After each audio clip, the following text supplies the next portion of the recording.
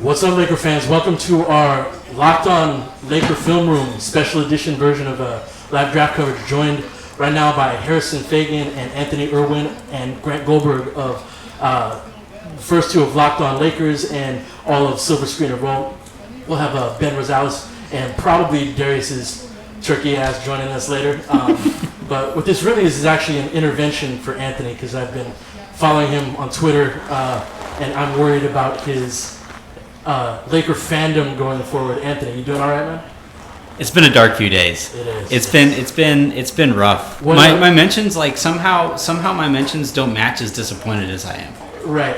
What stage of the grieving process are you at? The drinking stage. I'm there with you. You can't say that you're at the drinking stage of the grieving process when you're always drinking anyway. You drink when you're happy and when you're sad. I was sitting there yesterday. We were watching something like some kind of comedy. My wife and I were watching some kind of comedy on Netflix the other day, and something that was like legitimately funny, and has made me laugh multiple times before.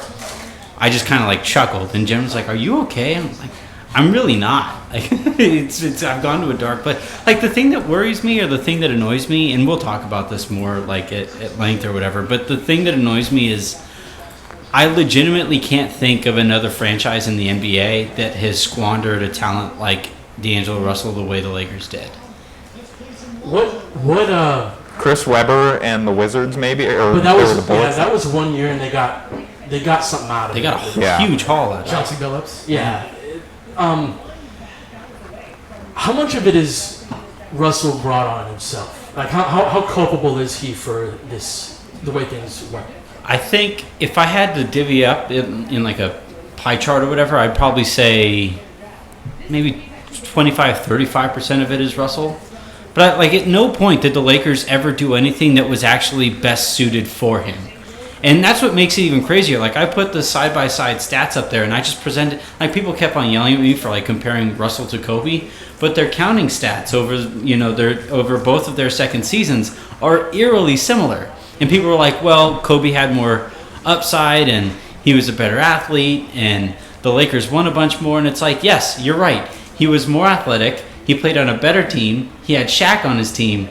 And all that led to was the same exact production that Russell put together. And Russell had to deal with old Kobe and Byron.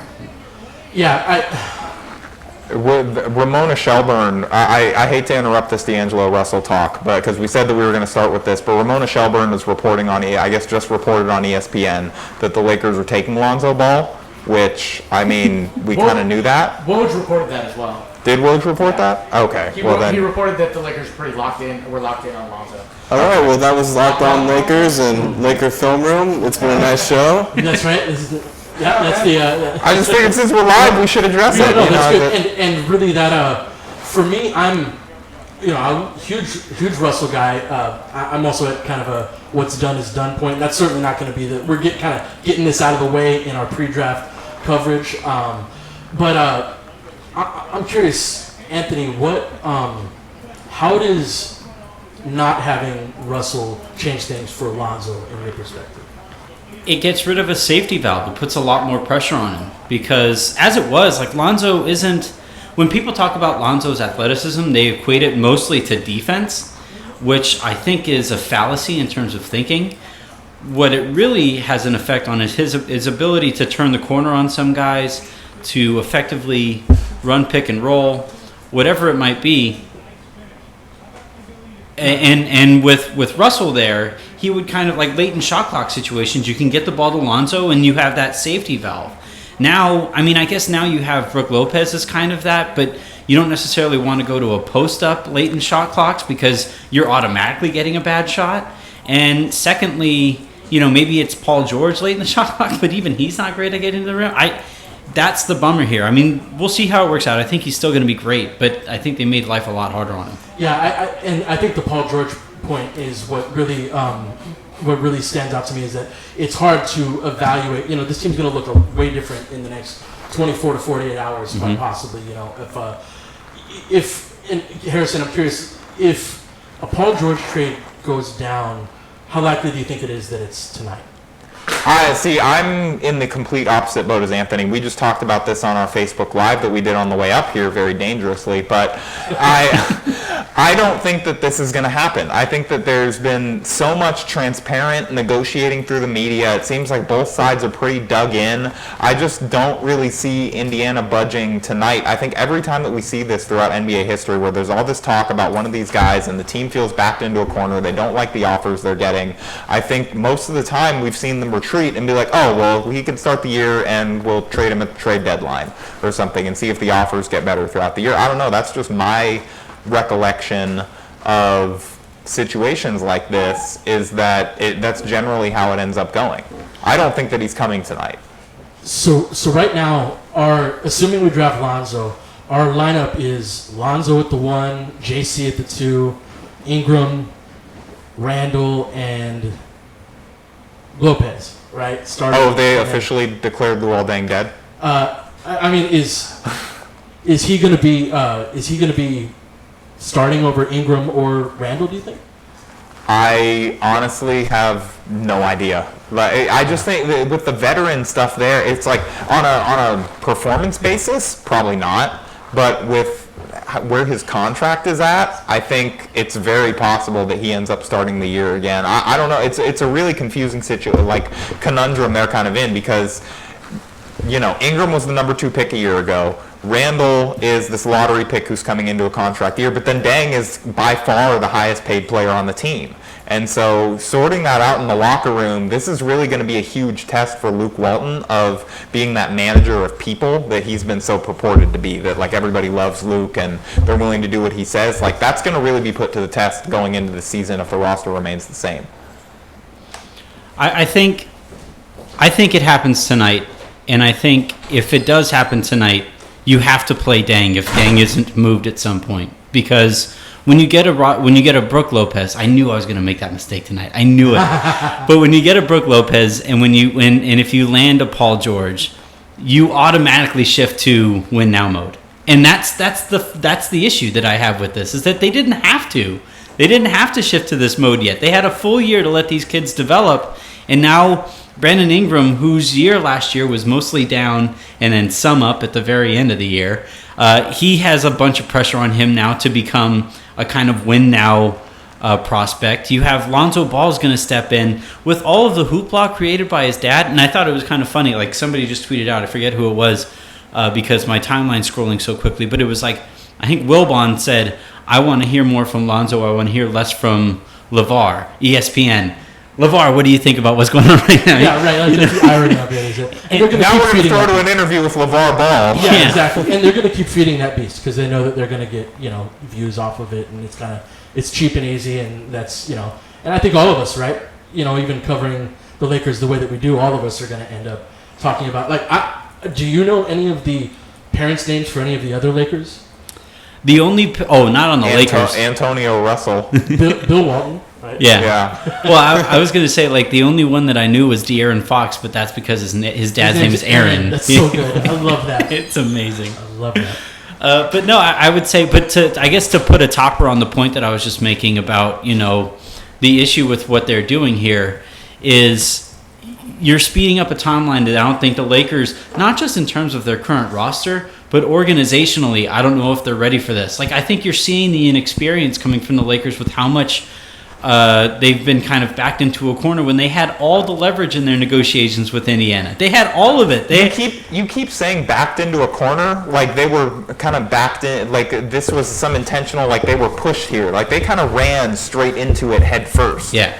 So playing devil's advocate here, so the value of this trade, even like if you're advocating for the trade that went down, it's to say they created enough space for a second max guy in 2018. And the one question that I can't answer that I think is a valid point from the other side of things is, could they have found a comparable deal down the line? Now, there have been rumors that Dwight Howard was going to be traded for Lopez to go to Brooklyn if this Laker deal didn't go down, hence the timing of this deal. Whether you want to believe that or not, but I guess what my question is could they have done this down the line, or if they wanted to shed Mozgov or Deng, which they absolutely had to do to get a second max salary available, did this have to happen now in order for that to happen, or could it have happened at the trade deadline next I year? actually want to jump in a little bit because I think that the Lakers took a risk with, or they would have been taking a risk taking Lonzo and D'Angelo's value dropping. Whether you agree with that or not throughout the league, his view of D'Angelo was very low as far as trade value. So if he plays a season with Lonzo and Lonzo outshines him, I think that his trade value could have dropped further. That's not necessarily a reason to have traded him for the package they did, but I think that's kind of where they're kind of thinking if they take a guard and he outshines D'Angelo. I agree with you that that's probably what they're thinking, but to me, like, It's cowardice. Yeah. Could his stock go lower around Well, the that's the league? thing, right? Like, I don't Yeah. think it could have gone lower. And replacing, like, to me, Lonzo's addition moved Russell into exactly the role that he should have been in all along, which is this combo guard that has some point guard in him, some shooting guard in him, but a real effective scorer that doesn't have to worry about organizing the offense, that can just be exactly who he's been all along, which is a guy who can score his ass off and pass the ball. And so, like, the idea that Lonzo, who's this great, like, make everybody better kind of guy,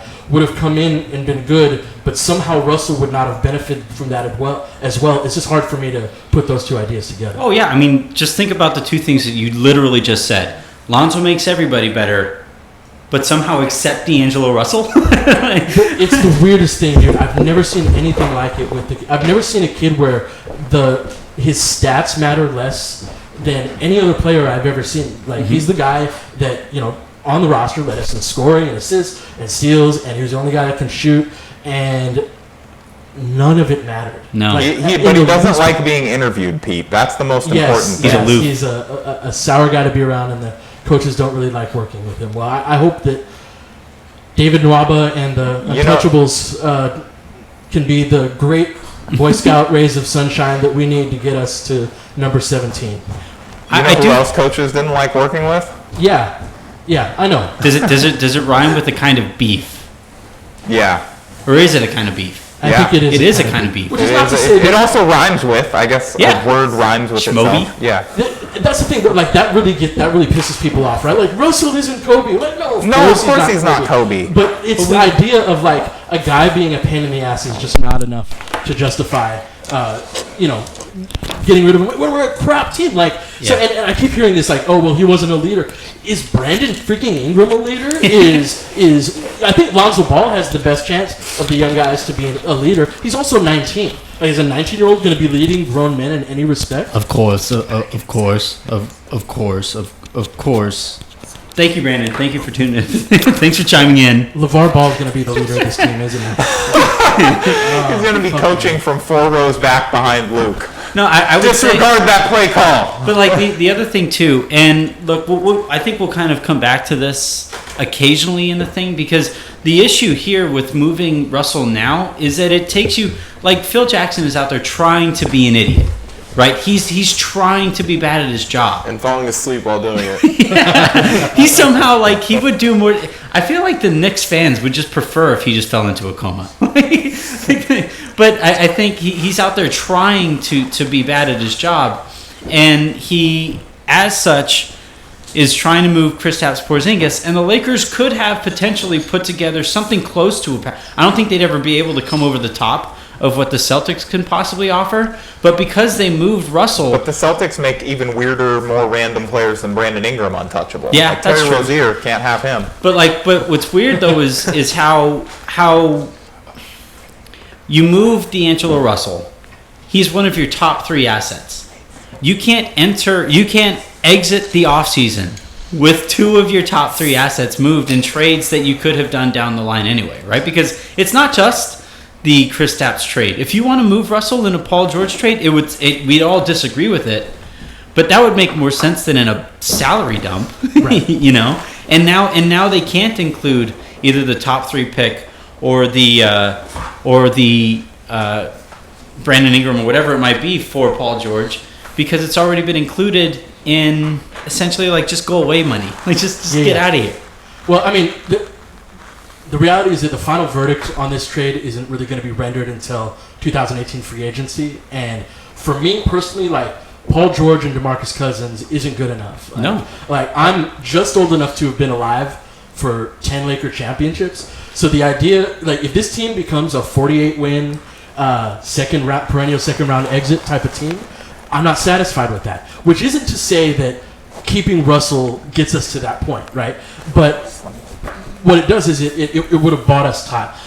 What, to me, building a championship roster, what it is getting enough guys to outperform their contracts to be able to, because you've got 29 other teams that are working with the same salary cap. So the type of guy, like Golden State is where they are, is because they drafted a guy 7th, 11th, and then 35 for Draymond, or 34 or something? Something like that. And all of those guys way outperformed their contract. Then they got Steph on a 4-year, $44 million deal. And he happened to be a back-to-back MVP within that. So they were able to trade for an Andre Iguodala. And then they're able to sign Kevin Durant outright. And now you've got this monstrously talented team, but all of it stemmed from having guys who could outperform their contracts. And so Russell was never given the space to just be a good player. Mm-hmm. He had to be the heir apparent to Kobe. He had to be the next guy in line. Or else, he's crap, he wasn't a leader or anything like that, let's dump him. Like, you couldn't have just been a, C.J. McCollum level player. We couldn't have been happy with that, right? Mm-hmm. It was either you have to live up to this incredible standard or you got to go. And to me, it's going to be hard. You don't find guys that overperform their contracts in free agency. So I'm going to kick it over to someone who just joined us. Mr. Ben Rosales handed me a beer as he walked in, so he's up next on the mic as a result. How you doing, Ben? Cheers. Cheers, man. Cheers. It's great to be here. This is going to be pretty awesome, even though it's kind of has a cloud all over it. But watching the draft is always one of my favorite parts of the year, and doing it with all of you guys is definitely going to be a highlight. Well, thanks for joining us, Ben. People may follow you on Twitter. If not, it's at Rosales12, I believe it is.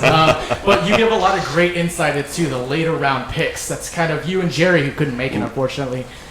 Do the Ben and Jerry Silver Screen and Roll, Rookies and Screens. Shout out to Grant for the graphic. With Grant's here, by the way. Just kick it to Grant once in a while. I'm just picking my spots, kind of spot shooting wherever I can. Shoot your shot, Our Grant. 3-and-D guy here, right? Right, better than Anthony Brown, though. Yeah. Shoot your shot, Grant. But I wanted to ask quickly, and we'll have plenty of time as the draft goes on, but Ben, we have an extra late round first pick now. How excited does that make you? And what's the guy that was on the fringe that you wanted to take, but you wanted another guy more? Like, what's that guy that you want now? We have 2 picks there. Yeah, so who is Indiana taking here? So as bittersweet as this is, as I really didn't want to have the pick under these circumstances, so now with Lonzo in the fold and D'Angelo gone, I think you really need to pair him with another guard who can initiate in the half court. And I think the 2 guys there that weren't previously on the board because they would have been more luxury picks with the current backcourt with D'Angelo, Lonzo, and Clarkson were Colorado's Derek White and Oklahoma State's Jerome Evans. White's more of a combo guard. He does a lot of things well. He came out as a senior. He kind of did the David Nwaba path and transferred around and got into Colorado and just killed it. He's he pretty much does everything well. I mean, that's kind of he has so athleticism to kind of limit him, but he's a real kind of all-rounder. Jerome Evans is a bit of a Patty Mills type. He's a bit of a water bug scorer. He kind of defines himself from Mills, though, and he's really a good point guard. He has real good point guard chops. I mean, if you look at the KenPom stats in terms of the top offenses in the college last year, Oklahoma State was ahead of UCLA, which is kind of insane if you think about it. And Jerome Evans was the engine that powered Oklahoma State's offense with like a tenth of the talent that UCLA had, since UCLA is going to have multiple first-rounders tonight. So those 2 guys next to Lonzo would kind of ease my fears about him transitioning to the league without kind of the safety blanket that we thought Russell would be. They're not going to be as good as Russell naturally in that respect, but I think both of them would help significantly. So I would definitely spend one of those 2 picks on a guard, and those would be my top 2 targets. Would you rather use both those picks or move it in a Paul George trade? Well, at this point, I think as you guys were alluding to, actually, as I walked in, we're kind of boxed into trading for George at this point, lest this feel like a massive disappointment. So I would rather. I will accept that moving one of them is probably necessary in order to get George. I would still go for the lowball offer. I think Clarkson 27 and 28 is what Sam Amick reported a day or two ago. I would stick to that really hard. Maybe take one of those picks out and put in Randall, and that would be about the limit of it. And as I think will be in a consistent theme show tonight, Mark Medina just reported that the Lakers might use 27 and 28 to move up, which would be great, and I would love that. So for OG Anunoby, which would be great. That's your guy, OG? That's my because I don't think they can move high enough for Zach Collins, so OG's my guy. Tell our listeners why you like OG. He's a real OG. Because he's the real OG. Yes. Is he your guy or is he your OG? Oh, I need to drink more. Right with the important question. So OG's probably one of the best defensive prospects to come out of the draft in years. So he's a super long forward. He's 7'2" wingspan, moves his feet extremely well, strong frame. He literally guarded every position in college. He went up and guarded point guards to the point of attack, rotated on the interior, blocked shots. His steal and block rates were excellent. He's a really spectacular defensive prospect. And I mean, there's no team in the league that doesn't need that in some way, shape, or form. And the Lakers especially, since they have nothing on the wing. And Ingram also doesn't project as kind of a lockdown defender. He's more of a kind of a off-ball chaos creator with his length, and he and OJ on the wing actually I think would be quite the combination to pair together. What is he? How does he project on the offensive end? That's much more of a question. I think that's where most of the questions with him come out, since he's not quite as developed there. He doesn't have great ball skills. The shot's kind of uneven. He was a poor free throw shooter in college, even though he shot 32% from three off the top of my head. So I think a lot of guys I think some draft picks were like, well, you have to play him at the 4 or the 5 since he doesn't have a lot of range. But I mean, for that level of defensive upside, he just has to kind of figure out some niche, whether it's cutting, whether it's shooting. I mean, even if he's a Michael Kidd-Gilchrist type, I think you're still going to get a lot of value out of him. So you want us to trade up for another athletic guy who can't shoot? That's great, man. Thank you. What are your thoughts? Do you think we're keeping those picks? No, I think they're probably going to get moved, and I guess this is contradicting my earlier set. I mean, I just don't know. I don't see how they take two more guys with 27 and 28. So even if whether it's in a Paul George deal or they move up to select a guy like OG, I think they kind of have to do this because I don't know how many of these rookies you can have on the team, especially if they're talking about maybe buying a second rounder. Well, I will add for OG though is that his season at Indiana was ended short by an ACL tear. So he won't be ready to play until about November or December, and even then he's going to be kind of rehabbing, probably in the G League for most of the year, so it's going to be kind of a mulligan year for him. I think there's some people reporting he will miss the year. I think that kind of depends on, like if Sacramento drafts him, right. You can sit out the year, man. Like, we got our pick next year. You know, we'll come back with you in 2019. I have an interesting question that honestly just crossed my mind. And I'll throw it to whoever wants to take it. But do you guys think the Lakers would have used their second pick if Lonzo didn't go to UCLA? Like, if it wasn't some, star power guy? Because based on everything that we've seen, everything that we've heard, grumblings, reports coming out of the Lakers, they don't seem to value the draft very much. I don't think they're going to take 27 and 28 and use that on players because I don't think they care, frankly, about the minutia of developing those kinds of guys. If Lonzo wasn't in this draft, I think Paul George is a Laker, and they would have used the second pick to get him. That it's kind of a scary thought. Depressing. Yeah, it speaks to kind of an ethos that Magic very well might have, right? Of this idea of we're going to get 2, hopefully 3 stars together, and then we're going to get the David Wests of the world to be like, golly gee, I want to play with these guys for the veteran minimum. Yeah. And the fact of the matter is, at this point, we don't know enough about Magic and Pelinka and their approach. That being said, with this Russell deal especially, the value of it is to dump that contract with obvious eyes toward free agency. And like what you just said right there is a more direct way of all of the fears that I've been having, and we're getting into walks like a duck, quacks like a duck territory. I'm not ready to render judgment on a front office that has had so little time, But yeah, man, I got at least one eyebrow raised right now. Pete, I do want to show you this photo right here that the Lakers just tweeted out. It says "War Room Ready," and it's a photo of Magic Johnson and Rob Pelinka doing a fist bump.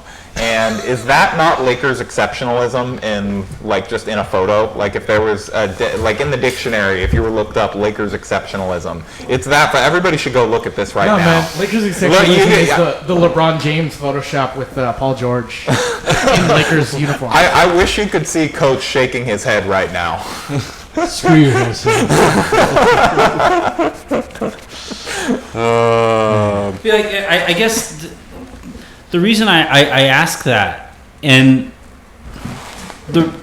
not just to kind of kick Magic and Pelinka while they're down, right? Because that's the tendency here, is they just made a really bad move, and we're all reeling to a certain extent, and as such, our analysis is going to be painted by that. But half the basketball world thinks that the Lakers got over on the Nets right now. Well, that's because it's crazy. That's because out here they're all trying to get more quotes from Magic, but. I think preach it. But I think Harrison can't say that. When it comes to the reason Pete was just shaking his head the way he was, and the reason Ben kind of sighed when I asked him about moving 27 and 28 for Paul George is because it's been proven how important building through the draft is, right? You just talked about it. All of the guys that the Warriors have right now, aside from Kevin Durant, is how they were all built through the draft. And Cleveland right now is kind of struggling with the fact that, yes, they got Kyrie, but they're capped out because they brought in Kevin Love, who is on a big contract. They have LeBron on a huge contract, and then they build the pieces around him, those guys, with outsized contracts because they're now winners. Those guys' title window slammed shut on him almost because they didn't build the right way. And now with the Lakers, you're looking at these guys and they want to build just like the Cavs did. And just ask any Cavs fan out there, how do you feel about the way your cap is being managed right now? How do you feel about your organization as a whole? Well, nobody's managing it because they don't have a GM. Yeah, so I think the Cavs fans, I think they would trade it all for the one championship that they got. They've made a bed that's going to be real tough to sleep in going forward, especially once, LeBron's gone and Kyrie is disgruntled. Demanding a trade, That's right. He's currently gruntled, but once he becomes disgruntled, he's going to be demanding a trade. And get out of Anthony's lane, man. Yeah, I know. It's like by osmosis, man. He just clenched his fist when he heard you make a bad pun. Man. He's not disgruntled. He's normal gruntled. That's an Office joke. That's not an Anthony joke. But what's the difference? The Office is funny. I will hear no Office slander. I'll hear Anthony slander all you guys want, but I will no Office slander. I don't know. Ben, what did you think, though? Do you think the Lakers use that pick if it's not Lonzo? If the stars didn't align the way they did, do you think they're using that pick on a player, or do you think they're using it in a trade? I don't know. The front office seems to really, or at least certain segments of the front office seem to really like Josh Jackson. I think he'd probably be the prohibitive number 2 guy if Lonzo wasn't there. I don't know. It's tough. I think definitely Lonzo's mystique has kind of helped his case out in terms of keeping the pick, or at least strengthening the case of the front office for them to keep the pick. It's tough to say. Even like for instance, I think an interesting hypothetical. If we swapped De'Aaron Fox and Lonzo Ball, Ball was at Kentucky, and which God, that'd be a terrifying team. and Fox was at UCLA. Would that change the calculus for Magic NA? And I think it honestly would. At least to a certain extent. So it means that Lonzo isn't this marketable instant superstar that they can sell 1 million jerseys of tonight. Mm-hmm. Yeah. I don't know. I think the force of Lonzo's game, I think you guys are underselling it a little bit. I think he's a really entertaining player that, look at UCLA last year. They were as drab and unwatchable as can be on a major program. And I think Lonzo, wherever he goes, and he's such a unique player. This is what makes him so hard to scout, and what makes the opinions so polarizing about him is there are people who really don't like Lonzo's ball's game at all. In part because I could look at Markelle Fultz, I can even look at De'Aaron Fox and find their NBA comparisons. But with Lonzo, I mean, I feel like, Jason Kidd's being kind of crammed down everyone's throats, but that's not really who he is. So I would say, I guess, is the Boston making a pick? The draft is starting. Philadelphia is now officially on the clock. Oh yeah, Boston. Boston. Sorry, I wonder who they're going to take. So guys, if Philly makes a shocking swerve and takes Lonzo, there's like a 99.9% chance we take Markelle Fultz, right? No, the Lakers just traded. Well, they traded. Indiana. Or they trade. That's where we actually get to see this hypothetical play out. Like immediately. Over here looking like Mr. Rogers or something. With a checkered undershirt and the bow tie. I will say that Dennis Smith's double-breasted tuxedo, white tuxedo jacket is my favorite. I don't know, Tommy. You're saying it like it's a bad thing. I think it's a pretty good look. I didn't say it was bad. I'm just saying, man. He's kind of a square for. Do you guys for a remember? suit. Do you guys remember where you were when you found out that Mr. Rogers was like a sniper in the army? That shook my childhood. yeah, some of that's like, are you sure that's not urban legend type? I don't know. I mean, I never really Googled into it, but I do know that like he got pretty heated, and you kind of saw. Like I heard that he always wore that sweatshirt because he had the tattoos, yeah. the sleeve. I didn't really That's so research it, but I'm just unreal. going to go on talking about it like it's fact. Is basically Anthony's thesis on podcasts. Yeah, that's really? my In coverage this of situation, NBA. I'm so okay with that. All right. So okay with that. So, Ben, what did you think of the Philadelphia-Boston swap, that 1 for 3, and then our pick, but only if it's 2 through 5 and all that? I think that Boston was just really overthinking things. Fultz is, to me, the clear number one. I mean, we can debate. I've seen a lot of debate of him versus Lonzo. I have not seen a lot of debate of him versus Jackson, versus Tatum, versus anyone else. So I think it was an attempt to kind of gain more assets to leverage and trade. So, but really quickly, sorry, Ben, but really quickly, Mark Stein just tweeted out Wow. the Wolves are close to acquiring Jimmy Butler from Chicago, according to league sources. Oh, goodness. So Butler to the T-Wolves.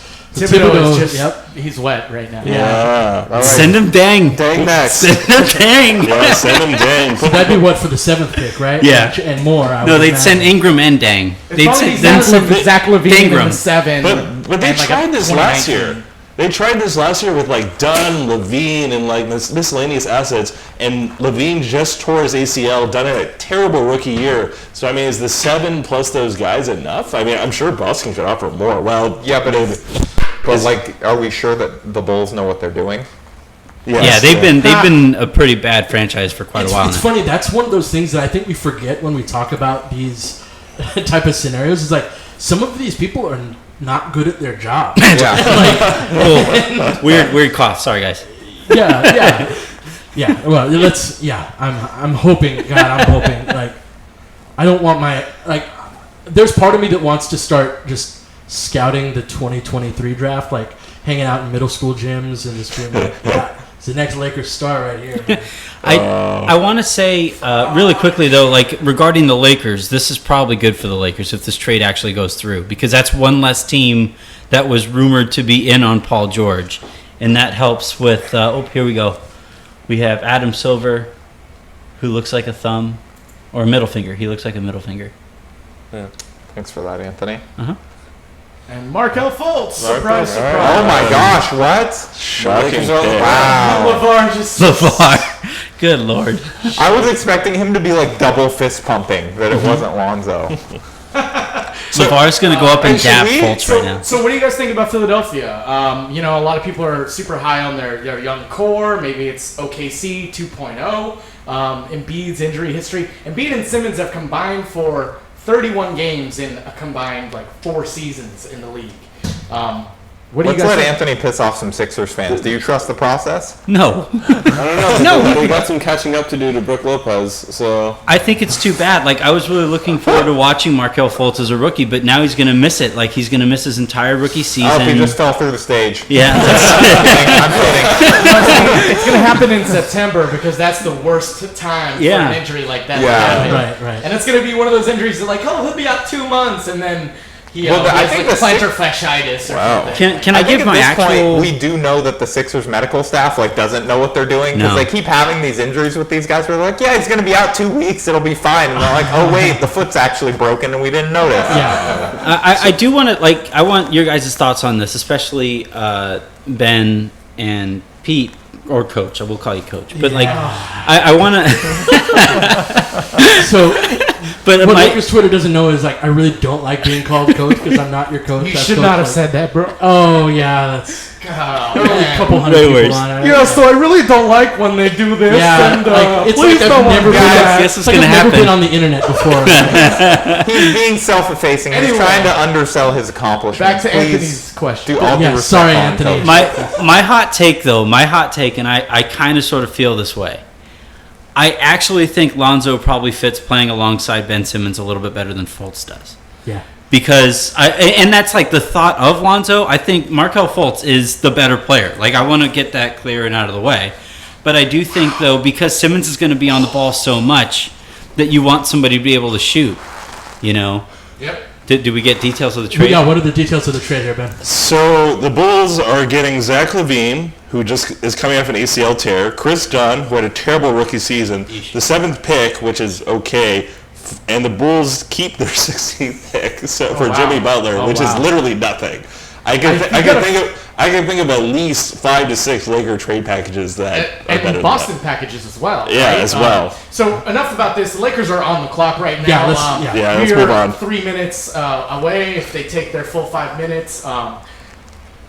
Is there anyone here who doesn't believe Lonzo Ball is the pick right now? Holy crap! I can't believe LeVar Ball is chasing. He's going to the stage.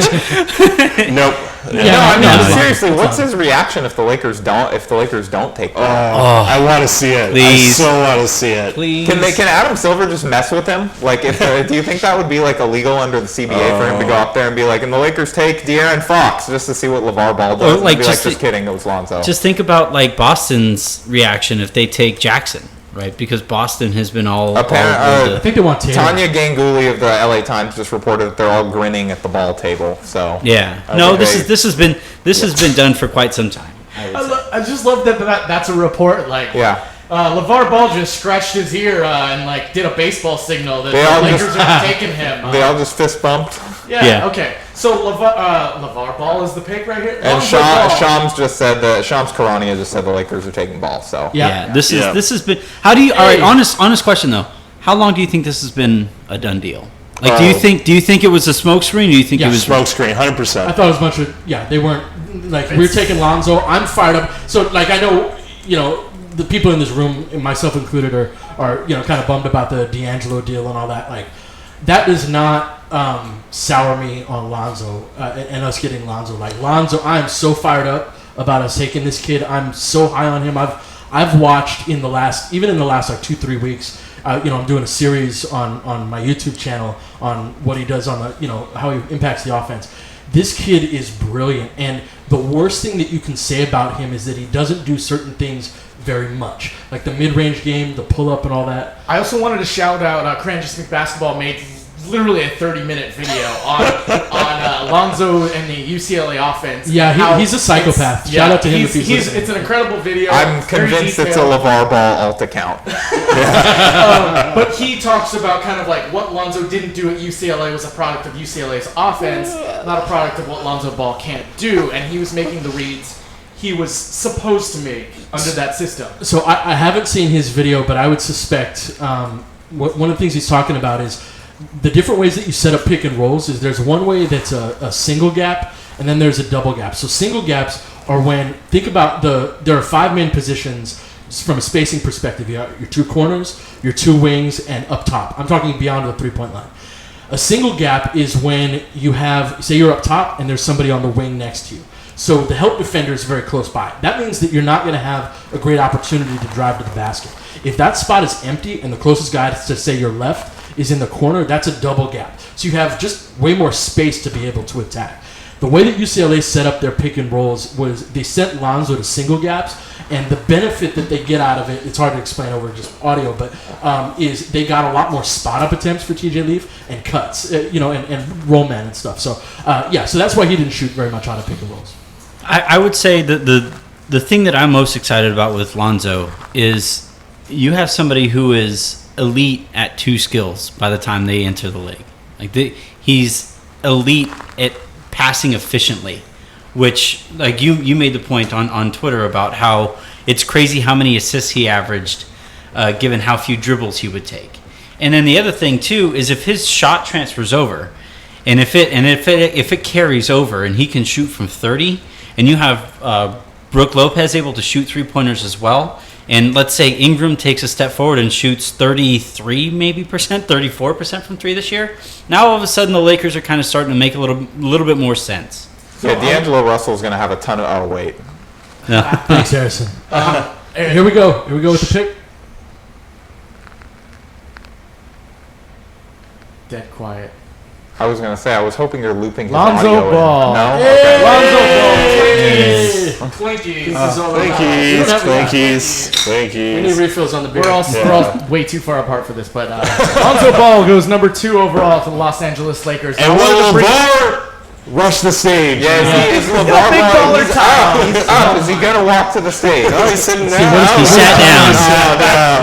And LeVar Ball sits down. And odds makers in Vegas just cried. You think there were Yeah. prop bets on this? Oh yeah, That's a lot. I had money on him sitting Degenerate down. gambler that needed LeVar Ball to rush the stage to get all of his debts repaid. So Pete, real quick in terms of the, I haven't watched Tim's video either, and I really should. But I just wanted to quickly say that there are 506 individual guys in NCAA this year that took more shots out of the pick and roll as ball handlers than UCLA did as an entire team. Yeah. Carry on. Sorry. Do you? I agreed with a certain extent. The scheme has kind of influenced how Lonzo's treated the pick and roll. Do you think that, to a certain degree, the in-between game is still a limitation in so much as it's him doing shot selection? And do you think that for him to have an effective pull-up jumper, he's going to have to at least slightly modify his shooting stroke or get a better, or kind of adapt the glimpses of the floater game we saw during the season? Yeah, I think we're going to have to I think he's going to have to be more of a floater guy than a pull-up guy. I think it'd be difficult to shoot just your pull-up jumpers while going to the right in a different manner that you shoot all of your other shots. Like I think he's probably going to need to perfect that mid-range. I think he's going to need to go deeper with his floaters than other guys. So Boston just picked Jason Tatum. I am not high on Jason Tatum. Yes. So I am all for cheering for Jason Tatum being awful in I agree. Boston. So I'm happy with this. yeah, But he's Paul Pierce 2.0, man. Yeah.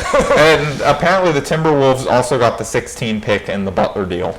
yeah. That That doesn't. sounds like an equitable trade to me. I know Ben, you're a little more on the Minnesota gave away nothing, but I think they gave away some talent in that. Well, so who's the pick for a rebuilding Bulls team? Like at 7, is it Best guy Dennis available. Smith Jr.? I think Dennis Smith Jr. I think is a great pick since they have no one there. I mean, Rondo really shouldn't be there. They should rebuild. Smith's the prototypical lead guard for the new NBA. He has a lot of flaws. He even has some intangibles flaws, but I think that's where a lot of the worry resides with him. But he's a 3-level scorer. He's an underrated passer. I even say he makes better reads than De'Aaron Fox does. And I mean, I think he works on and off ball. He was a little lax. That's kind of generous off ball at NC State, but he had kind of terrible spacing, and he did show some signs. A lot of draft nicks I respect have kind of dived really deep into this. So I think Dennis Smith is the choice for them. That's a sweet hat. I would definitely say so. They're very shiny. Is that a big baller? No. It will be. It will be someday. He's going to make a knockoff Apparently version. LeVar did put on a purple and gold Big Baller brand hat right after the pick was announced. Good for him. I do think though, like if you're Chicago, Wade's going to opt out. I think they're hoping now. He's Wade opted in. He opted in. Yeah, no one's gonna give him $24 million. 24 million. Oh, that poor soul. Well, I mean, now he's going to retire on a bad team. I guess they try to move him. One more year. They'll probably try to move him. I have to imagine they're rebuilding at this point. They try to dump Robin Lopez. I think Taj is already gone on a free agent. So it's definitely the youth movement now. Do you think Wade ends up like this is my random prediction that I don't actually think is going to come true, but Wade to the Lakers? Anybody? Crickets. No, Banana Boat Crew next summer. That's why he took the 1 year here. That's it. I will say Wade is a little underrated at this point. I mean, he's no longer that crazy cover and seam amount of ground on defense and guy that, and he's not quite athletic enough on offense to kind of make up for not having a shot. But he's still, I mean, he has enough craft to make it work. He's not a great fit in LA because of the that aforementioned spacing issue, and I don't think the Lakers would be willing to give up anything of consequence, and the Bulls are probably going to hold out for something of consequence. Yeah. And matching salaries for $24 million is not easy. It's tough. Yeah. No, with Wade, I'm saying like next summer. I think when it's going to be LeBron, Paul George, and Dwayne Wade, and no floor spacing. Dwayne Wade on a minimum deal. Oh right. So here's my. We should probably Talk about the draft. I think I broke Coach. I think so. With Lonzo, God, I almost said LeBron. He has a big baller tie on. Anyway, It's hideous. That's apparently worth $6,000. so here's the I'm being path. marketed for $6,000. I'm sorry. No problem. To me, here's the path to the Lakers winning a title. Like it's the only plausible one that I see right now. Is LeBron comes here in 2018. We get Paul George while not retaining JC and Randall, right, for money reasons. Stretch Dang. So we got those two, and then Ingram gets flipped for a third guy, a third star, like in a Wiggins for Love type of trade. Because whatever you think of Ingram, like he's not that guy now. Even if you really like him, he's not ready to be part, the third guy on a championship team. So, to me, the path to a Lakers title is those two, Ingram getting flipped for, in a Wiggins for Love type of trade, and then Lonzo being the guy that coalesces everybody, the guy that doesn't need to get shots but can be a great player while taking 7 shots in a game. Is that, how far away is that, not from being plausible, but like, is that plus your ring chasers, your MLE guys, etc., 3 stars, Lonzo to bring it all together, and ring chasers. Is that enough to win a title in today's NBA? And those, well, the third guy that they get has to be really good, right? Because you're talking about a 35-year-old LeBron is gonna. It's not the LeBron that we're talking about. If he's the second guy who comes here on this banana boat thing, he's not going to be the one who almost single-handedly made it a series with Golden State. He's not in a year. We don't know that though. Like we've been the reports of my death have been greatly exaggerated. Is LeBron's like motto? You know? For years we've been like, oh, he's gonna lose a step, and he really hasn't. Well, I think that the difference though is that because his impact defensively is going to fall off a cliff, in my opinion. I think he'll still be really good in terms of what he can do offensively. You put him in the pinch post and you make it work. But with LeBron, it's not ideal what he's going to turn into defensively moving forward. We have some breaking news really quick. Woj is reporting that Indiana and Boston are seriously engaged on a Paul George talk.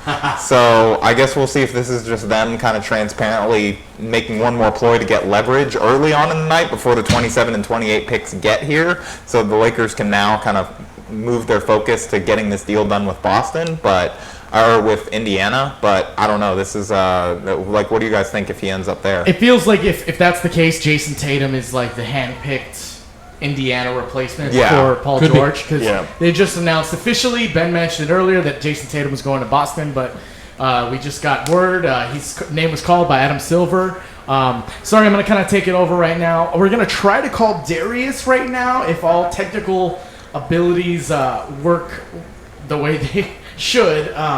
So we're going to call Darius and hopefully... I don't know how we'll hear him. Oh, he didn't answer.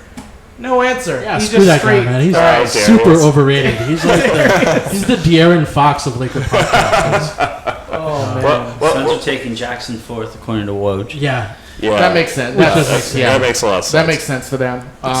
Boy, that's a fun little duo because Booker sucks defensively, and you bring Jackson in there with a defender that he He's can a really be. good fit there. Yeah, Yeah, no, he's a really that good could be fit. fun. And as far as the reported talks on the Celtics and Paul George, to me, they're exactly the team that should be moving, especially with a guy like Tatum. Now that it's not just the pick, but it's a guy that I don't know. Like Tatum's very skilled, and I normally have a real affinity for high skill guys. But to me, he's a kind of a maybe slightly better Tobias Harris is what he's going to end up as. And to me, like trading, if I was Boston, I would trade Jason Tatum for the chance to convince Paul George that this is the place to stay. Yeah. I totally agree. I mean, I think as I said earlier, I'm not high on Tatum. I think he has a lot of flaws when you project him to the NBA. He's caught between positions. He's very dependent on isolations without having kind of the craft of, say, Carmelo, who he's often compared to. So I definitely would roll that dice if I was Boston. I think George and his agent have there's been lots of noise that he's absolutely wants to be a rental. And he wants to come to LA. We'll see. I mean, Boston will be a place that probably will test that presumption pretty strongly. But I mean, I think we've all pretty much agreed that this is a risk we're willing to. I mean, especially Boston, they have so many assets. Right, Yeah, exactly. I mean, Like, what is losing Jason Tatum in the grand scheme of things? Yeah. And if they trade for Paul George and he doesn't stay, Paul George is already Yeah. I mean, Statue. statue in front of Staples It's- on the day he signs if he It's leaves just- Boston. Screws Boston, and Yeah. that's then pretty great. the Lakers pick goes to Boston, and it's like the 5th pick. Sure, take the 5th pick yeah. for your number 1 overall. Yeah. Have fun with that. I would say, though, like, I don't know. I think, Harrison, you floated this out. If this is conjecture on Indiana's part, if this is real, I think this is real. I think the price was just set with that Jimmy Butler trade. And once that price is set, Boston's looking at that and they're saying, man, we could do that in our sleep. And I think the days of right now, I was pretty confident going into this that Paul George winds up a Laker at the end of the night. But at this point, if I had a bet on it, I think he winds up in Boston. And to be fair, though, I don't think George goes for as much as Butler because of the contract situation. Yeah. He's under contract for a couple more years, and so you're going to give up more. But that's even more to the point, though, right? Sure. Because Ben wasn't exactly thrilled with the package, and I'd have to look at it more. But I'm not particularly over the moon over the package. So again, Boston, like, what do they have to? Tatum, Crowder, and what? Maybe next year's Brooklyn pick, or maybe the Lakers pick next year, and they could land him. Maybe Jaylen Brown gets thrown in. They have to clear the glut of forwards there if George is going to play major minutes. So Yeah, I'd do probably see if I could do Brown and Tatum, and if they need some salary filler, that's one thing. But I really don't think he's going to go for. And really, if you think of that in comparison with the Lakers package, like, I'm not a huge Jason Tatum fan, but the NBA's you want the dollar, not the 4 quarters, right? Yeah. You want the $1, not the. And so, like, I'd take Jason Tatum over JC 27-28 package. Oh, I totally will. I would chance that Tatum figures it out as versus any of those guys. Absolutely. Yeah. But again, I think this is all the risks that we're willing to deal with in terms of getting George, in terms of letting another team offer something superior and just waiting him out when he's made really blatantly clear that he really wants to be in LA. Harrison, do you think this is something that the Lakers know, that Pelinka and Magic know that George is going to be here no matter what, and so they're bargaining from that position? Do you think that Pelinka's experience as an agent kind of gives him an insight? I mean, I've thought about that myself, and I obviously don't know the answer. If I knew the answer, I'd be reporting it. But my best guess right now is that no, they don't know that. I think they're pretty sure. I think they're like 90% sure, but there's enough uncertainty there that they're actively negotiating with Indiana. Because if they knew that Paul George, like, he had basically, like, he had signed the contract, they just couldn't take it from him until next summer, then I don't think that they would even be offering Indiana anything other than, maybe like the 28 pick or something like that, like just something token to be like, hey, we'll give you something for him instead of nothing. But if they were that sure, so I don't think that they're that sure, but I think they're relatively certain. I think Indiana, no matter what, walks away with like a vastly underwhelming package for Paul George. Like, if you're Boston, you have all these assets. Like, if I were to walk to the gas station right now and win $500, on one of those scratchers, I wouldn't walk out and buy $500 worth of beef jerky. Like it wouldn't make any sense, because just because I have the assets doesn't mean it makes any sense to use it that way. Sure. And again, Indiana is dealing from so low point on leverage here that all Boston has to do is barely beat the Lakers offer, and the Lakers offer right now is based on. So we keep talking about, by the way, Josh Jackson officially got announced to Phoenix at number 4 by Adam Silver. We talk about Indiana not having a lot of leverage, but we're talking about multiple teams trying to make packages for Paul George. That is leverage in and of itself. Like the Lakers, I am happy there hasn't been a deal, because they use their leverage with those other teams to ask for more than the 27, the 28, and the choice of Jordan Clarkson or Julius Randle. Anything more than that, in my opinion, is too much, because there's a chance he's coming here next year for free. So yeah, I get you want to get him, you want to give him his bird rights, give him that extra 5th year. But I think the Lakers are smart by not giving everything away at this moment in time, despite the fact that they mortgaged D'Angelo Russell Well, that's for the cap thing. space. It's like, what if he doesn't? That's the thing we haven't talked about. Like, we've assumed Paul George, and like, let's hope for LeBron, but we can't even assume Paul George with certainty right now. Yeah, I mean, the reports all that have been out there, you know how many other guys have been tied to the Lakers? You guys, like Locked On, did an Anthony Davis, Russell Westbrook, episode about this, about how everyone's tied to the Lakers. This is different, though. This It is. feels like Paul It's George. more concrete. Yeah, It feels that way. than the last, 5 years. But a year is a long time from now, man. Like, a lot can change between now and then.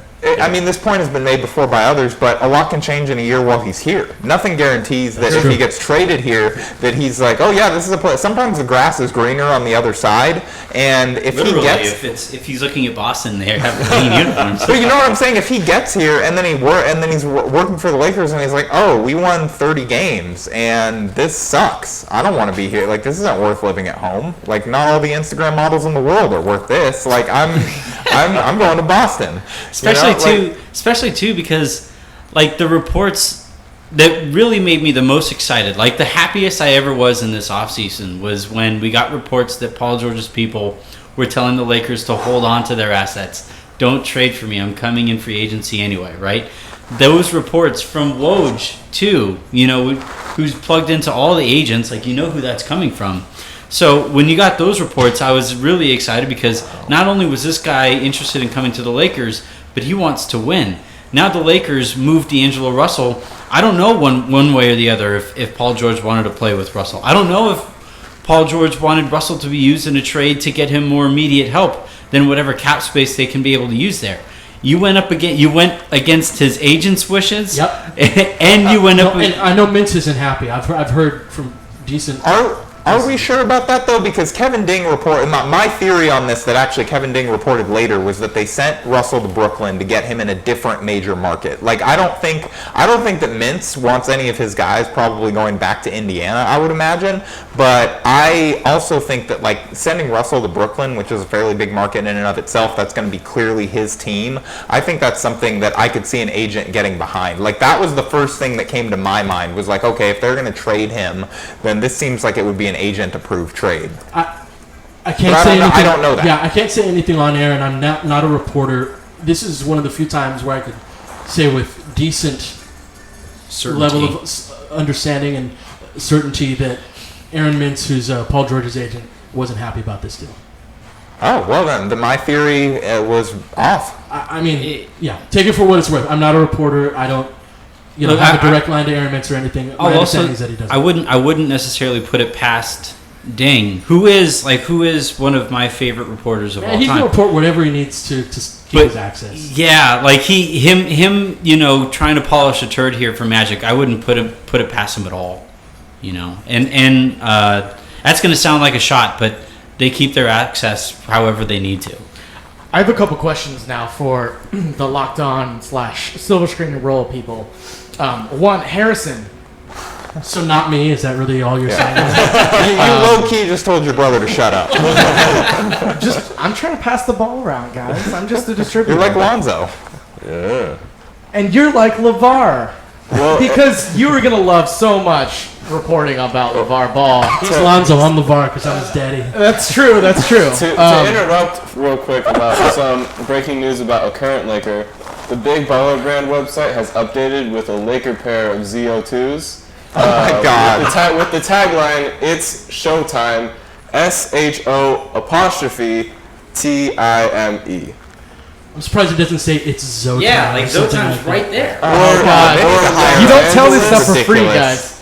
guys. No, but Harrison, I wanted to ask because I know you're, not excited to maybe Kill me. report on LeVar Ball every day.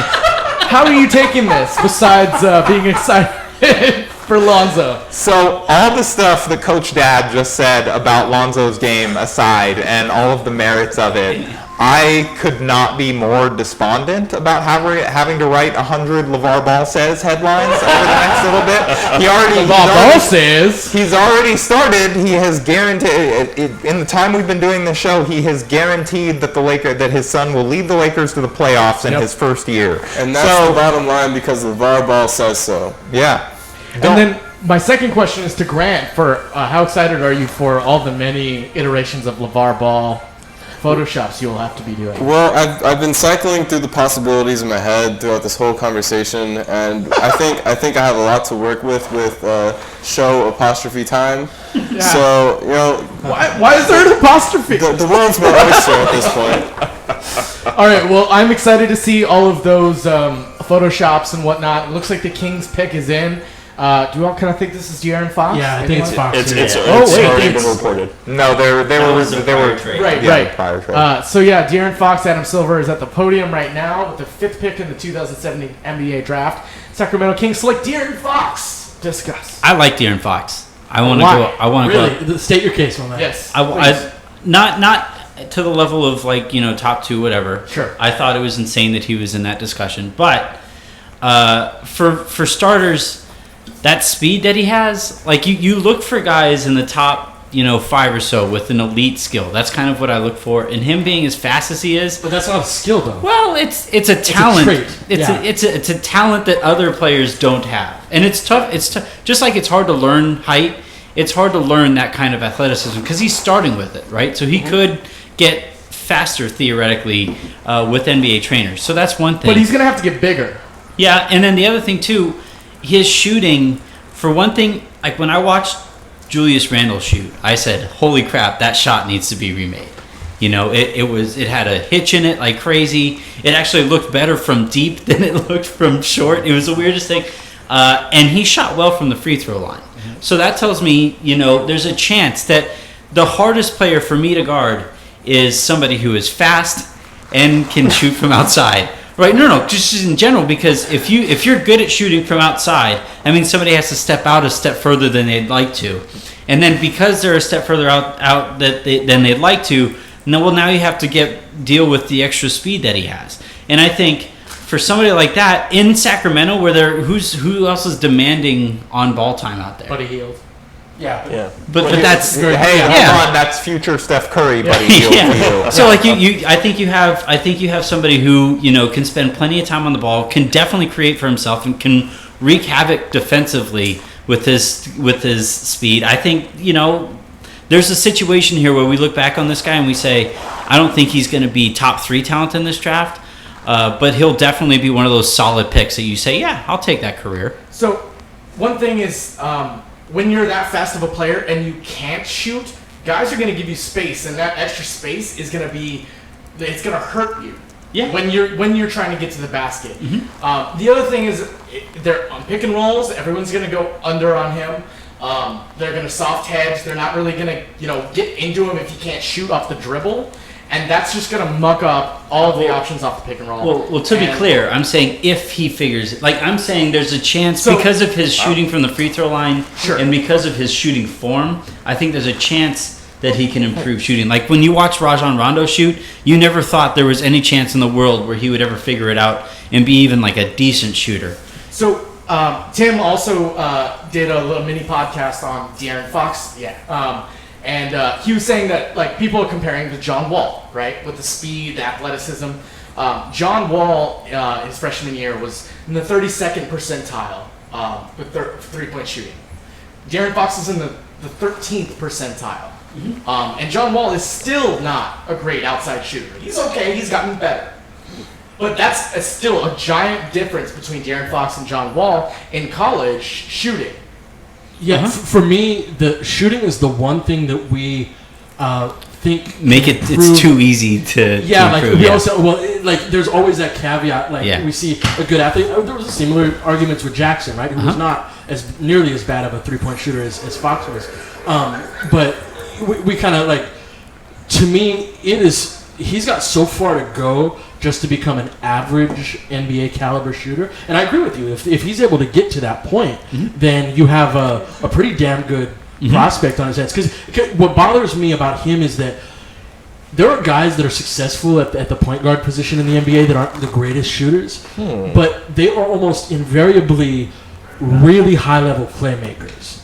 And let's put the athleticism aside, because I don't think he's quite on the John Wall, pre-injury Derrick Rose, Westbrook type of tier, but he's certainly a fantastic athlete. He's more of a downhill runner type of athlete, whereas like Derrick Rose was like his lateral quickness was just off the charts. So if he's not, to me, he's not an elite playmaker. He's a really good 8.5 out of 10 type of athlete and an awful shooter. Like if he was a great playmaker, if he was just this amazing guy, to me, I'd be a lot more okay. I could see that working out, but not having that attribute, I have a hard time with it. What's up, man? All right, Darius, we have you on. Can you hear me, Darius? I can't hear you. If you can, all right. Sorry, carry on. I will try to stay on the line, Darius. We'll try to figure this out. And I will also say that's another thing with Wall, who was a plus distributor, who had extremely good instincts as a point guard in terms of getting the ball to guys in the right spots, and he continues to do so to this day, kind of being the top assist guys in the league. And Fox is some levels beneath that. I agree with Anthony in that. There's been kind of a train of really athletic point guys who kind of put their chops at their sheer speed at the point of attack, but have a crappy outside shot, will come to the league the past few years. I think Fox is a better argument than a lot of those guys. I think Fox. I like Fox a lot better than I like Emmanuel Mudiay, for instance, who came in and people thought he was at the start of the year a top 3 talent, and they thought that the shot was a bit wonky, but it would go through, but he would bring kind of a speed-power combination when he drove, and it turns out he's just not efficient at all. I think Fox is, one, a better shooter than Mudiay is. He has a much better in-between game. He doesn't have the giant red flag of bad free-throw shooting, and I think he just overall has better instincts. I think I agree to the extent that he's going to be a mono-positional point guard defender. I mean, he limits kind of the way you can construct teams, so he's a harder guy to kind of fit into a niche. But you can't switch with him, right? Yeah, you can't. At least in the moment. I mean, he's $170. Yeah, presuming his frame doesn't allow him to bulk up, he's a mono-positional defender, which sucks because he's a really fast guy. If he was 190 at this age and could project to guard both guard positions, he'd be much more interesting. Which is what guys like Wall and Westbrook and those guys weighed. They were 190, 195 when they came into the league. He's a good 20 to 25 pounds lighter. Yes. Pete, with regarding to a shot, and we can locked on Laker film room, De'Aaron Fox Locked podcast. on De'Aaron Fox. Yeah. Oh, I'm so glad. I'm so Fox Don, no, but, oh my God. but I do want to say though that with his shooting, we got Jonathan Isaac going to Orlando. Wow. Okay. Yeah, that was expected. It's almost like he knew. Look at his suit. So if we're not going to spoil Woj tweets, the next 2 picks will make us laugh. Oh, we aren't spoiling Woj. Next 2 picks. Ooh, we got the Knicks in the next 2. No, yeah. So reverse here in Chicago. So guys, so without looking, Chicago has just traded away Jimmy Butler for this precious number 7 pick. This is the best asset they're getting back because Dunn's bad and Levine's hurt. Who do you think Chicago picks as their great herald of the future? Dennis Smith Jr. So just by your tone, I know it's not somebody I would expect. Oh God. So I'm gonna say Tom just found out. I'm gonna say Markkanen. Lauri Markkanen. Yep. He's the only optional. Oh Lord. And then Luke Kennard to the Knicks. I can't wait for a campaign. Dwayne Wade. Oh, Who the hell knows at 3? Like on TNT? Laurie Markkinen, like Joffrey Laverne starting lineup from Chicago. And Laurie Markkinen, let's be straight. He is a great shooter. Yes. He is one of the best big man He's shooters. the best big man shooter prospect I've ever seen. Yeah, he is phenomenal. He has beyond terrible block and steal rates, though. He is invisible on defense. so they drafted Andrea Bargnani. And then, Except Bargnani was like an okay shooter. Shooter, Like yeah. Markkinen could, if Markkinen shot like 42%, 42 to 45 at some point in his NBA career, I wouldn't be surprised. Like Yeah. he's amazing shooter. Like you watch him, it's like that scene in that old movie Pleasantville where everybody's just like swish. Like, he's unbelievable. Yeah. Well, and poor Ryan. I hope Ryan isn't listening right now because we're just crapping on his dude. Who is the Knicks pick is also in, right? Ben? so the Knicks have been given a gift, and Dennis Smith has fallen to them. Who do they pick? Malik Monk. Oh, God. I'm trying to think of, like, who's the I think most Malik Phil Monk. I Jackson think Malik player. Monk would actually be a decent I pick. love Monk. I'm a huge Monk fan. I'm a huge Smith fan too. But it's obviously neither of those guys. I'm going to guess it's Kennard because that's who you said. Not him. It's Ntilikina? it's Frank Ntilikina. Okay, that's not a surprise. Yeah, To the Knicks? Yeah, I called that shit like a month ago.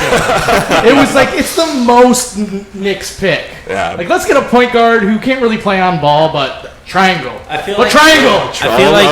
I feel like the thinking here was, we could name him Frank Nick Tilikinka. Oh God, Anthony. No, but I've seen.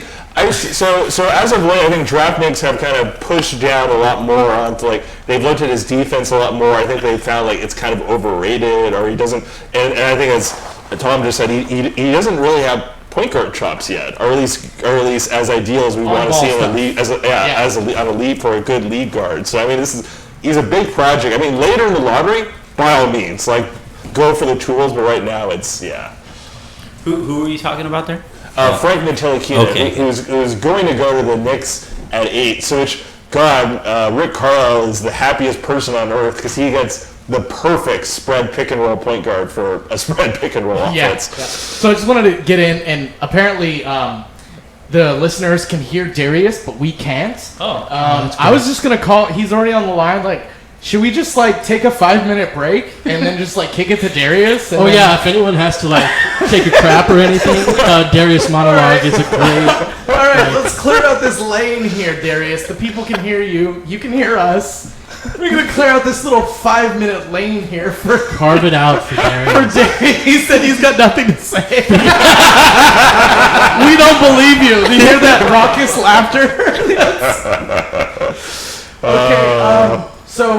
No, joking aside, we won't do that. Darius, I'm sorry we couldn't figure this out. We have many moving parts. We're in a room full of like 80,000 wires. I feel like I'm gonna fucking die. Yeah, dude, props to you for putting this together. man. This is like organizing technical stuff on air, but couldn't we just have him call us and then also talk into his mic? That makes too much sense, Harrison. So no. Darius, you want to call Pete really quick? And then thank you for that, problem. producer Harrison.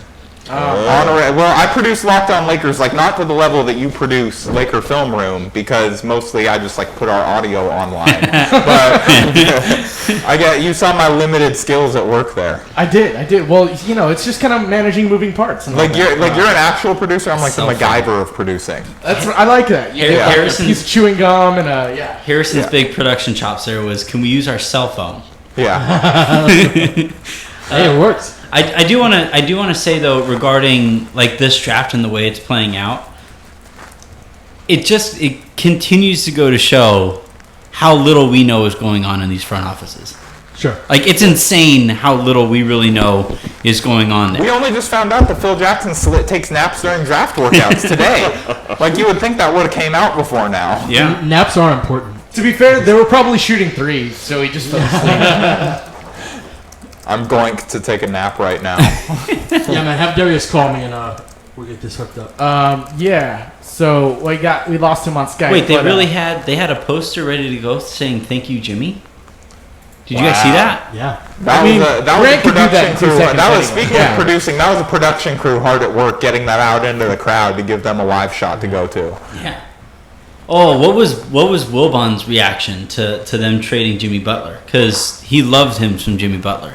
Oh, well, when I was on my long ride up here, being stuck on the 5, which every Californian can sympathize with, Wilbon was apparently saying some pretty stupid things. You listen to Michael Wilbon in traffic? No. I was looking on my Twitter feed, and people were saying what Wilbon was saying. And What's reporting. more dangerous, looking at your Twitter feed in traffic or listening to Wilbon in traffic?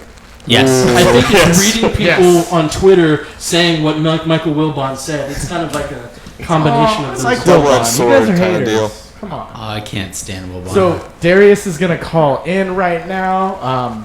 So we'll get his reaction right now. As he's doing that, we're gonna have the 7th pick from the Timberwolves, which is really the pick for the Bulls. That's gonna come in. Adam Silver's walking out right now. Who do you guys think this is gonna be? I think it's gonna be Dennis Smith. It said marketing. We already talked about that. Yeah. Oh, is it? Yeah, so marketing and then... Officially? Yep, well, it's going to be official in a second. It's but- Woj. Oh official, my yeah. goodness! Oh man, he looks like a J.C. Penney model. J. Crew, J. Crew. Drago's son. No, it's kind of Dallas weird. Grant. It's kind of He weird looks like that a water Martin polo actually player. has really good feet. Like, he for a guy of his size, He moves can it- slide a couple times on the perimeter. Yeah. Yeah.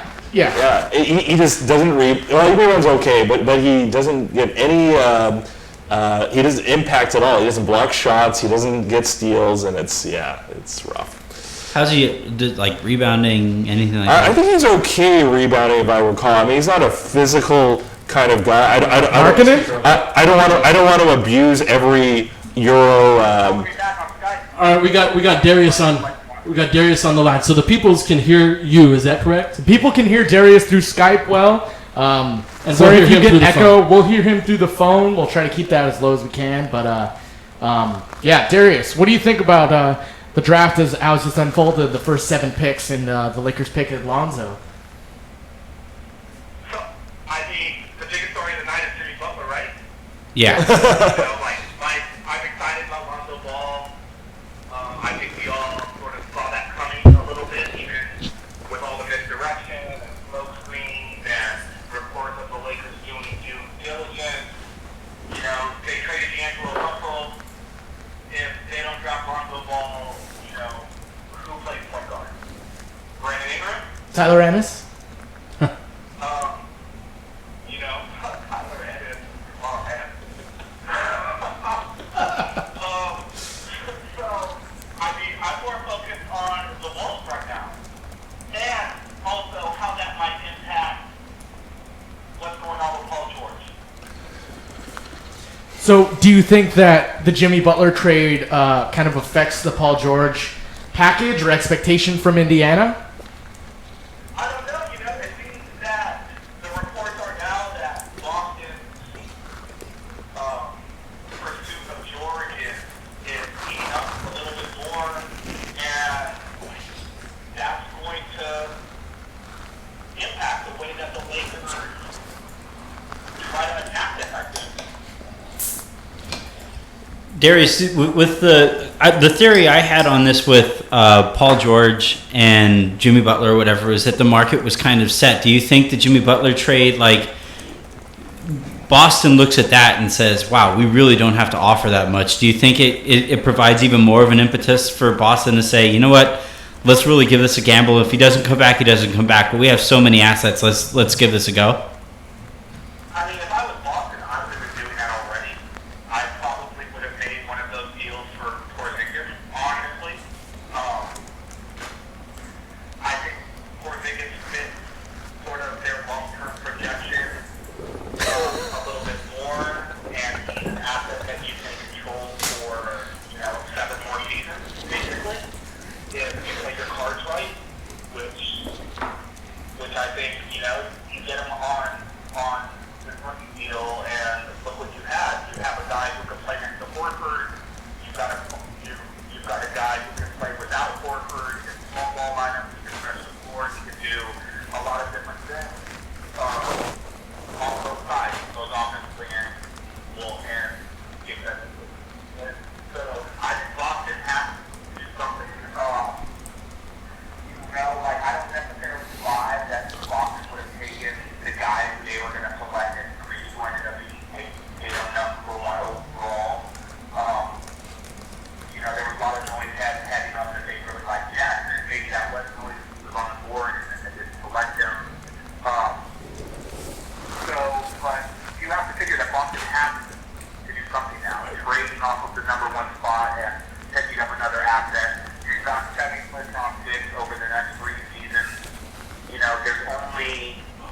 there's only 15 spots on your roster, and then a couple of more with like the two-way the two-way roster spots with like the with the G League now, I guess we're calling it, right? The Yep. Gatorade League.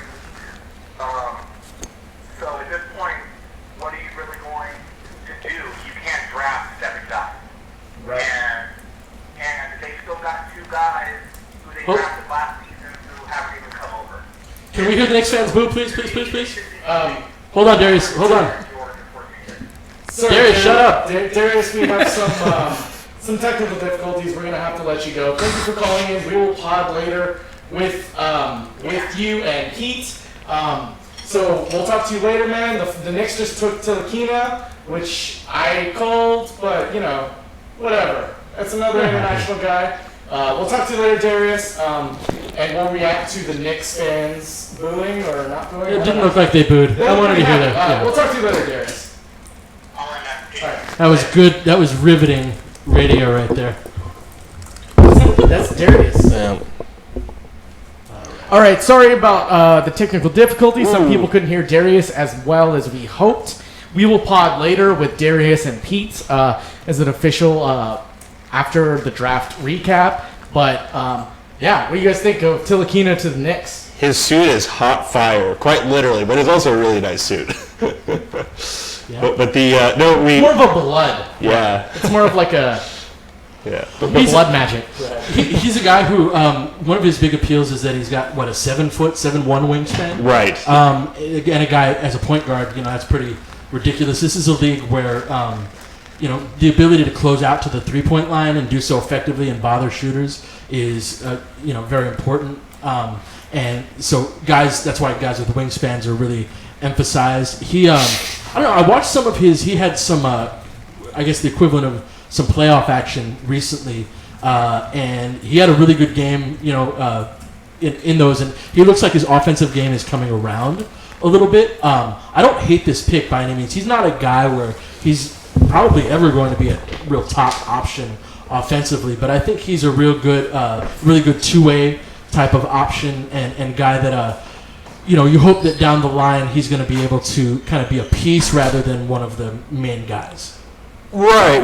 I don't necessarily dislike him as a prospect for pretty much the reasons you stated. I just think that at this point in the draft, passing on a guy who has star upside in Dennis Smith just doesn't We're going to make look back at this draft and wonder how Smith, and I think Malik Monk as well, fell as far as they did. Yeah, I guess since we're on the subject of Woj, so Woj just spoiled one of the easiest picks in the draft. Dallas is taking Dennis Smith, which is a terrific fit. They need that injection of athleticism at the guards. He's a massive upgrade in everyone they have. Sorry, Jacob Rude and Yogi Ferrell, but for Carlisle's spread pick and roll system, he's a terrific fit. Yeah, no, Smith is a guy that he's got potential as a 3-level scorer. Does a good job of rejecting screens. Really great hang dribble, which is kind of that hesitation, and then can explode off of that. He's only got a 6'3" wingspan. He's on the total opposite end of Tilakina in that respect, right? And he has some shot selection issues. He's got some, you know, concerns about his attitude. Yeah. So he's somebody that all in all, I just don't know how a guy like that falls to 9. I don't know how De'Aaron Fox is considered a better prospect than he is. Then we've got a guy like Malik Monk on the board that whoever your favorite prospect is, Malik Monk's probably going to score more points than him, unless it's Markelle Fultz. But whoever else, like if Malik Monk is the second highest or even highest scoring player in this draft, it would not surprise me in the least bit. So I don't know, man. I'm just one man's opinion, but there's also a reason these teams are in the lottery. So if Sacramento is going to come up right now, they could take Monk, but they traded for Heel. They gave up one of their best assets in the past decade for a package centered around Buddy Hield, so they might not take Monk. If Monk keeps falling at this point, do you trade someone like Julius Randle and package one of the late first? I would trade the crap out of Julius Randle for Malik Monk. All right, that's it. We're gonna have to hop on one of those gondolas. We will know for posterity this is a very sudden and very forceful reaction from Pete. And I do actually agree with him. He leaped off of the back of the sofa towards the mic to let that one go. Yeah, and I think I definitely agree with Pete. I think I like Randall. I think he's right on the verge of becoming very interesting. But Malik Monk is a terrific scorer. I actually think the fit with Lonzo is great. They can cross match. They can cross match defensively. He can create at the point shots. He can run off screens. You can handle the ball a little. He can go, shoot, trail in transition. It's just a terrific. I'm uncomfortable. Pete's way too happy right now. I'm like, well, that's the thing. It's like it's not gonna happen, right? But like, I'm just like, yes, we totally should. No, there's also the financial aspect, right? Like, that doesn't necessarily mean that Monk's gonna be a better player than Randall, but if they're really looking to make this 2018 type of run and having two stud guards that you can cost control for a long time. Then you're in business. Yeah, I totally agree. I think right at this point, Sacramento is probably. I mean, the pick that's been most widely mocked to them is Zach Collins, who I also like. I think I wrote an extended piece on how the Lakers should collate their assets and move up for either Anunoby, who we talked about earlier, or Collins, who's, to be fair, is very difficult to kind of move up for. But Sacramento, to the point you're making, Sacramento is trading the number 10 pick to Portland for picks 15 and 20 in the draft. Interesting. So we'll see what Portland does here. So Portland traded up. Portland doesn't have enough high-scoring guards, I guess. High-scoring, terrible defending guards. They might be getting Collins. I see Collins being a good fit for them. Yeah, Collins is the pick. That's what Woj just tweeted out. Collins is their pick. I was going to say, if it was Monk, then we could call them like the Splash Trio or something. Yeah. Like, I don't know. Splash Triplets. I definitely think that makes a lot of sense. He's a much better version of Myers Leonard. He defends the rim. He shoots. How dare you make fun of 7-foot-tall Justin Bieber? No, he's a Twilight extra. Yeah, exactly. But I think so. What would you give up though? So you do Randall in 27? Would you do Randall in 28? I would do. If we assume that the tradable assets we have are Randall, Clarkson, the two late first, and Nance and Zubats and. Let's just throw in Tarek Blast is essentially free money for another team. Those 7 assets, I would give up nearly all of them. Really? Yeah. Wow. I would. All of them or any of them? Well, realistically, you're not going to give up all of them. You're telling me you would trade Ivica Zubats for Malik Monk? I think I would get traded. All right, so that's at B Rosales 12. Send all of your mentions. I'm actually going to fight him as soon as we get off the air. Right. I can't believe you would insult Harrison's son like that. That's so mean. But I would trade. I think I would trade of the disposable assets the Lakers have 3 or 4, like any 3 or 4 of them to move up for Malik Monk. I do 2 or 3. I do 2 or 3. Man, Dennis Smith with Steve Francis. I don't know if I agree with that. Oh, I was like, man, they used like really crappy cameras at his college for a second. I think actually that's not a bad comparison. I think Steve Francis is a little bigger. I don't dislike the comparison. If I remember correctly. I feel like Smith could be better defensively than Francis was. Francis was pretty.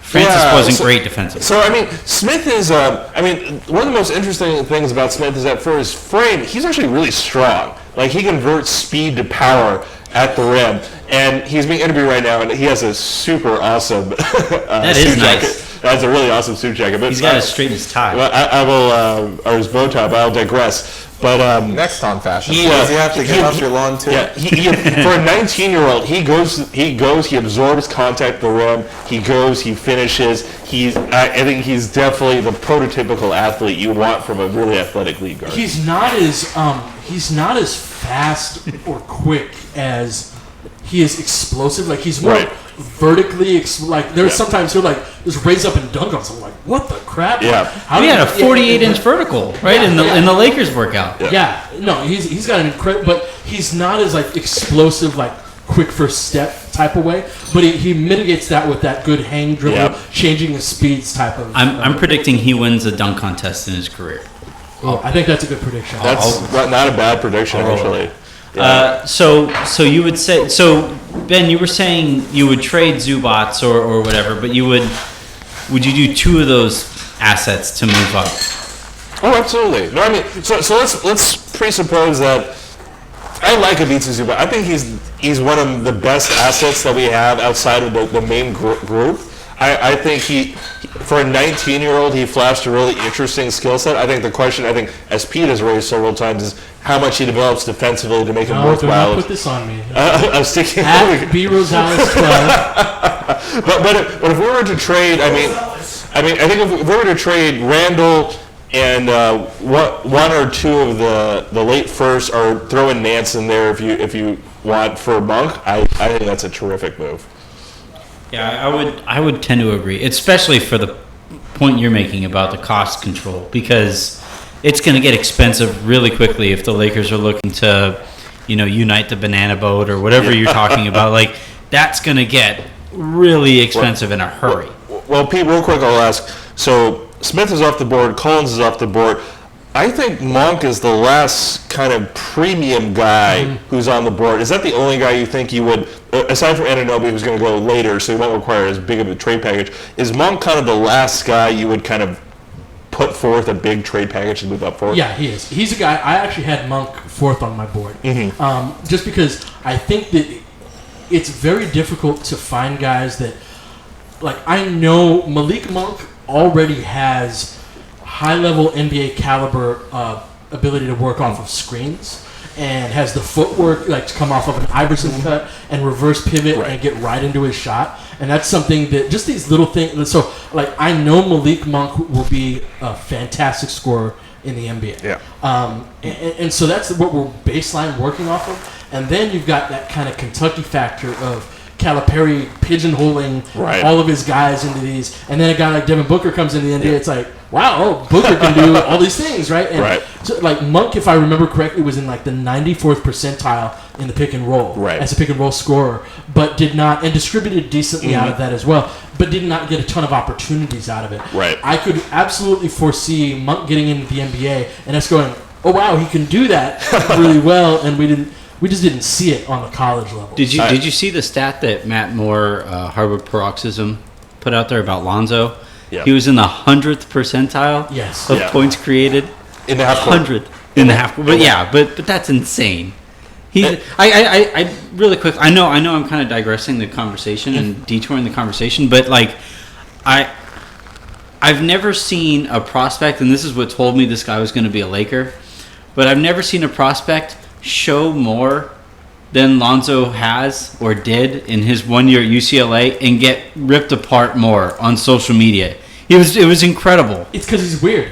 He's like a weird prospect. And also because he's gonna be a Laker. Like I think that's. But he was getting picked apart even before the Lakers knew they were going to keep him. Yeah. He is definitely, I think, by far one of the most unorthodox top prospects we've ever had to scout. I mean, every guy in the past few years has been infinitely more straightforward to parse than Ball. If Lonzo shot normally, quote unquote, and put up the exact same stats and had the exact same impact that he did on UCLA, I think he'd probably be the undisputed number one pick in this draft. Yeah. I think so too. It's just if his shot looked more normal. Like just something as small as that. That's all it is. And really what it is that so he catches and dips, which is what Nick Young does as well, and Ray Allen dipped as well, as we got Collins going to that's going to Portland after the trade. So anyway, Lonzo catches and he dips and then brings the ball up the left-hand side of his body the way the left-handed shooter would, right? But by the time he gets to his release point, it's a pretty conventional shot. And we all focus on the weird stroke. His feet are awesome. He's got great feet, really consistent, can shoot off of a 1-2, can shoot off of a hop. It's pretty rare that he shoots unbalanced. Yeah, exactly. That's exactly what it comes down to. And for me, that it was by far the most over-talked about component of the draft is how strange his shot. Yes, there are going to be some shots that he doesn't shoot particularly well because of his form, but I can say that about any prospect in this draft. But Markelle Fultz is glacial in his gather on catch and shoot. He was in the 22nd percentile against man defenses and catch and shoot because he takes so much damn time to get into his shot. Well, I think too, you almost have to guard Lonzo like a left-handed player. Like we had this conversation when we had our get together, whatever it was a couple weeks ago, and he's going to struggle going to his right. But he's also going to catch people off guard when he has the ball on his left knee and he's just going to be able to rise straight up and get a shot off clean that most players wouldn't be able to. Like I thought it was way too ripped apart, this whole idea of him not being able to create a shot, because you aren't as successful as he was at UCLA without being crafty. I think there's a perception that from his skeptics that it's so different in the NBA that like, oh yeah, you can be like crazy efficient at this in college, but you get to the NBA and you just absolutely cannot do these things because the talent is so much better. And it's really not that. Like, the thing about his stroke is the way it can be bothered is on the way up, because he dips and brings it up. But it doesn't really matter if you bring it up the left or right hand side, right? But it can be bothered on the way up. But if it's getting bothered at that point, you weren't open in the first place. Yeah. You shouldn't be taking that shot. Right. And that's true of if you shot conventionally. Yeah, Ray Allen, if he got stripped on his way up, it's because he wasn't open. Right. He had a perfect shot. Right. And if it got stripped on the way up, he shouldn't have shot it. I really wanted to get people's thoughts on this, because I keep on seeing it coming across my timeline. And if I'm wrong, if I'm not up to date on this, then I'll cop to being wrong. It's not the first, it won't be the last time. Have the Lakers announced this D'Angelo Russell trade yet? Or? Nope, they can't do it until after the Nets pick, the 27th. Yeah. And the Okay. reason being is because the Stepien rule, right, where you Yeah. can't trade picks in consecutive years. So the Nets have to technically make this pick and then afterward convey it to the Lakers. Yeah. So Mike Bresnahan, now at the Lakers channel, has said that Luke Walton has said that Ball's second workout was, quote unquote, impressive, and quote unquote Rob and Magic loved it, which is just hilarious send off on the entire smokescreen of this entire process. Was Luke even at the second workout? No, I'm pretty sure No, they he said. wasn't. Well, he said Rob and Magic loved it. Yeah. So Blink and Magic were there. So apparently Lonzo was really good conditioned at this workout. Like, he showed them, he's like, hey guys, I'm not fat. So are you telling me I can get in shape in like a week or two? All That would be super exciting. Please tell me that's not the case, because then my wife's going to expect it. Keep the expectations low for our lady. Well, Absolutely. Shams Charania has unfortunately killed our dream, and the Charlotte Hornets will take Malik Monk. Yeah. So a tier for They need all of shooting. us. They need shooting in a bad way. Yeah, it was said that he wasn't going to fall past the Hornets. No. I think it's a good idea, because I saw a couple comments come through here about people who weren't really aware who people are. I'm Anthony Irwin. Harrison is also here. I am here, Harrison. We both host Locked On Lakers, and then Ben, the deep, the dulcet tones of Ben Rosales, is the third voice to go with Coach Pete, who is our host I'm tonight. here. Thanks everybody for tuning in. So, all right, even if the pick has been made by Charlotte, do you still consider like getting in their ear and saying, "Hey guys"? Well, I mean, certainly nothing is done until it's done. I mean, because until the pick's signed, you're just trading the rights for the pick, so there has to be no salary matching. So certainly, until that gets done.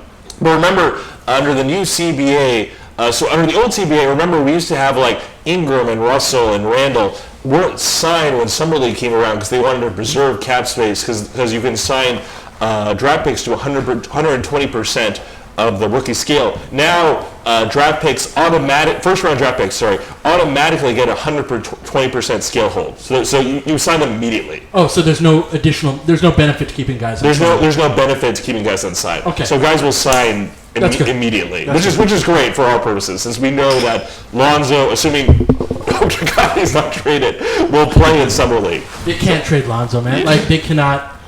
They It's not can't gonna trade happen. him for Paul George and a guy who really wants to come here next year. So actually, this is a fair question that's been raised on my timeline. So I didn't think about this one because of Russell was here, but I should think about this. Do we move up for Donovan Mitchell? Is he good enough for us to move up for? He's very good on defense.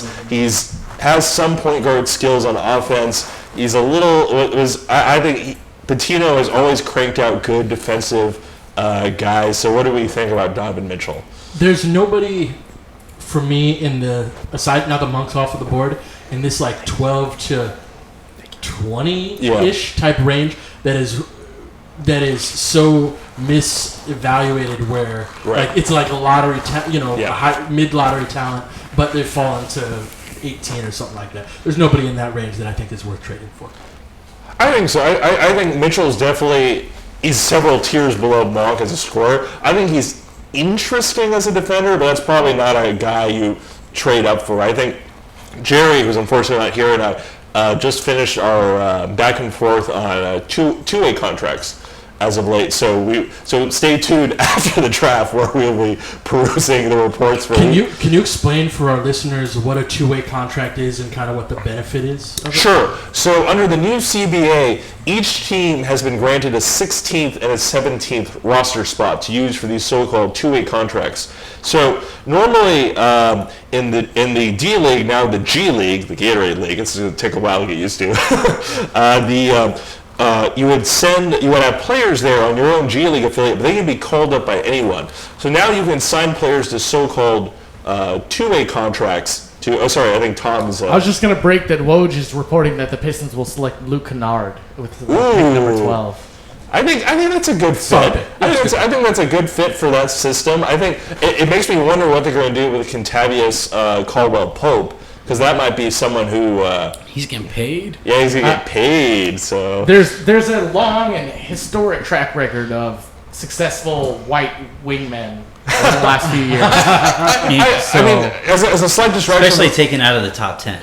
As a slight distraction from our talk about doing guards, I do like Kennard. I think he has a lot of skill off the dribble. I think in the pick and roll, he was a little underrated in terms of creating. I think he has a decent dribble. If he can shoot and punish the defense for being a second late catching him on the screen, I think he can really be something. I think he's really smart with the ball in his hands. He's going to struggle defensively. I think he's going to have to find whatever magic elixir that Kyle Korver and J.J. Redick found to kind of get serviceable on that end. But I think he's not your stereotypical like Duke white guy who was good in college, I think. Sure.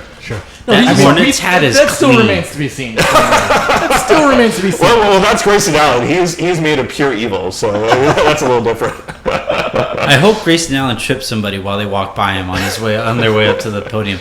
But do you guys see that Hornets hat that he was just wearing, that he put on? The hats this year are nice. I would actually wear that Hornets hat. Yeah, I totally agree. So going really quick back to two-way contracts. So now in your 16th and 17th roster spots, you can sign guys up to 2 years for a contract in which they're on your parent team's roster, but they play in the D League most of the year, so they make a D League salary, and they're allowed to be called up to the parent team in the NBA for 45 days during the season, in which if they're in a game, they make an NBA salary. So essentially, this is augmenting what is a terrible G League salary. I mean, relative to what NBA basketball players make. I think the best G League players make around $75,000, which is like what on the two-way contract. Which is what like an NBA player makes when they wake up in the morning. So the average ones are like 22 and 33. Right? The regular non-affiliate players, kind of the regular average tier is much worse. Yeah. And it creates a partial framework that's similar to baseball. Yes. Where you've got a guy down in AAA, right, down in the minor leagues, but he's still part of your organization. Not anybody can have him. Yes. He's still your player. But he gets a time, instead of sitting at the end of your bench or being inactive for games, he gets 35 minutes a night down in the G League, and then you can call him up whenever you need to. Yes, and there are limits on how much you can call him up. So it creates an interesting kind of thought process. Like, do you get kind of the pure project? Like, I think we talked about Arizona's Kobe Simmons, who's extremely raw at 19, but has great tools for a guard. And we also talked about his backcourt teammate, Kadeem Allen, who's ancient for a senior at 24, but is great at the point of attack and has kind of a really defined NBA skill set. So it's an interesting way to kind of how they'll use those contracts going forward. Yeah, I think Kobe Simmons is an interesting second-round flyer. It's kind of like one of those why not kind of picks, especially how late he'll go. Are you saying Kobe better? Kobe with a C is not better. I wanted to say, though, Casey Johnson is reporting that just to shit on the Celtics as much as possible. Yes. In Bulls talks with Celtics regarding Butler, Celtics refuse to offer number 3 or next year's Nets pick. Wow. Why? Wow. That's absurd. That's absurd. Well, first off, I wanted to thank Ben for explaining that to our listeners, and definitely not me. You totally knew that, right? No, we all knew Yeah, that. Thanks, Ben. Sure. Keep everybody else. You just put- it was Ben's time to shine. Yeah, absolutely, absolutely. We just had to sit back and. I wanted to say though, knowing what we know about Butler, if that's not what they were willing to give up with Butler, who they would have had under control, right? Does that make you feel better or worse about? Does it say anything about their chances of going after Paul George? Because really, that's the theme of tonight. Yeah, That's a great point. That's a great point. Yeah, because like, what the hell is Ainge doing? Like, what is he? Is it just this like we're so far away from the Warriors, even and the Cavaliers, even though we were in the conference finals, that just bide our time? But then why do you trade down from Fultz? Exactly. Like, it's that thinking guy meme. You can't get criticized for picks you don't, for moves you don't make. no, right? Yeah. That's true. If you only have assets, future assets, you can't be criticized. As long for as you watching continue to those talk and leak things to the media. That's what the hack that Ainge figured out that Hinkie That's didn't. true. Was Hinkie was a closed wall. He didn't talk to anyone. He completely insulated himself. Whereas Ainge will text a reporter every single day. Oh, we were so close on Paul Right there. George, but they wanted Terry Rozier. No, that's and the we thing. just Yeah, couldn't Ainge do is it. probably the most like tell the media what you're doing. Like he leaks to the media probably more than That's the only reason he hasn't been run out of Boston. He So, they're GMs good exactly like he used to play. Like I wanted to point that out because he was annoying as hell as a player too. Exactly. Yes, he was. So the Pistons, in fact, picked Luke Kennard. Adam Silver just announced that. I have a random question while we're on Boston, though. I was talking to Coach Dave Dufour of On the NBA with Coach Dave about a really interesting thought, and I wanted to hear what you guys think. I think the key to Anthony Davis going to Boston is Drew Holiday. So if Drew Holiday does not sign this summer, they are in a very handicapped, handcuffed state. They can't really bring in a guy of the same ilk to replace him.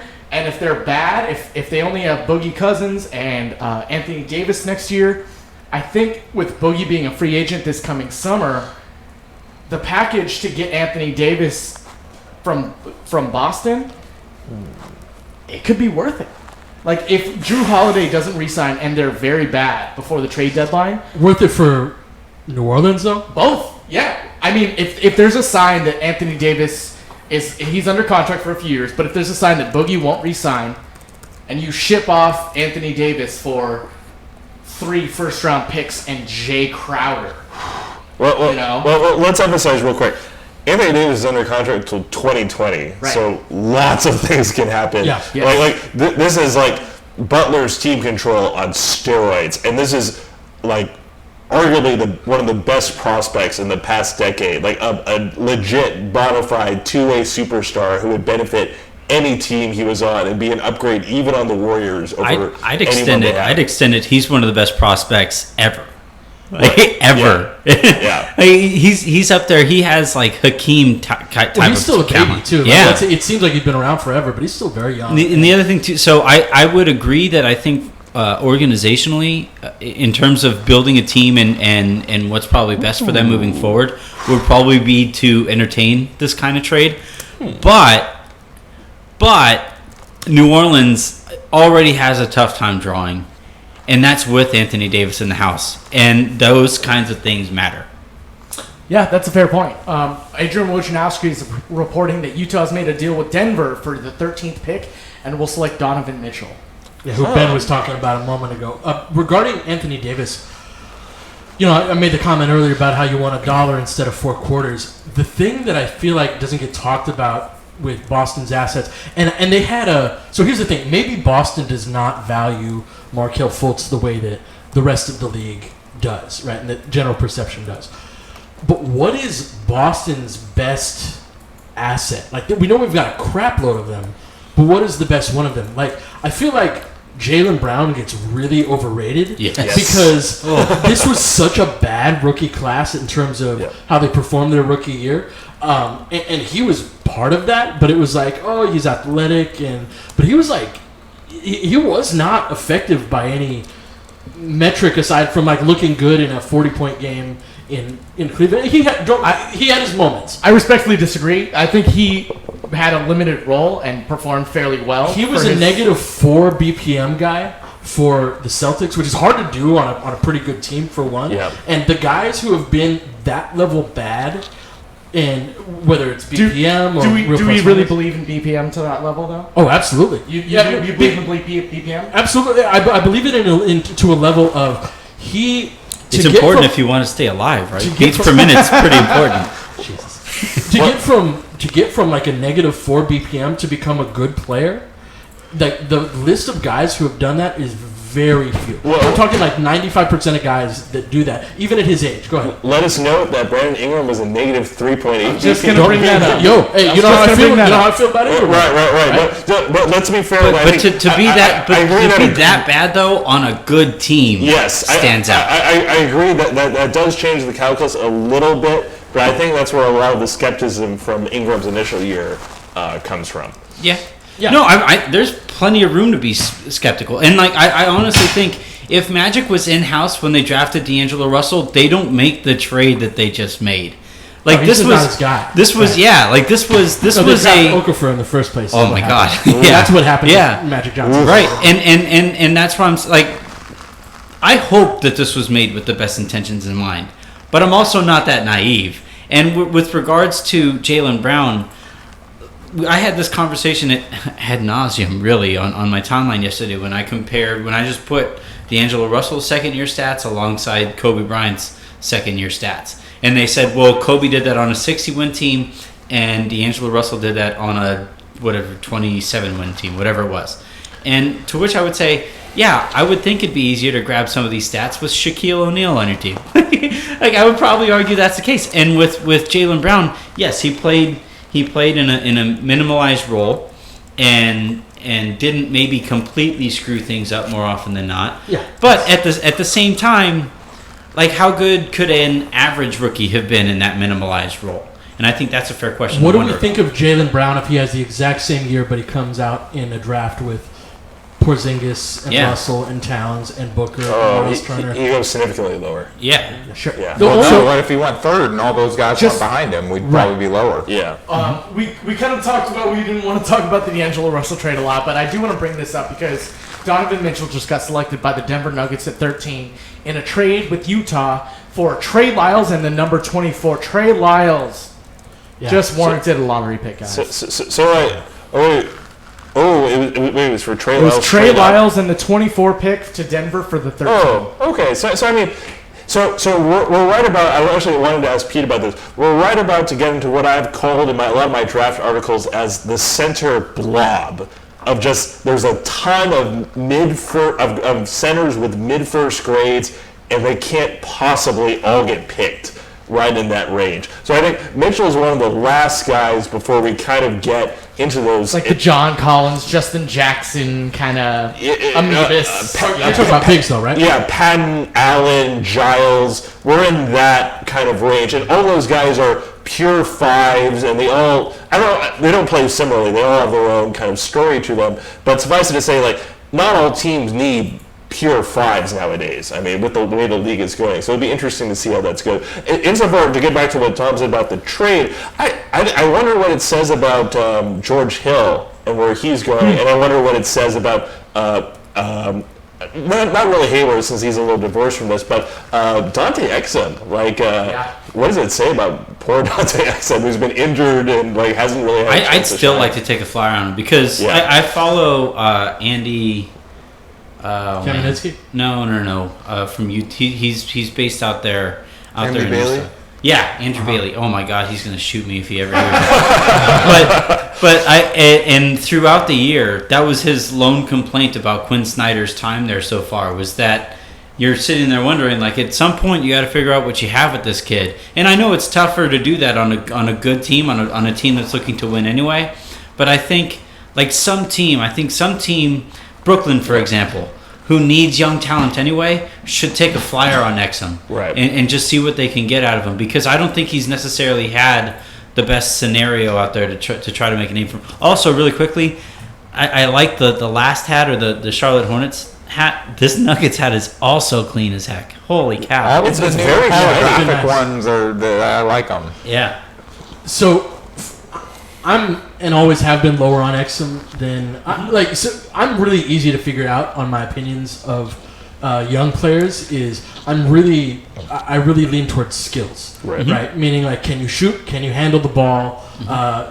Like those are the two things. Like if you can do those things, I'm probably going to like you. Actually, Jason Tatum, me being I'm not as low as Ben is on Tatum, but I'm just kind of lukewarm on him. That's really rare for me. I really like guys who, and so for me, like Dante Exum was never good. He was an athletic guy with a good wingspan that had no skills. He has no skill set, and even though he has had a limited opportunity playing for a better team, he has not done much with that opportunity. And for me, that being said, a guy like Donovan Mitchell going to the Utah Jazz, I think we're at the point of the draft where we can't presume any of the guys from here on out are taking anybody else's job.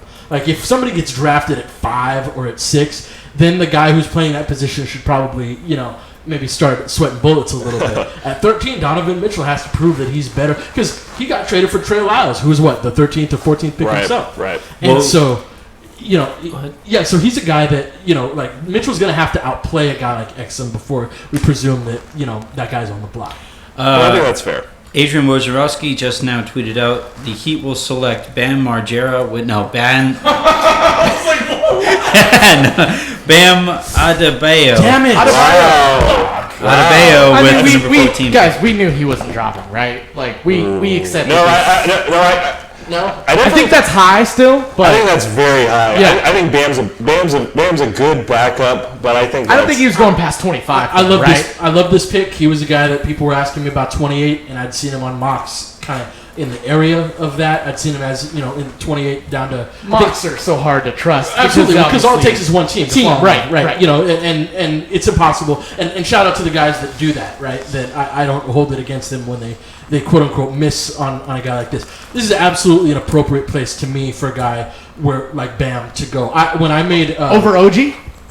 I'd take him over Anunoby. Sacramento is taking Justin Jackson per Shams. Oh, wow. Ooh, interesting. Interesting. So Fox, Monk, and then they traded back, right? Yeah. So I wonder which wing position Jackson plays in the pros. He's so slight for a wing. I wonder if he actually guards threes. It's interesting, especially with Hield there. So I mean, I kind of projected him more as like almost a 2. So it's a weird thing. I mean, this is the right point in terms of value for him, I think. I mean, this is where he's been mocked. I know a lot of draftniks who have been higher on him than others. We'll have to sit there and parse that. But again, I think Bam's he's a very good backup. And I think I think at this point, if you really wanted to go with a center type, you kind of angle for kind of an upside choice. Like go with, I think of the center blob, I like Patton. I mean, even if you think like Giles is like a lottery ticket to go with, I think I'd be more comfortable with that. I'm not sure I go if I wanted Bam, I think I move down. I like Bam's ability to switch on the pick and roll. I think he's a really phenomenal pick and roll finisher, defender type of guy. He's inconsistent in his rim protection, but the capability is there. He's got, again, with Calipari kind of cramming guys into preconceived roles. Right. He was a guy that was given post touches that you shouldn't be given post touches to, and kind of they were asking him to be something that he's not. So, but he's the guy. My closest NBA comp, and I don't do this a lot, but is like a Clint Capella type of player. Right. Is the guy who he reminds me of, and for me, I'm taking a guy like that. Like I know how he can fit into the 5 spot. So I'm higher on him than you. So I have an interesting question, and it's kind of come from the YouTube chat. How low does OG have to fall for you to consider trading up for him, Ben? Oh, I mean, I traded for him now. I mean, but like, where's that like where we could very valuable? How about this? How high can we move up with 27 and 28? Sure. For an OG Anunoby, like how far does that go? I think the early 20s is probably the right range. Like I think Oklahoma wants to compete right away.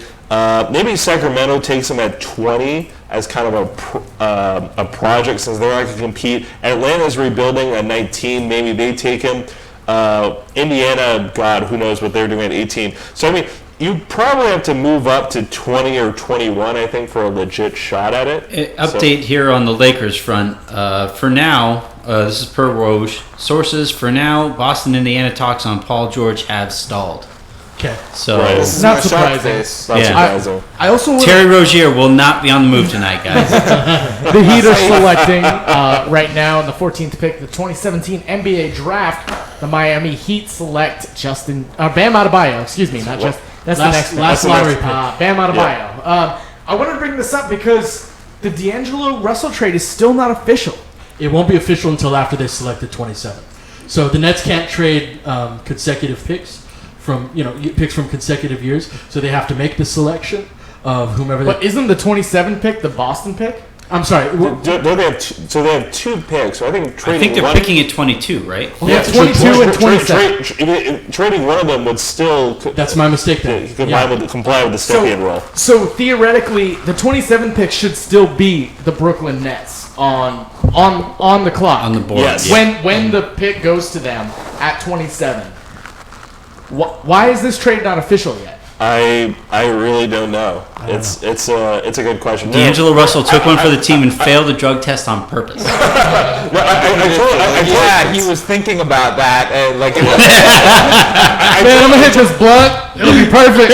I totally agree with Who's hanging Dean, with Monte? His scenario actually happens a fair amount in terms of teams who have to comply with the stipend rule and wait until they actually make the Right. pick and then trade it. No, I'm just flat out wrong here. Yeah, that's not the case. No That's way not the around. case. Yeah. What That's if not the case. Timofey Mozgov is in hiding because he doesn't want to go back to another cold weather city?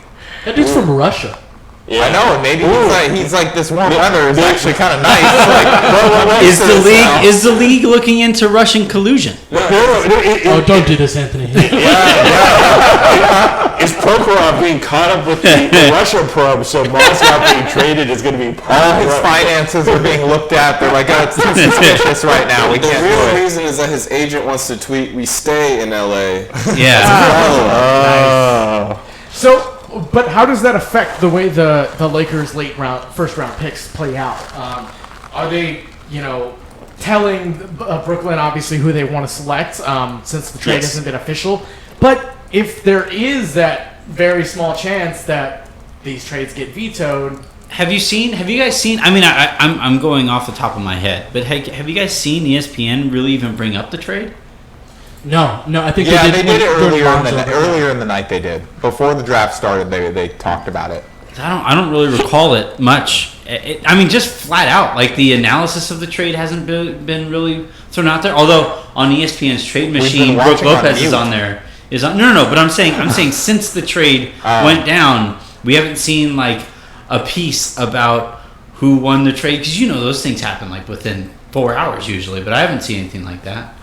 Rachel Nichols did a whole video segment on why it was a great trade for Magic Johnson. Well, to yeah, free cap 'cause space. she wants to. Did they ask Byron Scott his opinion? Former on colleague. Johnson? Like, the entire. I'm not Did going to go Byron into Scott it. do a video essay on it? Yeah, I'm not going to get myself. No, Byron just sat there with his arms crossed for. So I just realized we both just said it, but this isn't our podcast. Not our so, podcast. Yeah, so we're good. So on the subject of Bam, since I know that Pete brought up Clint Capella, I was a little iffy on that thought because I thought remembering that Capella had legit center size, and Capella in 2014 at the Hoop Summit measured 6'11" in shoes with a 7'4.5" wingspan and a 9'2.5" standing reach. So I think he's more of a legit center while still having that mobility, which I think impacts more defensively. Whereas Bam is actually a little on the short side for a center. He is. But what does it matter anymore?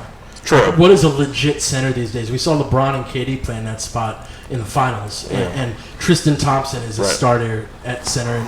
And to me, OG. We had Nate Duncan on the show recently, and he was talking about a NBA player personnel guy that he talks to. He says, if you can't shoot, you're a center. Right. And like that's really where the league's gone to. And so to me, legit center size, we almost have to redefine what that means in the first place. Right. Like if we're talking, they even show him as a power forward here on the ESPN coverage, but he's a 5. Like he's a guy who's going to set screens and roll, and Although I found it really interesting that when you were talking with Mike Schmidt, he was talking about how Bam has always had the conception of himself as a perimeter player, which is kind of I thought was really interesting that he wanted to shoot jumpers, he wanted to handle the ball a little. So I don't entirely hate that because I think that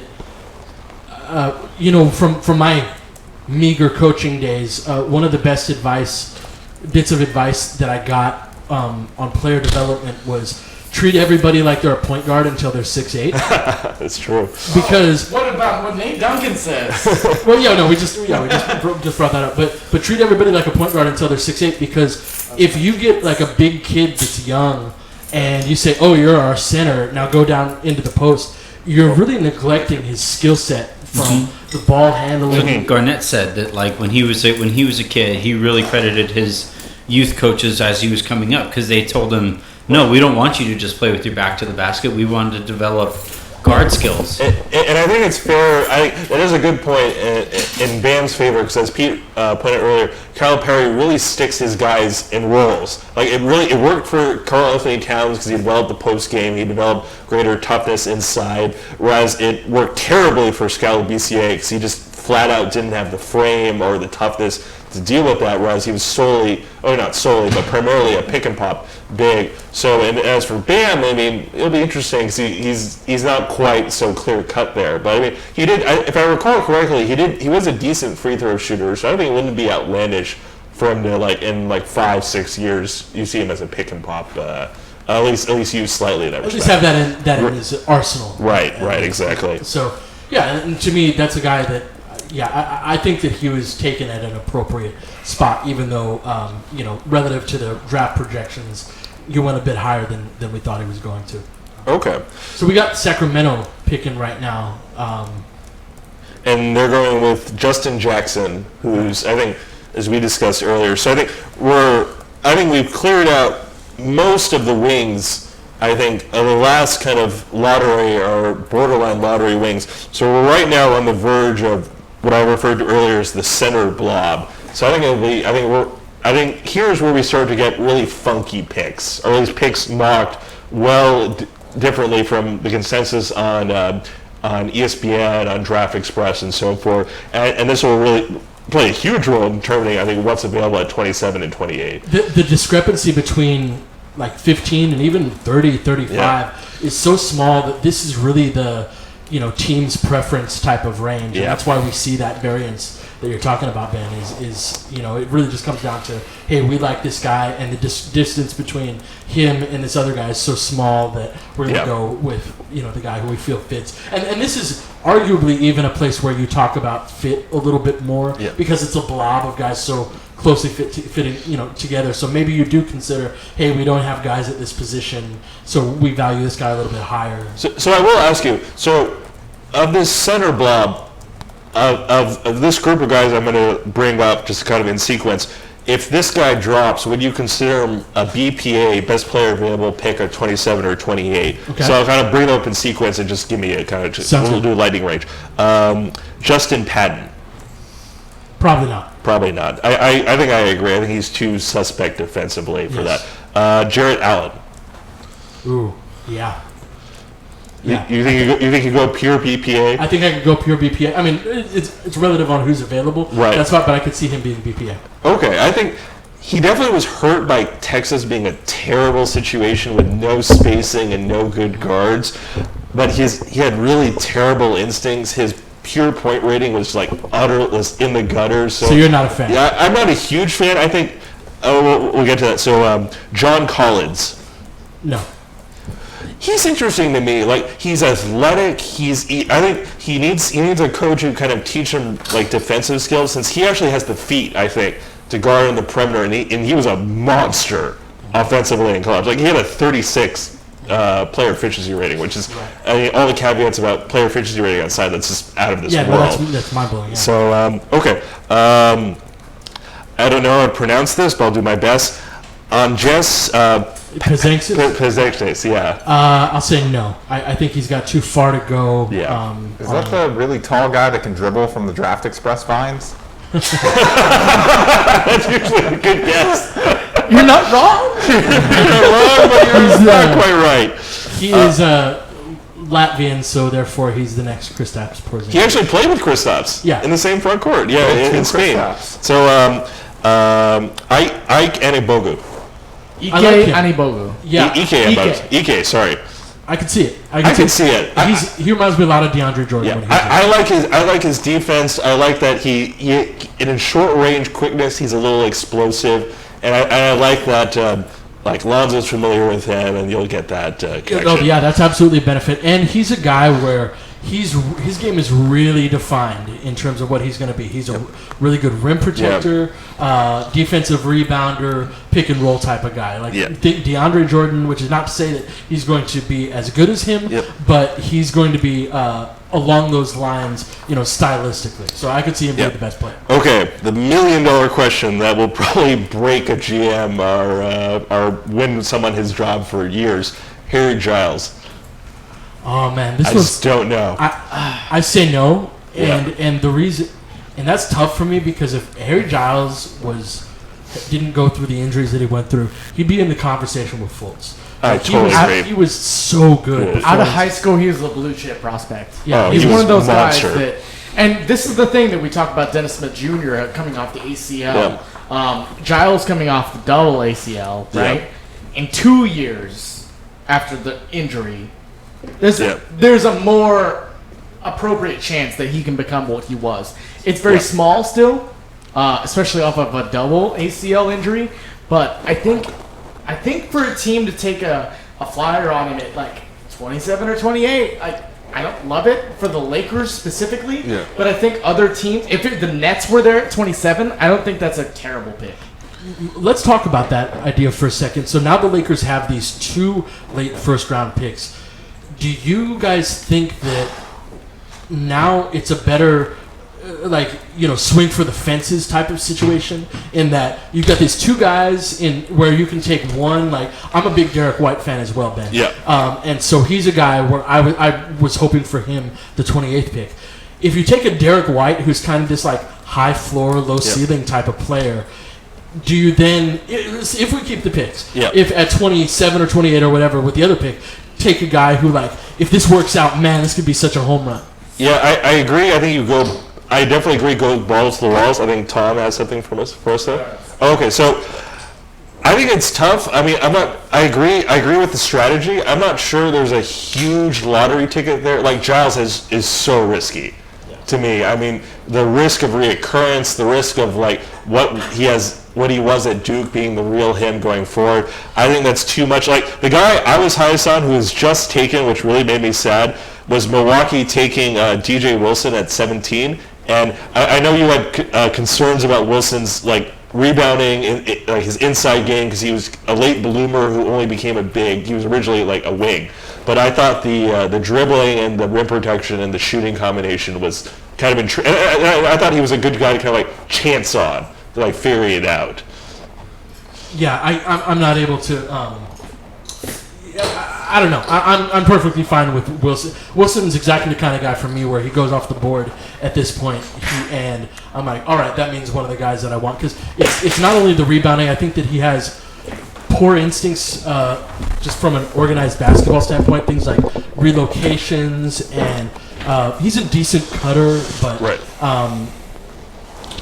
I think he's got really bad shot selection. That's my impression from watching him. Like, he's got some talent, but I don't think he's talented enough to, slide that far. So, or to where I would want him, even if he slid that far. Okay.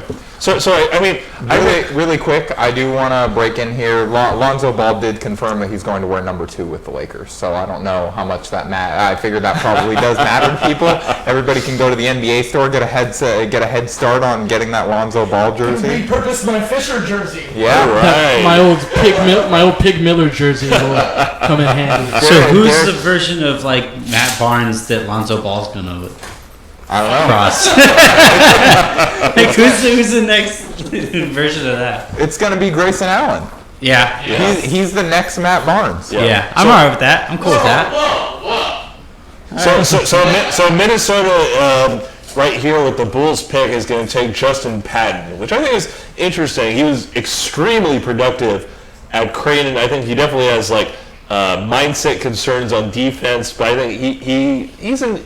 I like him a lot more than I think I like Jared Allen, even though Jared Allen might have better tools. I think Patton has a more instinctual knowledge of like what he wants to do on both ends. He just needs refinement in that respect. Yeah, I see why people like him type of guy. It's the defensive end that really, for me, and that's what we're gonna see from this point in the draft going forward is probably starting with the BAM pick at 14. Yep. There are so many 4s and 5s that are going to go between here and the 35th or 40th pick. We didn't even talk about guys like Swanigan and Leaf, and there's all these guys that. And to me, the 5 position in the NBA has become almost analogous to the running back position in the NFL, where it's kind of that like you don't spend a lot of money or resources because they're so plentiful that. So let's go to this direction then. So complete opposite to these guys, and a guy I think has been widely mocked to the Lakers left and right, and on Tim's kind of mock draft of kind of the Lakers writers a few days ago, I think he was the top guy by far. So I know you and I discussed this briefly on Twitter a few days ago. So I think your thoughts on Jordan Bell. Bell is so I think he's go ahead Anthony. In the most surprising thing that you will find all draft, the Indiana Pacers will select a white guy. They are going with TJ Leaf with their 18th pick. Yep. Do you think when they don't make the playoffs that LeVar's going to blame him again? Indiana radio station? They still have TJ Leaf to keep telling people. I think LeVar's going to be so confused when it comes to Larry Nance Jr. He's just going to not know what to say. I will say in Indiana's favor, I think TJ Leaf is actually a really good fit next to Miles Turner. Miles Turner, who is a rim-protecting, mobile center who can protect Leaf defensively, and Leaf's a for all his foibles, is a very good offensive big. So I think that's actually what Indiana picking the right guy jokes aside. I think that's a good pick. I like Leaf quite a bit. I also wonder who gets rebounds between those two. That's true. But as for Jordan Bell, I wish he had any semblance of offensive game. I have no idea what to do with him on the offensive end. And as exciting as he is as a switchy type of big, he set the record in that shuttle drill. And just has great mentality. He's a guy that plays and competes really hard, but I just don't know what you do with him on the offensive end and on a Laker team that has such an overloaded front court. Like, we have Lonzo Ball and Jordan Clarkson as our guards now. Right. And then bigs. And then it's all bigs. Bigs and even the wings. Nobody can shoot. Well, I will say though, I think Bell's, I think we can all agree, is like by far a more prototypical switching defender than anyone on the Lakers roster. Like by far, I think he displaces Nance, who's probably the best big man defender on the Lakers roster right now, by a mile. So I think we discussed this. I think Bell's a kind of an underrated passer in the short roll. I think guys have kind of dived deep into that. I agree to a certain extent it's overrated because if he doesn't have range, it kind of limits the effect. If he's not an explosive guy going to the rim with gravity, it kind of limits that too. And who of our guys are getting trapped in the short? So to explain a bit, the short roll is the way that a big man will roll when a point guard is trapped on the perimeter, or when the big man defender on a pick and roll comes out higher. So basically, you get two guys, and then you get it to the guy on the short roll, and then it's a 4-on-3 situation. Draymond Green is probably the best in the game at completing this. So for me, with like Lonzo, teams are going to make Lonzo a scorer out of the pick and roll. Yeah. And they trap Jordan Clarkson all of the time because Jordan Clarkson doesn't know how to pass out of that. Like, he dribbles backward. He dribbles backward when he gets hard-hedged or trapped, and then until he can finally, and then they're able to recover because Clarkson's now 40 feet away from the basket. So to me, like, Bell is very smart, and you're absolutely right about that observation. I just don't know how much it's really going to matter on our roster. I think there's been some optimism among certain draftniks that He shows some flashes every now and then of a mid-range game. He shot over 70% from the free throw line this past year in his junior year. So, I mean, I agree he needs that one extra thing, whether it's explosive finishing at the rim or it's some pick and pop utility to maximize those short roll credentials. But I think with Bam off the board, I think no one in the draft. I mean, I'm sure I'll get the random dudes calling in about Jonah Bolden, which we'll talk about later. But I think no guy in the draft brings kind of his level of defensive upside relative to the modern NBA. Yeah, no, I think that's a fair point. For me though, I don't want any more theoretical, if everything works out, shooters. Fair enough. I need somebody. We need guys who can shoot on. But wasn't that Anthony Brown though? Like wasn't Anthony Brown a guy who like we drafted him? You're like, all right, at least this kid's gonna be able to shoot, and then all of a sudden you couldn't shoot him. At least they didn't spend like a high draft pick on him or anything. You know, I mean, it was some cost, but to get Nance and Zubats and all the other good first late round picks they've got, I think it was pretty good. Yeah, you can't hit all of those. The reason I'm saying that is that like because I don't. Shooting is so freaking hard to figure out if it's going to be able to work. Like it's not just because I always laugh at the straight statistical analysis that goes on when it comes to shooting, where it's like they combine how often somebody shot threes, their 3-point percentage, and their free throw percentage to figure out like how it's going to carry over to the league. But it's also like Anthony Brown. If you ever watched him, I would always pay attention to his videos when he was practicing. And he was never like his practicing never seemed game speed, and it would always be at like different rhythms, and sometimes he would hop, and then other time, and I understand like you need to be able to do both, but sometimes you would hop, other times it'd be 1-2, and it's just so hard to figure out shooting. I almost would rather instead of, and this is probably going to sound antiquated, but I would almost rather draft for defense, and if I have to acquire shooting, I'll try to acquire shooting from current NBA shooters because it's a more certain like they've already shot. Yeah, I've already watched them make shots. That's a reasonable point of view. So let's flip this around. There are not a lot of good big men shooters. I think Jerry and I really dived down into this, and with DJ Wilson off the board, that's kind of the best guy of the bunch. So there's a few guys who the Lakers might pick. It would be a reach, I think, if they picked any of them. But I think we should discuss them just for the sake of completeness. Swanigan? Yeah, so Caleb Swanigan's the first guy. So Caleb Swanigan, he shot, like 44 or 46%? His stats at Purdue were amazing. He's a guy, like, I tried so hard to talk myself into Caleb Swanigan. So he's, for those of you not familiar, he's a big kid. He was once like 400 pounds, lost a crap load of weight, and he's got really nimble feet. He shoots 44 or 46% from three, even though he's this massive guy. Yeah. And he is, so it sounds great, right? Like, sounds like, hey, he can bang down low. He can. He averaged 18.5 points, 12.5 rebounds, and 3 assists per game. Can board and can pass. That's crazy. He is one of the worst defenders I've ever seen that's considered an NBA prospect. Yep. He's not even a Division I caliber defender, which is why he very well might be available at those spots and would even be considered a reach at 27 or 28. Yep. I tried so hard to talk myself into Swanigan, but I can't.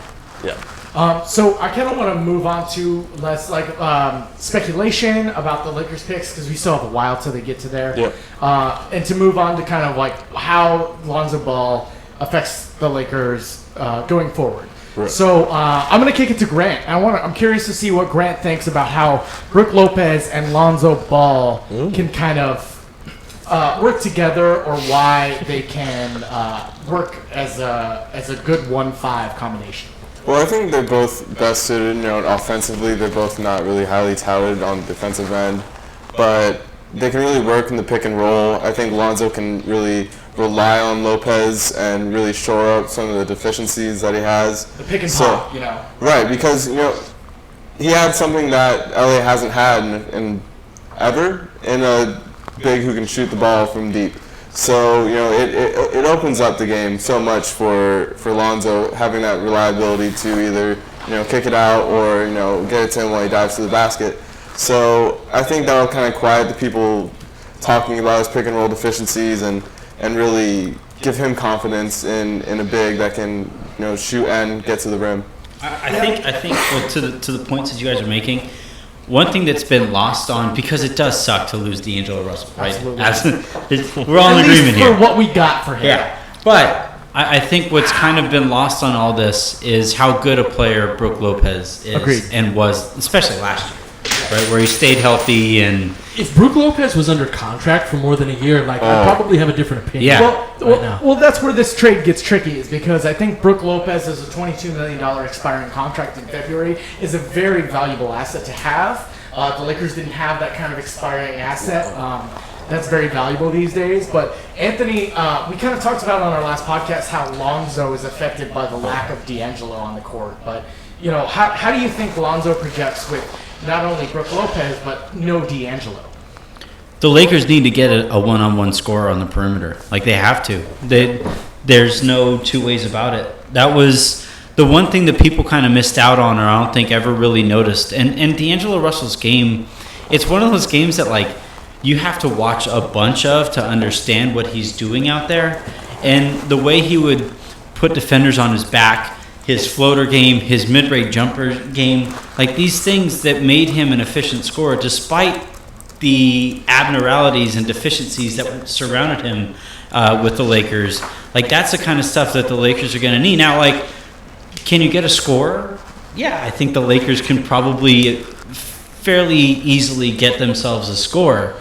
But for Lonzo, if they don't get that scorer, if they don't get that kind of either a spot-up threat or somebody who you could just throw the ball to with 10 seconds or less on the shot clock, that's where he'll really struggle. And that's where I think people are really going to get frustrated, because they anticipate, with all the hype, Magic saying that he sees himself in the mirror, and knowing about Lonzo since before his UCLA season started, a lot of people, just because the casual fan doesn't necessarily know what they're getting themselves into when it comes to rookies. That's what D'Angelo Russell really ran into, frankly.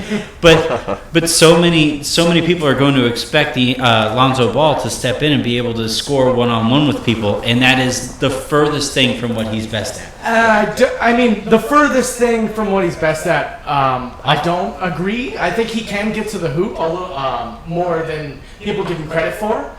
It's not great, but I think he's kind of been, pigeonholed as this guy who can't get to the hoop, and I don't think that's the case. I don't mean it like that. I mean it like he is so much better at other aspects of the game offensively than he is that. I completely agree. That's what I meant. So, Harrison, what do you think about the lack of D'Angelo Russell on this roster and how it relates to Lonzo and Lopez, and kind of how the Lakers guards can improve into next year?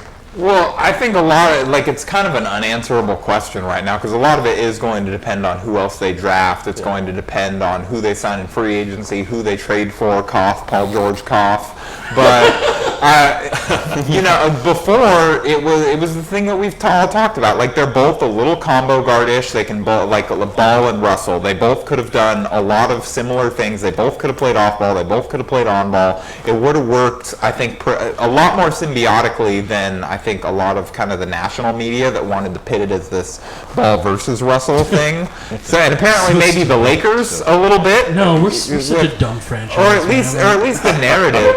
The Lakers weren't. By the way, TJ Leaf just went to Indiana, which should be rejoicing in most popular current pacer right now. Yes. Fix your pocket square, man. I think that's accurate. I think having D'Angelo on the team, kind of shores up Lonzo's bona fides. The synergy between them as a backcourt is. Pour one out for our lost homies. It was very intriguing. On the defensive end, I think a lot of national people had a lot of questions as to how that could really work. But I don't know. What do you think about this? We talked a little bit about this on our last podcast. Not having D'Angelo with Lonzo on the court. How can they really maximize Lonzo's strengths without a kind of ball handler, scorer, shooter like D'Angelo on the court? Can I really quickly, because there's highlights of TJ Leaf on the TV right now, but he shoots like Jimmy Chitwood. And also on the Lonzo Ball front, apparently in the Spectrum segment that they just showed of Rob Pelinka giving him his first call, letting him know that he was going to be on the Lakers, he said, "We like to make dreams come true around here." Except ours. Yeah. Laker Ball. Yeah. I literally make dreams come true. What did That's you what I'm dream gonna last say. night? He really is Chris Traeger. What did you dream If he last would have just night? said if he would have just thrown in a literally, that's a Chris Traeger from Parks and Rec quote. I will say if there was any big they could get, with a few exceptions, to make Lonzo's transition easier in the pick and roll, it's Brook Lopez, who's a pick and pop, pick and roll, post up threat. He's a terrific offensive big. Yes. He will make Lonzo's life way easier. Randall's too. If And Randall is Randall's still like, around. that's the underrated storyline. If they end up keeping Randall throughout this process, which I guess is not a definite, a guy who stretches the floor as a stretch five, who defends the rim and allows Randall to roll. This is a great fit. It sucks that we have him only for 1 year. It would be. I agree with Pete. It would be way easier. But I think if you were to get a guy, I think Best Lakers big man since when? Like who?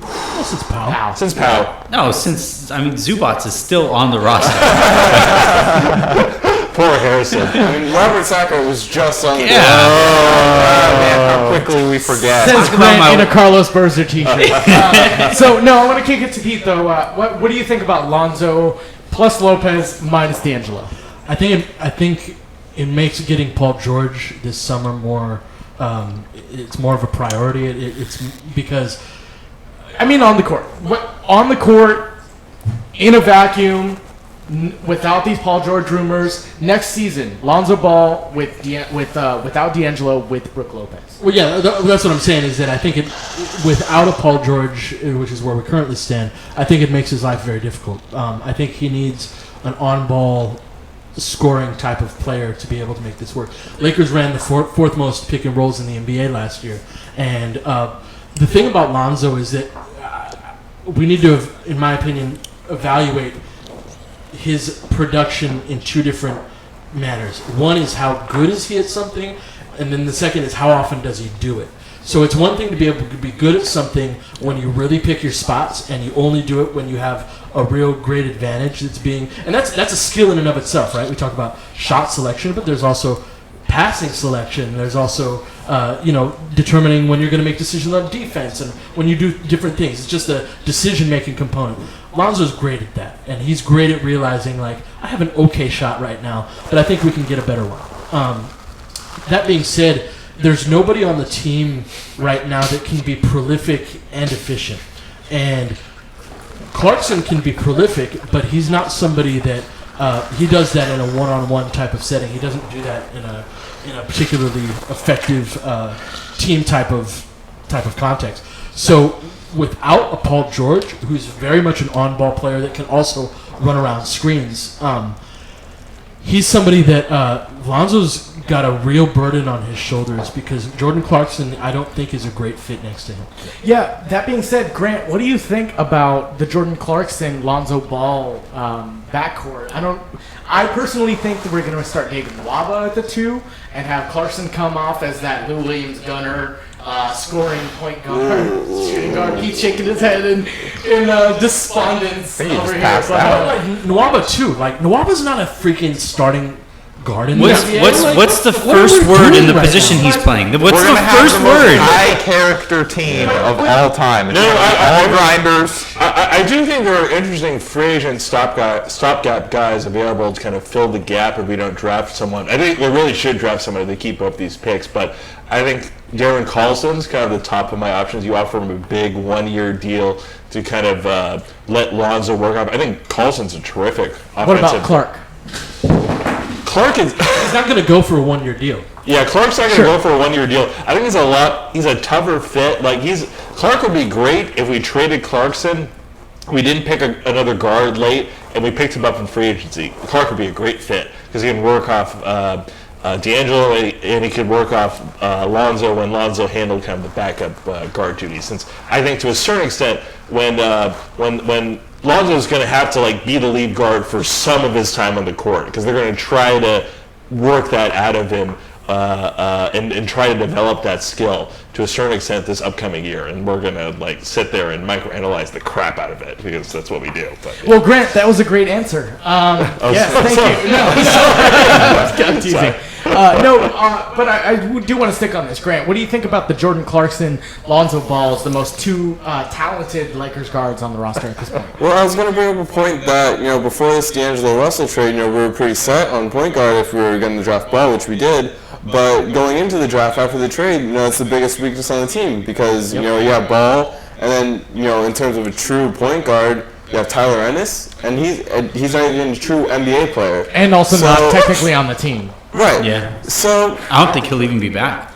Yeah. I would honestly prefer Julius Randle to handle the ball more than Jordan Clarkson because he's going to move the ball more. Sure. And Clarkson's, it's funny that Randle was described by a Dallas beat writer as a black hole on offense who just like swallows up the ball and it automatically goes to the other team. Was it Dwayne Weiss? Because he's not right about anything. Yeah, I think that was him. But in the half court, he's more right than in transition. Yeah. When Randall does had the tendency to put his head down and kind of misreads in the half court. But Clarkson's going to dribble the ball and look for the best shot for him, which is not the style of play you want with Lonzo Ball. You want to move the ball. You want to find the best shot. And going back to Randall and Brook Lopez, I think Brook Lopez opens up the floor so much that he doesn't have to drive into a crowd of bigs in the paint and do a spin and throw the ball up like we're used to seeing. So you're gonna have so much more space to operate and actually move the ball, which would benefit Randall. Besides transition, moving the ball. Lopez is the best shooter on the team right now, right? Yes. Percentage and 3-point makes. He's got what other type is there? Like, you either freaking make the shot or you don't. But Anthony, I kind of wanted to ask, this new Lakers offense, we're going to see a similar kind of version, I think, as to last year. But how has it changed with Lonzo at the point and Brook Lopez at the center? And I keep asking this question because I think it's really interesting. But, how does the Lakers offense change based on their new personnel? Well, based on their new personnel, again, we don't know their new personnel, first and foremost, right? But in terms of like what I would hope that they look to do is that they run a bunch of, like the horns or whatever it is, or a dual like top side pick and roll, where you double high, whatever it is, pick and roll, where you give, especially if you go around Randall and you make him crash to the basket, and then say you have Brook Lopez kind of come over the top and fill up top on a three. But again, like you have to, that's like the optimal scenario for that set to work out. And that's the bummer here, is that in order to make it work with Lonzo Ball, you now have to have the optimal setup against the optimal matchups and all these things. And this is all without taking into account this kid's going to be a rookie. Right. Like this is the worst he's ever going to be until his game starts to decline on the other half of his career. And the concern here is with losing, like everybody's concerned about losing D'Angelo Russell, the asset, but D'Angelo Russell, the player, he was their best player far and away. Far and away. Before they traded Lou Williams, he won. Or after they traded Lou Williams. Yeah. But even Lou, like he was good, but it wasn't. He was good, but it was a great in like his own counting stats kind of way. Whereas like I never felt like Lou Williams was going to make anybody else better on the court. Agreed. Whereas D'Angelo Russell was going to make it. Well, you have to pass the ball to do that. Yeah. In terms of talent and ability to improve the team, D'Angelo is far and away the best player. Yeah. And I know we said that we weren't going to harp on this trade too much, and we'll see. Like if the Lakers are able, like I heard Ben and Pete going back and forth about like options at 27 and 28, and to be quite frank, after hearing all of that, I was a little concerned about. Yeah, Giles proposed trade to 20 to the Kings. Yeah. But the concern here, or in terms of utilizing assets at this point, after hearing all of that about what they could do at 27 and 28, the Lakers have to move them. Like they have to, and that's the bummer here, is that they didn't have to do anything before that D'Angelo Russell trade. At this point, they've, like Harrison said earlier, not only run head first into a wall, but they are now bashing their head up against this corner. and it's just not a great situation to be in for a franchise, especially one that everybody across the league knows that they can take advantage of because they're so green. Yeah. So, Pete, I kind of want to switch gears here. How does this affect Brandon Ingram's outlook for next season? We saw him a lot kind of bringing the ball up, initiating the offense at some point last season. Do you think that still remains with Lonzo, or how does Lonzo affect Brandon Ingram's outlook for next year? And will he average 20 points a game? 22.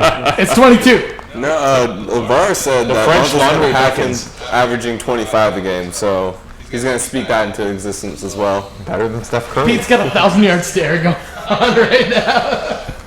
So, in terms of how Lonzo affects Ingram, I honestly don't think they're going to impact each other all that much either way. Not without that second scorer to help create. There's not right. That's the thing. Is like, so Ingram has been effective. His best opportunities have been the ability to drive to the basket. He was a top, I think, 15 guy after the All-Star break in terms of just how often he drove to the basket.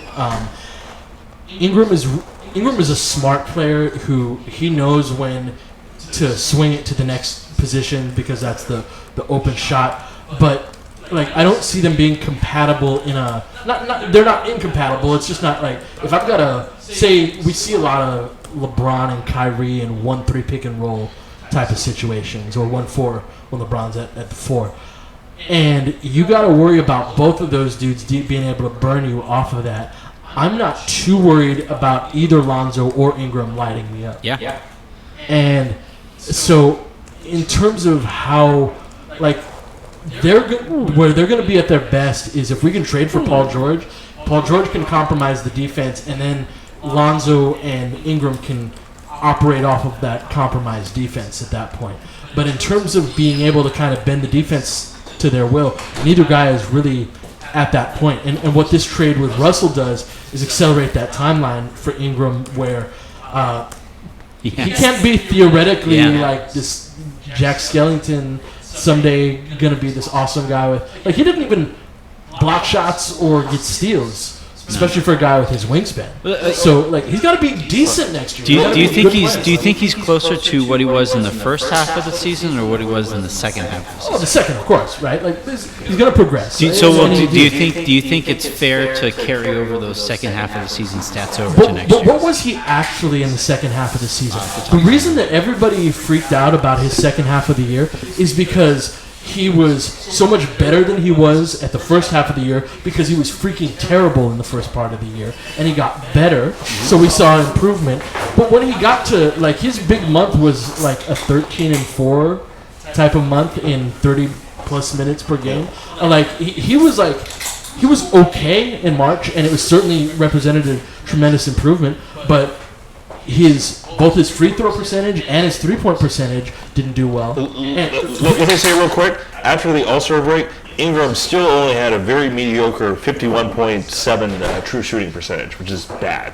Yeah. And so, like, how many guys in the league are effective offensive players that can't shoot threes and can't shoot free throws? Only the ones that have really, really good attitudes. Yeah, we bring up all of his numbers, but he's got one good attitude.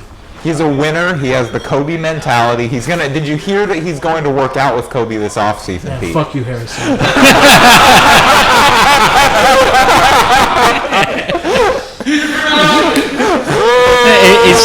I can't believe you would talk to your son like that. That could be our new sign-off. So the Thunder just took one of the guys off the board. I'm thankful the Lakers didn't have a chance to pick Terrence Ferguson, who is a huge, I think, project kind of guy. He went to Australia and lieu of going to Arizona. He had really awful numbers. I think he's really raw, and he has kind of a 3-and-D projected skill set, but he was only kind of good in spot opportunities. He had no ball skills in Australia, so I'm good that the Thunder took him off the board. Pete, I don't know if you have any sort of reaction to that. I was just going to say, Ben, is this prime OG territory? Yeah, move up for OG. It's not improbable at this point. Yeah, Brooklyn, really not. Brooklyn So at 22. Sexy blogger pick at this point? Yes, and Brooklyn just took Jared Allen, so OG Dream is alive. 23, I mean, 20. that seems maybe too much. 27 and 28 for 23. So Clarkson in 27. I know 23?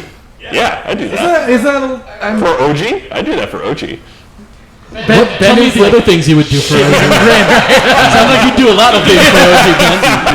Yes. No, but yeah, we're kind of getting closer to the Lakers picks. I still kind of want to talk about the Lakers projections and next year. Adam Silver is going to be announcing that at 21 they're going to be taking who, Ben? I'm sorry. Terrence Ferguson. Terrence Terrence Ferguson Ferguson. went overseas. Was supposed to go to Arizona. Right.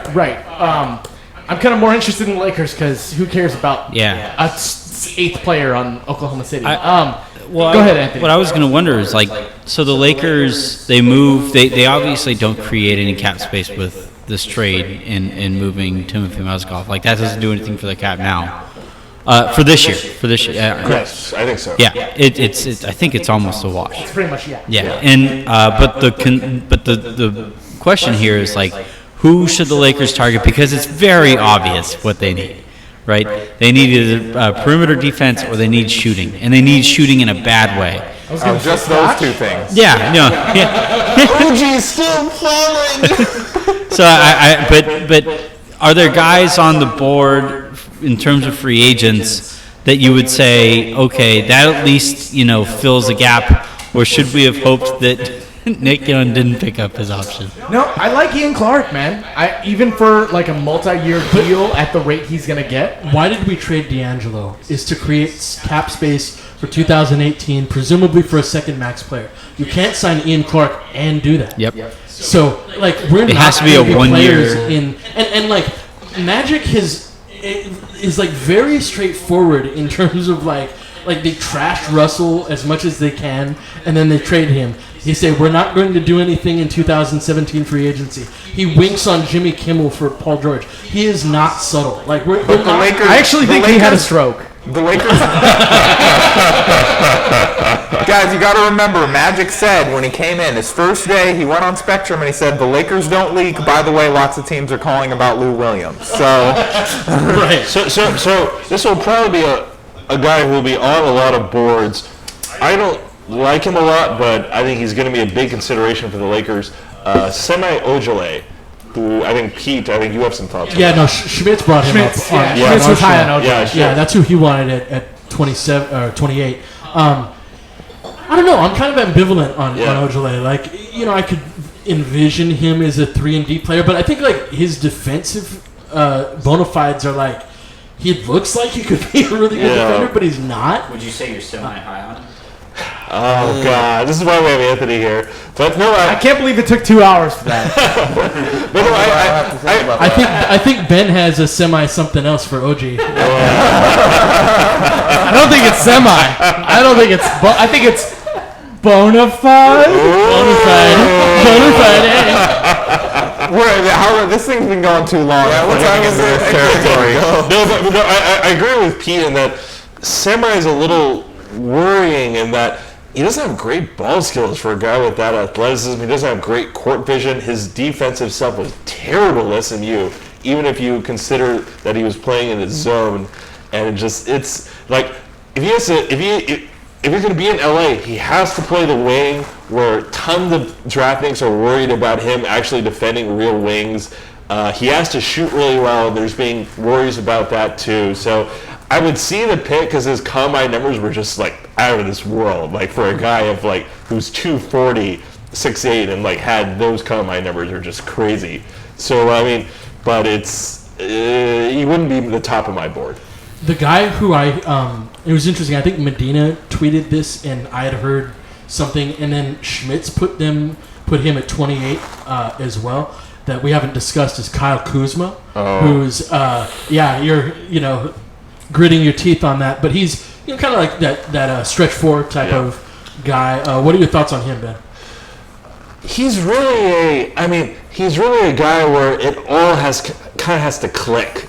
He's a bigger sum of his parts kind of guy. He was a shooter, but he wasn't that great of a shooter. He's slightly undersized for the 5. Sorry, not for the 5, for the 4. So he has to prove he's a real 4 and not a 3. So it's a weird kind of niche pick. I see why teams who had a need at the four would take him because you kind of hope it all works together in concert. And he was a very good college player, but he's a pure four, I think, at the next level. And those type of guys I've been kind of throwing off my board willy-nilly to the Lakers. Like, I threw Leaf off my board kind of willy-nilly for the same reason. So You're more of a, position matters to you more than... I think once we get this far in the draft, I think where guys have guaranteed contracts and they legitimately have to eke out roles really early in their careers to stick kind of long-term, I think you do need to establish some sort of niche kind of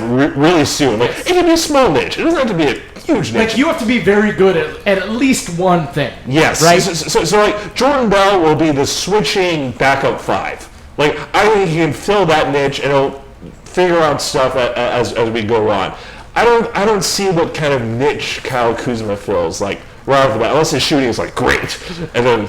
I hadn't really seen his name into the first round until the last week or so, which kind of makes me, not so confident in his abilities at that level of the draft process. I did watch the draft express strengths on him, and he shows some good strengths. But I don't know. I kind of want to move on. We got the Nets picking here at 22. Which Ben, who is that projected? Oh, that's Jared Allen, who Allen. we discussed earlier in the show.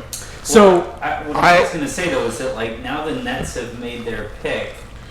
So technically speaking, shouldn't this thing have been announced? I'm telling you, they can't find Mozgov. Well, this is the 22 pick. Run away. Right, but they've made No, you're right.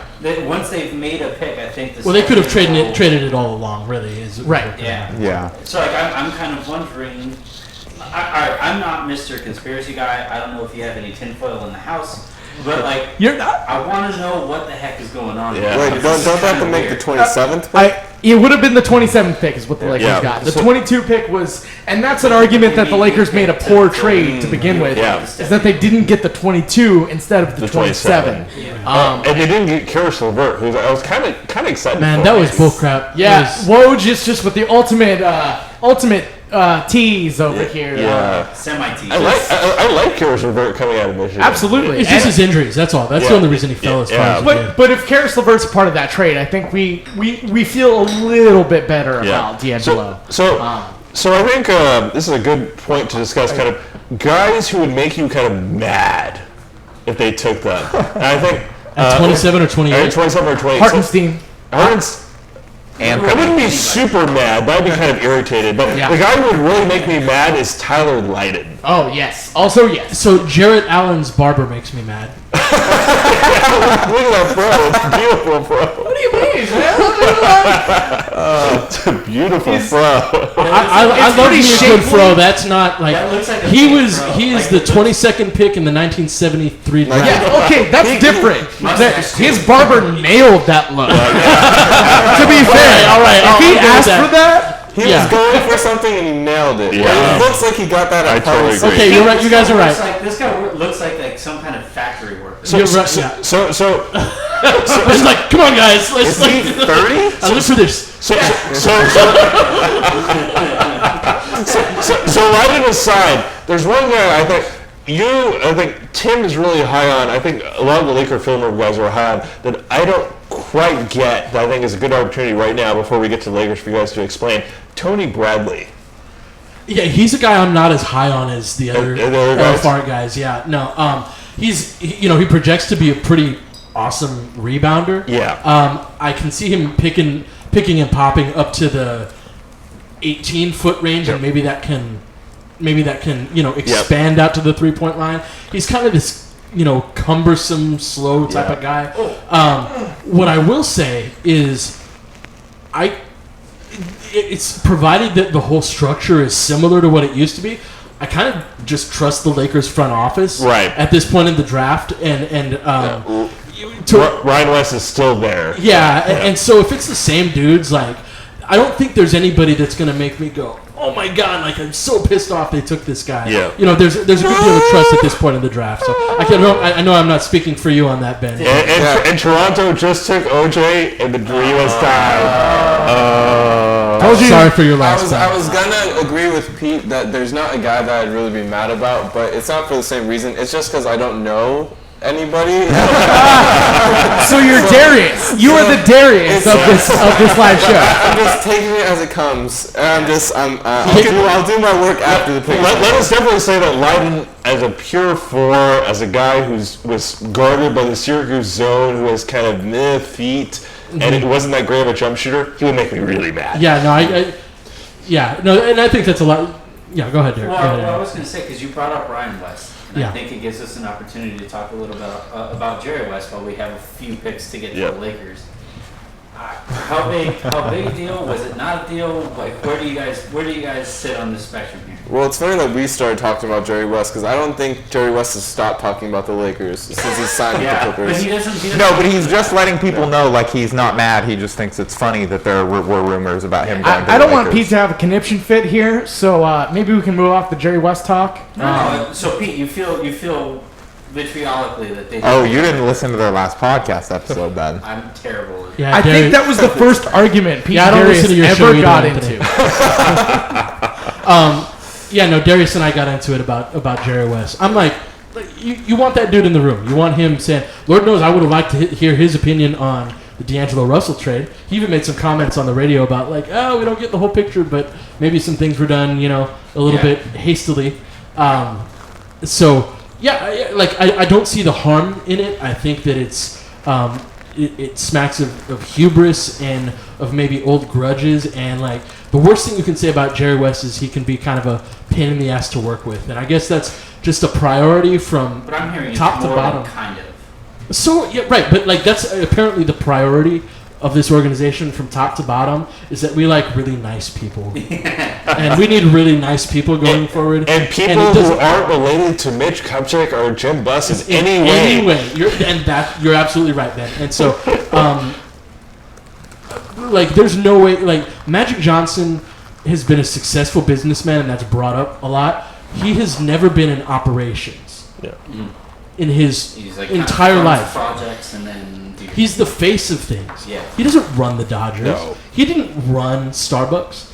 They put his name He on bought Starbucks. them. Fat Burger. He had people advise him to buy them. And he bought it, and like it was the type of thing that like Maybe you Magic could put Johnson- Magic as the front man, Yeah. and you can advertise as a.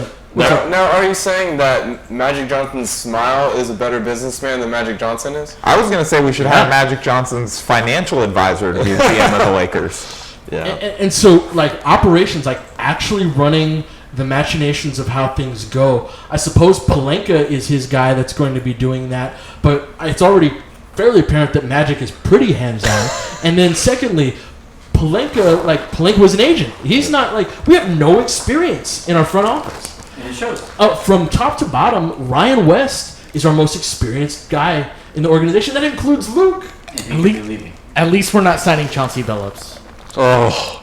Yeah, Well, there's that. Also, yes. What I was going to say though is, so I agree with everything that was said there, and you talked about like prior grudges and stuff like that. But we can't ignore how Jerry West left in part because he felt uncomfortable about Jeannie Buss and Phil Jackson's relationship. And like if I'm Jeannie Buss and I finally have a blank check to run this organization and hire around this organization as I possibly want, I can't necessarily blame her for not wanting to go in a direction with somebody who kind of sort of really positioned himself as like the reason they didn't stay together. And I think that's a fair kind of humanistic look. Yeah. And you have to humanize these people, right? Sure. They are still people. Right. So I think that's a wise way to look at why Jeannie might not be so inclined to bring in Jerry back into the fold. Whether or not that's a good decision is a different argument. Yeah, I think it, like both those things can be true is what I was going to say. Absolutely. Right. Like it can be a humanizing thing and it can make sense on a human level, but it can also be an immense risk in not getting this guy in the door, especially when you have such an inexperienced front office. So To go off topic for a second, Lonzo Ball was on a conference call with the Lakers, and they just hung up on him accidentally. so if you want a barometer of how the front office is What doing, happened with Jerry West in the building?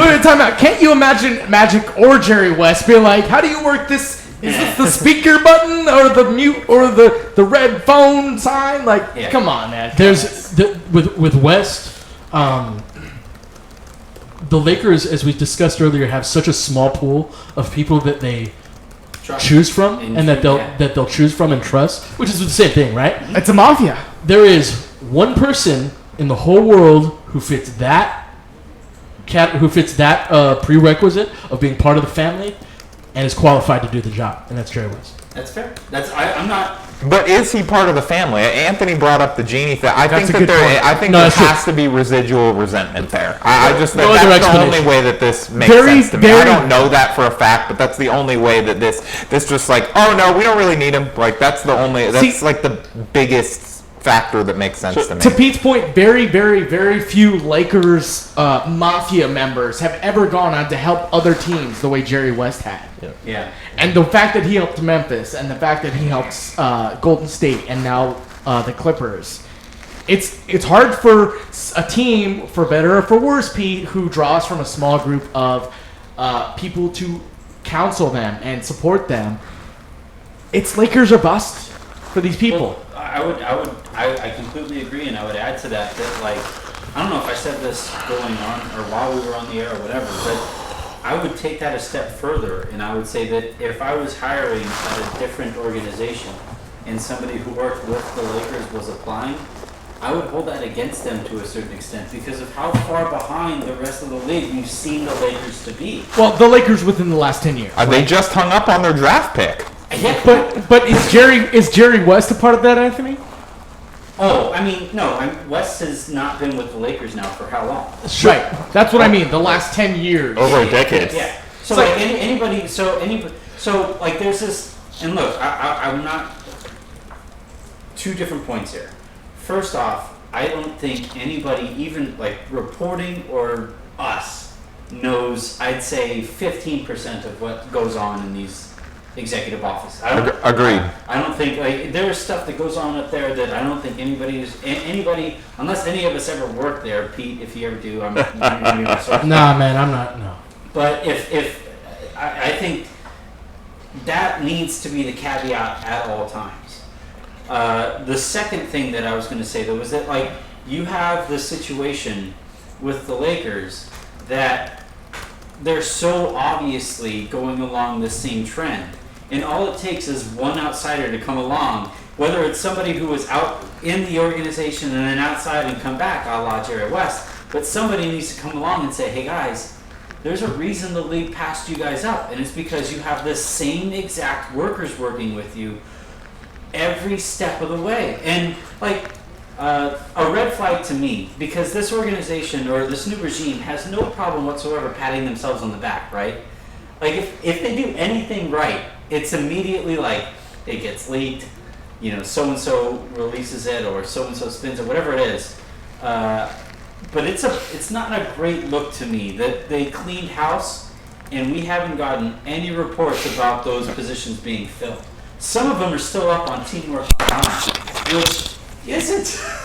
That's not great. It's not on ZipRecruiter? No, it's Harrison's position is, but not theirs. Hey now. Well, we can all As celebrate. Harrison looks up from his article that he's typing. Ben. We can all celebrate because the Nuggets just took Tyler Lydon 24th. So I'm very glad the Lakers could not select him. Ben never changed, dude. Amen. I'm sad Jerry was I'm here, so really we couldn't worried have what's that. going to happen if the Lakers make a pick Ben really likes, because you guys can't see this on video, so it's bad radio. But every time something happens that he likes, he's waving his arms out like this. And I'm sitting right next to him. He's going to, if they pick a guy that he likes at 27, I'm going to have to get tested for a concussion. then he You're gonna get Maslov. Yeah. Do you have glasses insurance? And the other thing too is that like for those who haven't met Ben is way bigger than most people think. Like Ben, how tall are you? Wait, Anthony, what kind of bigger? Come on now. Well, I will say this. Lakers Twitter is subdivided into the really tall people and the really short people. Yes. Also, yes. It's like somewhere in between. Because like I'm 5'10", and then Harrison is 6'3". You're about 6'2". Yeah, 6'2". 6'4". Okay, Ryan Kellepere was what? God. 6'4", 6'5". 6'4", yeah. And then like it's like Drew and I who are both like 5'10", and then Laker Film Room remains to not be claimed on either side. We do not claim I'm either. like William Wallace, baby. I'm 7 feet tall and shoot thunderbolts out of my ass, all right? Prove I'm not. Come at me, bro. So we're getting a little bit closer to the Lakers pick here at 27, theoretically. 27, Ben, with who's left on the board? I like Josh Hart. Who do you got, man? Josh Hart, Jordan Bell? I have Derek. My first choice would be Derek White. Okay. I really like him. I think if you pick one of Derek White or Jaroon Evans, kind of whichever guy kind of fits your fancy more. White's the more solid guy. Evans probably has the higher upside choice as a more dynamic guard. So I think you pick one of those guys for Lonzo to work off of. And then I think the next pick, you either pick the switchy big or you pick the wing defender, or you pick the wing defender. So the guy I've been really high on that I think is really underrated by the draft service has been Sindarius Thornwell, who, by the way, has an awesome name. Let's put that out there. And It's like a Game of Thrones level name. it's awesome. So a lot of people saw him for the first time when South Carolina made their big run in the tourney, and he is an awesome defensive wing. Just I think his lateral quickness is a little so-so, but he is incredibly strong. Like, he is Ron Artest strong. Are you sure he's not a power forward that we're hoping becomes a 2-guard in the NBA? Yeah, that's the big worry. Yeah. That's the big worry, because he played the 4 a lot from South Carolina. But I think he has sufficient quickness to guard wings at the NBA level.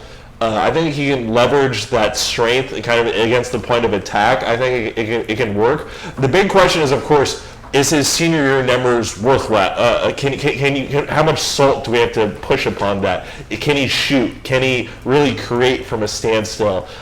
Is he as good of a distributor as we really saw? So that's a big question. Important update here. Mark Medina just tweeted out, Lonzo Ball said he talked to Kobe shortly after his UCLA season ended. Thank God. We have that behind us. Okay. I needed that information. All right. Okay, Ben, I asked Jerry this on Twitter last night, and I wanted to hear what you think. But if the Lakers pick a big at 27 or 28, would you be open to trading Tarek Black plus cash for a top 15 second-round pick? Yes. Do you think that is possible?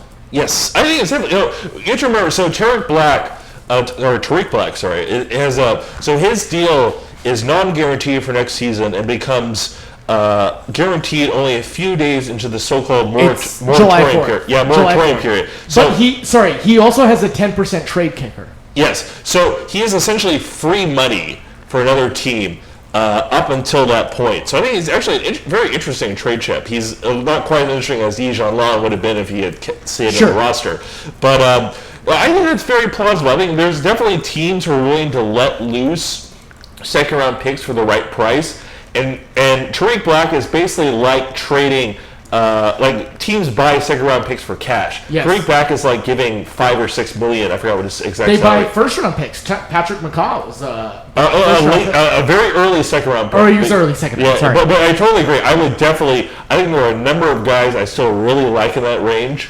I think Jonah Bolden. I think Jordan Bell might slip that far. Sure. There's a lot of guys I would definitely like. Like at this point, you're the lottery tickets. Right. It doesn't hurt. Like, why not take a shot at on that type of guy? And Pete, with the after the trade, even though we traded a center for a center, the Lakers are still going to have a logjam at the 5 position. You're going to want to play Julius Randle a little bit at 5 or Larry Nance, and then you're also going to want to play Brandon Ingram at the 4, but you're also going to have to play Luol Deng at the 4. How do the Lakers kind of get out of that logjam at 5 while still kind of having lottery tickets at those positions? You've got to flip those we need guards and wings. We're an overloaded roster in the front court, and I just feel like even philosophically we're so far away from even still being on the modern basketball type of track. Like, it's different. It's not so much that we're bad. It's that we're not even on the right track that concerns me from a roster construction standpoint. And to be fair, most of that falls on Mitch and Jim. That's as concerned as I am about Magic and Pelinka. Like, those are the guys that put this roster together that can't shoot. So, for me, I'd be fine with flipping Black, even though I like him as a player. And but at this point, on the roster construction, he's kind of the odd man out. Yeah, absolutely. I think ideally you've got two conventional fives in Lopez and Zubats, and then you're a small ball five in either Randall and Nance, playing that spot, and then that's really all you need in terms of filling out the roster. And so if Black's the odd man out, I'm fine with that. One thing I do want to bring up, though, that I think is worth noting is we're a couple picks away from the Laker pick. Trading for Paul George, if Indiana considers 27 and 28 to be significant assets in any way, becomes a lot more complicated if they don't agree to it before the pick. Yeah. Let me finish the thought real quick. Even, Ben has gone through all of these guys, and we've talked about some other guys. It's a point of the draft where it's not like it is up top where there's we know Lonzo is going up top. And, like there's 15 to 20 different guys that totally could be the 27th pick in this draft. And if we take two of them that Indiana is I guess, about, we've lost that value, and it becomes harder to complete this trade. So I interrupted because I wanted to ask, is there a certain pick, and this goes to Pete or Ben or anyone who thinks they know, is there a certain player who the Lakers would select at 27 that would signal that they would be trading that to Indiana? I have no idea. They're so far away from being a completed roster that... There's no kind of intuitive, I heard the top white guy's available. Now the line's on. They drafted Harrison, then That's right. Yeah, he's going to Indiana. Hey man, Sorry, Harrison. I'm not going to talk myself up too much, but I got good wingspan. Okay. Oh. So you hear that, ladies? What size are those strawberries? No, but I would say to the point that Pete just made, though, heading into tonight, there were two kind of top priorities, right? There were two top priorities. One, all right, draft Lonzo. Keep it simple, draft Lonzo. Second priority, all right, you guys probably should be able to get this Paul George trade done. And if these picks, 27 and 28, go by, and we walk away from this draft without Paul George, then, man, it's hard to say that this draft was a success. But you don't want to overpay for George either. You don't want to be the team who gave up Clarkson, Randall, and 2 first-round picks. But there's something to be said for even waiting until 2018, right? Now, that's a dangerous game to play, but I totally agree with going down that road if necessary. I just mean that I think it's a good sign that the Lakers aren't willing to go over their 27, 28, and Clarkson or Randall offer. I think that's a good sign that they aren't willing to overpay for Paul George. All I'm saying is that offer changes from Indiana's perspective after we make these picks if we haven't made that. That's why I was asking, is there a certain player that would be drafted? I don't think so, because it's such a this is such a whoever the team prefers. We have no idea. Part of it, for me, my 2 picks, if we're keeping these picks, that I would want Derek White and Jonah Bolden. Those would be my 2 picks. I think I'm at Derek White and Jordan Bell. I think I'm with Tom. What I was going to say, though, is that, to the point that you're making, if the Lakers make a couple picks that all of us say, okay, yeah, that's obviously the best player available, but they don't fit at all, right? Then, okay. Right. But who could that be on the current roster? What type of player? A center. If they took a center, a big center who can only play center, then I would say... there are a lot of those at this point in draft, too. And that's where I would say, okay, something might be going on here. But if they take any kind of shooter right now, that tells me that that's a pick for themselves. You know who's fallen that I didn't consider that I actually might... Who is a center, actually. I thought Anabogu would go by now. Because Philly has just traded for the Magic's pick right here, and they're picking Anžesniks. Oh, right, the Latvian kid. The Latvian kid, yeah. The guy from the Draft Express. So we're still going. The continent king? Yes, the continent kid.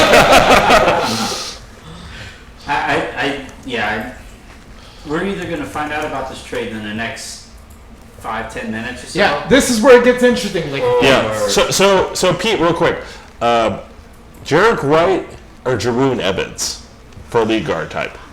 I like White because he's just like you said. He's solid across the board. He's a guy that he reminds me a lot of McCaw, Yeah. of Brogdon, and just this guy that's like, Evans. I'm a little concerned about his size and ability to finish around the rim. He's more of he was one of the higher assist guys in the NCAA. He's kind of more conventional straight ahead point guard, where like White can probably defend the 1 or 2 position. Like I just think. At this point, I want an NBA player. I want a Jordan Clarkson, a Larry Nance Jr. caliber player that is a guy that's going to stick in the league. And just from watching White, like he's just solid all the way around. He's never going to be a top guy, but for me, he's a tier above Evans for that reason. I think I agree with that. I think he has a much better chance. I think his median outcome in the league is much better than Evans, I think. And real quick, right for you. Swanigan just went to the Blazers here, so Wow. Lakers are on the clock. Wow. Okay, so Lakers are up. I don't believe the Lakers brought White in for a workout. No. But I'm not. Yeah, and I think that's significant considering they worked out like 100 dudes. So, so interesting. I can totally. Does it show? It says Brooklyn is still on the clock. No. The Blazers are on the clock. No. I'm For saying the next. 27 pick, Oh. they'll still show that. They'll still show that. Because it hasn't been made official. I think the dream is dead, Anthony. Russell's gone. I'm not He's letting gone, you go. baby. I'm not letting you go. He's gone. I Like can't do it's. it. If I was outside, I'd pour my beer out. Yeah. Well, let me flip Well, this. Tom's not let me around, flip. so if you want to do it, Just say it was Grant. Well, Pete. If you haven't touched the beer all Well, Pete, let me flip this for you. Would you be disappointed with an Evans pick over White? No. Yeah, I don't think so either. Yeah. Yeah, I think Evans is interesting in that if he figures out how to finish at the rim, I think he has a higher upside choice than White because he could then become a 3-level scorer. He's a little feisty defensively, and I think he could fit really well next to Lonzo as kind of pushing Lonzo off to the 2 guard. And I think at this point in the draft, he's probably one of the better upside options you can go for. I could definitely see that. I just for me, I like the guy that I know has that higher floor. That I'll be surprised if White is not a rotational player in the NBA. I totally agree with it. So I think White's the safer pick and Evans is the upside Yeah, pick. I'd agree with It's that, a yeah. fair way to go with. So, way more important question here. My favorite guy in NFL draft coverage is John Gruden. Who would be the NBA version of John Gruden? I'll tell you what, man. Yeah, I'll tell you what, man. The- This guy right here. Okay, every guy in this panel is complete trash except for Jay Bilas, who actually knows what he's talking about. Yeah. Do you think he ever gets a And hilariously definitely. wants to abolish the NCAA, Yeah. despite Yeah. covering it extensively. My favorite guy on the NBA draft would probably be Ben. Wow. Because with Gruden, he always picks the same. He's got my Gruden grinder guy. With the NBA coverage, who's somebody who always looks at the same kind of player, with all of his coverage. Doesn't use their brain, just pure Yeah. heart pick. So on ESPN, I think the most knowledgeable guys are Bilas and Fran Fraschilla are by far just destroy the rest of the field. Fraschilla especially, displays surprising knowledge of all the international prospects. He's really knowledgeable in that respect. And I think Wilbon and Jalen Hare are just utterly worthless. Why would I possibly care what Michael Wilbon has to say about basketball? Yeah. Rose, I get. I don't agree with him. I don't think he. And the thing that frustrates me about how this is covered is that a lot of these guys that have the background in the NBA, they really know what they're talking about. Yeah. Jeff Van Gundy is always the guy that sticks out to me. I totally agree. I own basketball videos by Jeff Van Gundy of him teaching pick and roll. And they're amazing. They're some of my favorite videos. He's super knowledgeable. And he comes on the air and he plays a character. And it's popular and it gets ratings and all that. But I don't watch basketball coverage. I have no idea who is the entertaining guy. I know I'm just this salty dude in general, but I don't give a shit about what Michael Wilbon has to say about basketball. Well, as a coach, you just watch the tape. Yeah. Well, after they bring on Adrian Wojnarowski and the rest of the vertical crew, hopefully Jonathan Givney is on the show next year. That'd be amazing. Give Mike a big Schmitz, give Mike Schmitz a pay raise, baby, and a bigger awesome. role. Absolutely, those are the people that I want. Like, Yeah. and Mike and I disagree on a lot of stuff, right? Absolutely. And like Mike puts in the time and the effort. Like, all I ask from these guys is to be informed. Yes. How many like I would totally disagree with you. Just like be informed. How many college basketball games did Michael Wilbon watch with an analytical eye? He doesn't care. Unless it was Northwestern this year, he didn't watch any. Oh, absolutely not. So They may as well have brought that kid on, that Northwestern kid was like, oh my God! You know, that gift kid, he's probably more knowledgeable about this stuff than Mike Wilbon. absolutely. So I think so. We've talked a lot about fit. So I think we agreed earlier in the show. Ike Anabugo would be kind of our BPA pick right here. We'd be. I'd agree with that. I'd agree with that. Yeah.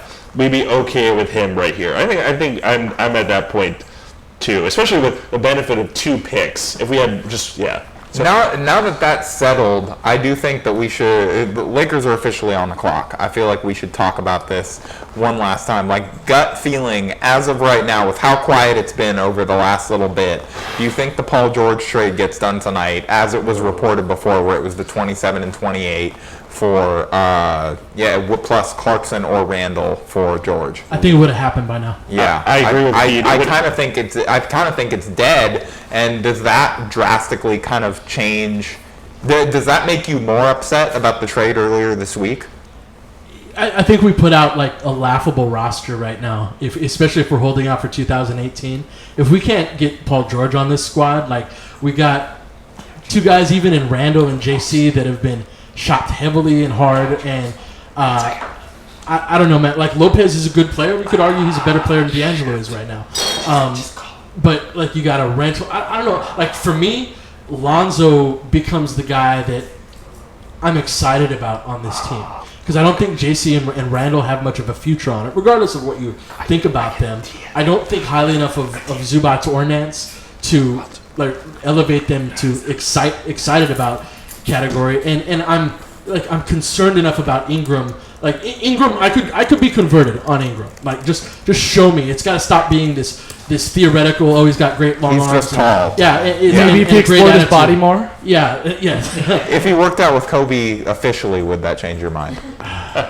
Okay, jokes aside, we got 27 going to the Nets. Technically, it's the Lakers on the clock right now. I do find it interesting Woj hasn't tweeted about, like, Pelinka has an audience with Woj, and Woj hasn't tweeted out what the Lakers are thinking about doing. And that's clear of the D'Angelo Russell trade, right? That wouldn't have been to Woj in years past with Mitch and Jim. Well, let me kill Anthony's dream and say that Mike Bresnahan says that the trade is about to become official for D'Angelo.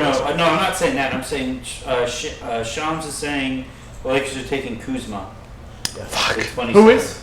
Kyle Kuzma, who I brought up earlier. Okay, so Ben, you just dropped an F-bomb. Why? I'm not big on. Why do you hate Kyle Kuzma? I'm not big on selecting a mono-positional 4 at this spot unless you're trading Larry Nance right now. Does that signal a Paul George trade? That might. It might not. It's speculation, but I think it's maybe a little bit. I don't think it indicates either way. I'd heard a couple things about them liking Kuzma. That's why I brought it up earlier in the show. And yeah, I think this is just a guy that the Lakers liked as a potential pick and pop type of 4. He could stretch the floor a bit. I'm glad he's a shooter. I understand why Ben has the reservations that he has, but if you're talking about like the type of player that he is, like if Kuzma works out, him and Lonzo have increased the shooting potential on this team in an area that's desperately lacking. Even understanding your reservations, Ben. I totally agree. I think he's an underrated playmaker. He's a really skilled guy for where he is. I would get why they'd like him, but I think this has to be in conjunction with a Nance or a Randall move to kind of make sense, because he really will get 0 playing time next year unless he can. Yeah. I think at this point you're just looking for NBA players, man. Like, even Clarkson was, he was on the bench and in the D League for much of his rookie year, and I think it's also pretty the apparent. whole first half. Yeah, absolutely, and it's I think it's also apparent that Randall and Nance are going, or at least one of them is being shopped, heavily independent of who we take. Adrian Wojnarowski is saying the Utah Jazz have a deal to acquire the Lakers' number 28 pick and will take UNC's Tony Bradley. Wow. Interesting. There's no report on the return? There's no report on the return. Not yet. Okay, I'm sure it'll he's come in probably the figuring next that few out. minutes. So Yeah. I'm not. Well, let me say real quick. The Lakers Summer League team with Ball, Nwaba, Ingram, Kuzma, and Zubac will be awesome. Yeah, that's a That's really what good we call. said last year. Which will be really, really good. And we'll be, to shamelessly plug, Laker Film Room will be going live for the Summer League after every day. Pete and I will be there. How many of you guys here are going to Summer League? I think everybody. I'm going there. I'm going. Yeah. Everyone here is going to Summer League. So Okay, hopefully- so 30 and 42 yeah, 30 for the and Lakers 30 for and 28. 42. I kind of like that. Yeah. I'm okay with that. I'm okay with that. that's like They I said, just moved down talking 2 like- spots, and they got that. And they got- and they that's a got good the trade extra right there. 42. It's a comparison to like the Tarek Black trade I was talking Yeah. about, right? Yeah, I am. Cover your eyes, gentlemen. So 42 is an interesting spot, since I think most of the guys we were talking about in the first round bubble are gone.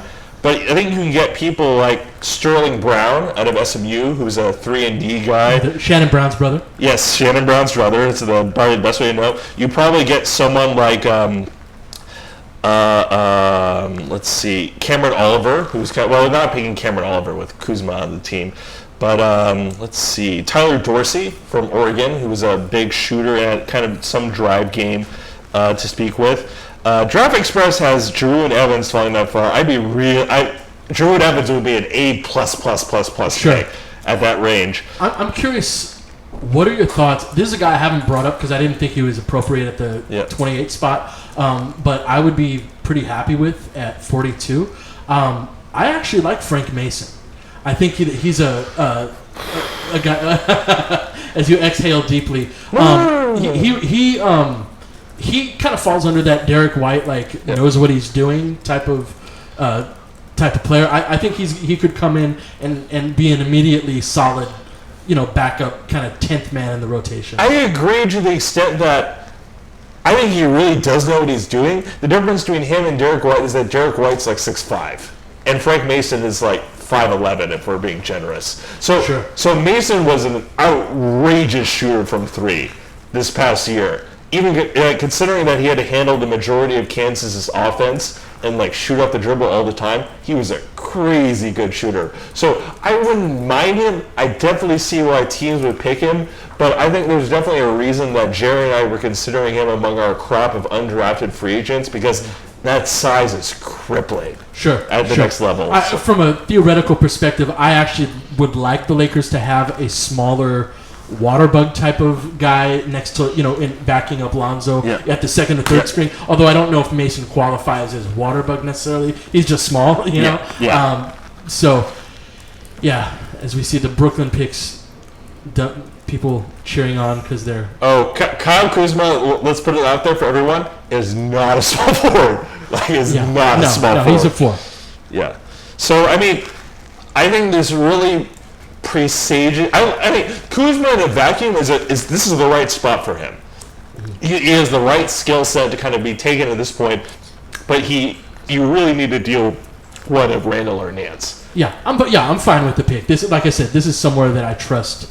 I trust the Laker scouting department, and this is who I expected them to take at this point. So our guy Tim Cranges Basketball tweeted, "Don't like Kuzma, slightly below average spot up, post up, bad rolling, 28th percentile jump shooting, 4 for 21 off the dribble, 17th percentile mid range." Wow. So I think I remember reading that the stretch for stuff was, he's a 30.2% career 3-point shooter. He was a 32.1% shooter his junior year, which is this past year. So, he was a good, solid player. Again, this isn't my top choice per se, but I definitely see why teams would like him, because he kind of brings a multitude of skills to the table, but it's just not my cup of tea in this range. Tom Penn coming on ESPN with the always coveted Lakers cap space option. we're watching with the sound up, so we can't hear what he's saying, but I'm sure Thank he's God. saying things. So apparently Kuzma is going at 27. Tony Bradley will go at 28 in a trade to the Brooklyn Nets. That's with Utah. Or with They traded Utah, excuse me, 28. for 30 and 42. So, Ben, at 30, who should the Lakers take? Oh, you kind of have to take the lead guard at this point. I mean, it's you've taken the big. So I mean, So Hart? yeah. So I wish Jerry was here. He and I would get into. I'm trying to get him on the phone. Would for the record. be going nuts at each other right now. But no, I think you take Derek White or Jaroon Evans. I think one of those guys will be available. I mean, they might both be taken right here, but I think they'll both be available. Or one of them will be available at 30. I think you take one of them to best complement Lonzo. So one thing that I think is worth noting from a team building perspective and getting a new regime in there, a trade like 28 for 30 and 42 gets them an opportunity to get just more of their guys onto the team. So, you know, that's I think we discount that too often, but I think, you know, there's a decent chance they walk away with Lonzo and Kuzma and a guy like Evans and I think it's going to be EK. Anabogu? You think so? I do. I'd be totally happy with that. I'd be thrilled At with 30, that. I think it'll be EK. I do wonder whether it's a pure BPA pick, but These guys are gone, Ben. Like if the D'Angelo Russell Yeah. trade didn't signify it enough, like these dudes, most of these dudes aren't coming back. yeah, but I mean, they sat there and like dropped platitudes upon the other They guys. made what they did. They Yeah. actually traded D'Angelo Russell. That's true. Like that's what they actually did. These cats are gone. Like Julius Randle, Jordan Clarkson. I think Ingram's the closest to it. Which, anyway. Yeah. So how much credit should we give the Lakers for giving up 28 for 30 and 42? I think that's a very good trade. Oh. Trading down 2 spots for another... No, but even going to last year, like this is like early second round, like relatively early second round picks are good picks. You're still getting I think you're still getting a good player in this draft. I think and in that's this a good- draft, especially. Yes, especially And they're so closely bunched together that like 30 and 42, the difference between that quality of pick is so small that give you 2 shots to find a good player right there. That's Can we great. just really quickly talk about the guard situation though? Like, I just tweeted this out a second ago. The Lakers guards right now are Lonzo Ball, Jordan Clarkson, David Nwaba, and David Nwaba was not a guard. I refuse to accept that. No, Like- I know, like, but I mean, just like, because well, his site, like he's the closest He's thing. 6'4", so he's a guard, Pete. Yeah, like he's the closest a thing center. He's the closest thing to a third guard as the Lakers currently have. And I mean, at least the modern NBA game hasn't moved towards a perimeter, right? Like this roster has been put together by a drunken sailor who happens to like big people. Yeah. It's not a good looking roster, and What kind of sail ship does Magic have? I'm not going there. A kind with the hole in the boat? But like they go Tony Bradley. No, That's going to Utah. Yeah, That But, pick's going to Utah. Like maybe they take Joan Evans, but now your guard rotation is made up of 2 rookies and Jordan Clarkson and a shooting guard who cannot shoot. Like this is And we're holding cap space for 2018 to get 2 max like, guys. Yeah. Like you gotta hope that you maybe get somebody to fill the gap with a 1-year deal. Do you give like a Sean Livingston a 1-year, $20 million deal? Oh my God. Nah. So But that's the prediction. so- well, I mean, So San Antonio just took Derek White, and I am very bad right now. I was just going to say, who is San Future Hall of Antonio going to take to make us all look bad? Why I feel love validated. how every year in the draft, whoever San Antonio drafts, it doesn't matter. Whoever Exactly. they draft at the end of first round, that was the best player in the first round. How did And everybody to be know? fair, we were talking Derek White, like both Ben and I. I were, like, know. Talking It about is Derek just White, a like, funny thing. But that's that why it happens makes every sense. year. Yeah. So Pete, are we all in for Jaroon Evans right now? No, I want Anabogu. You want any Bo? Oh, interesting. Arbogu Interesting. or Jordan Bell? Or can you get him at 42, you think, Ben? Ooh, who? Sorry. Jordan Bell at 42. I'd be sure if Jordan Bell is available at 42 and they manage to pick him, I will give Magic an Or- A+ for this draft. Or Jordan Bell or Josh Hart. I know you and Jerry are both pretty high on those guys. I like Josh Hart. I think he's a relatively solid guy. At 42, he's a terrific pick. Sure. I would, if Sindarius Thornwell's on the board at the same time, I will definitely prefer him. Okay. But I will understand Hart. I think it's a good pick. But and the Spurs are on the clock, yeah. But oh man, Derek White is such a good pick from the Spurs, though. It's just he pairs well with DeJounte Murray. He offers a great presence in the backcourt they didn't have because Parker's getting old and Ginobili's retiring. It's he's a really that's a really good situation for him too because he's not a break you down, athlete type of guy. He's a system type. So Jerry will be very happy because the Lakers are selecting Josh Hart number 30. All right, number 30. I'm okay with I don't that. hate it. I don't hate it. So Hart is like the master of all, is it the jack of all trades, master of none, sorry, type of pick. He just drafted Aziz Ansari. So I see why they would pick him. So I mean, his senior year, he literally had no flaws. Yeah. Like he's not a passer. He's a guard that doesn't pass the ball particularly well. That's a flaw. It's somewhat of a flaw. So it's interesting that his plus skill is rebounding, which is it's kind of interesting for a guard. But he handles well, he shoots well, he defends decently. I really disagree with Jerry that he's going to defend threes. I think he's more of a mono-positional defender at the 2. I agree. But I mean, he's a guy who wins. Like he's one of those super high intangible kind of guys. So character baby. So he's got the goodest guys on this He's team. the anti-Markel Fultz. He's got. I think Fultz isn't a bad character kind of kid. He wins. Markel Fultz literally did not win. I don't know if Fultz is a bad character guy or not a winner or whatever, but he does need to hire a new Instagram. My name is @Grant Goldberg. Yeah, just a minute. If you're looking to hire Markel, he Instagrammed earlier tonight. I'm excited to go to city name and interact with team name fans. No way. Yeah. Oh my God, that's amazing. And he's got that resting bitch face thing going on. That my girl, who I call Unicorn, is hanging out in the background. She calls him the grumpy cat of the NBA because if you look at him and he's totally got the grumpy cat face going on. But yeah, with Hart, he's definitely like that winner.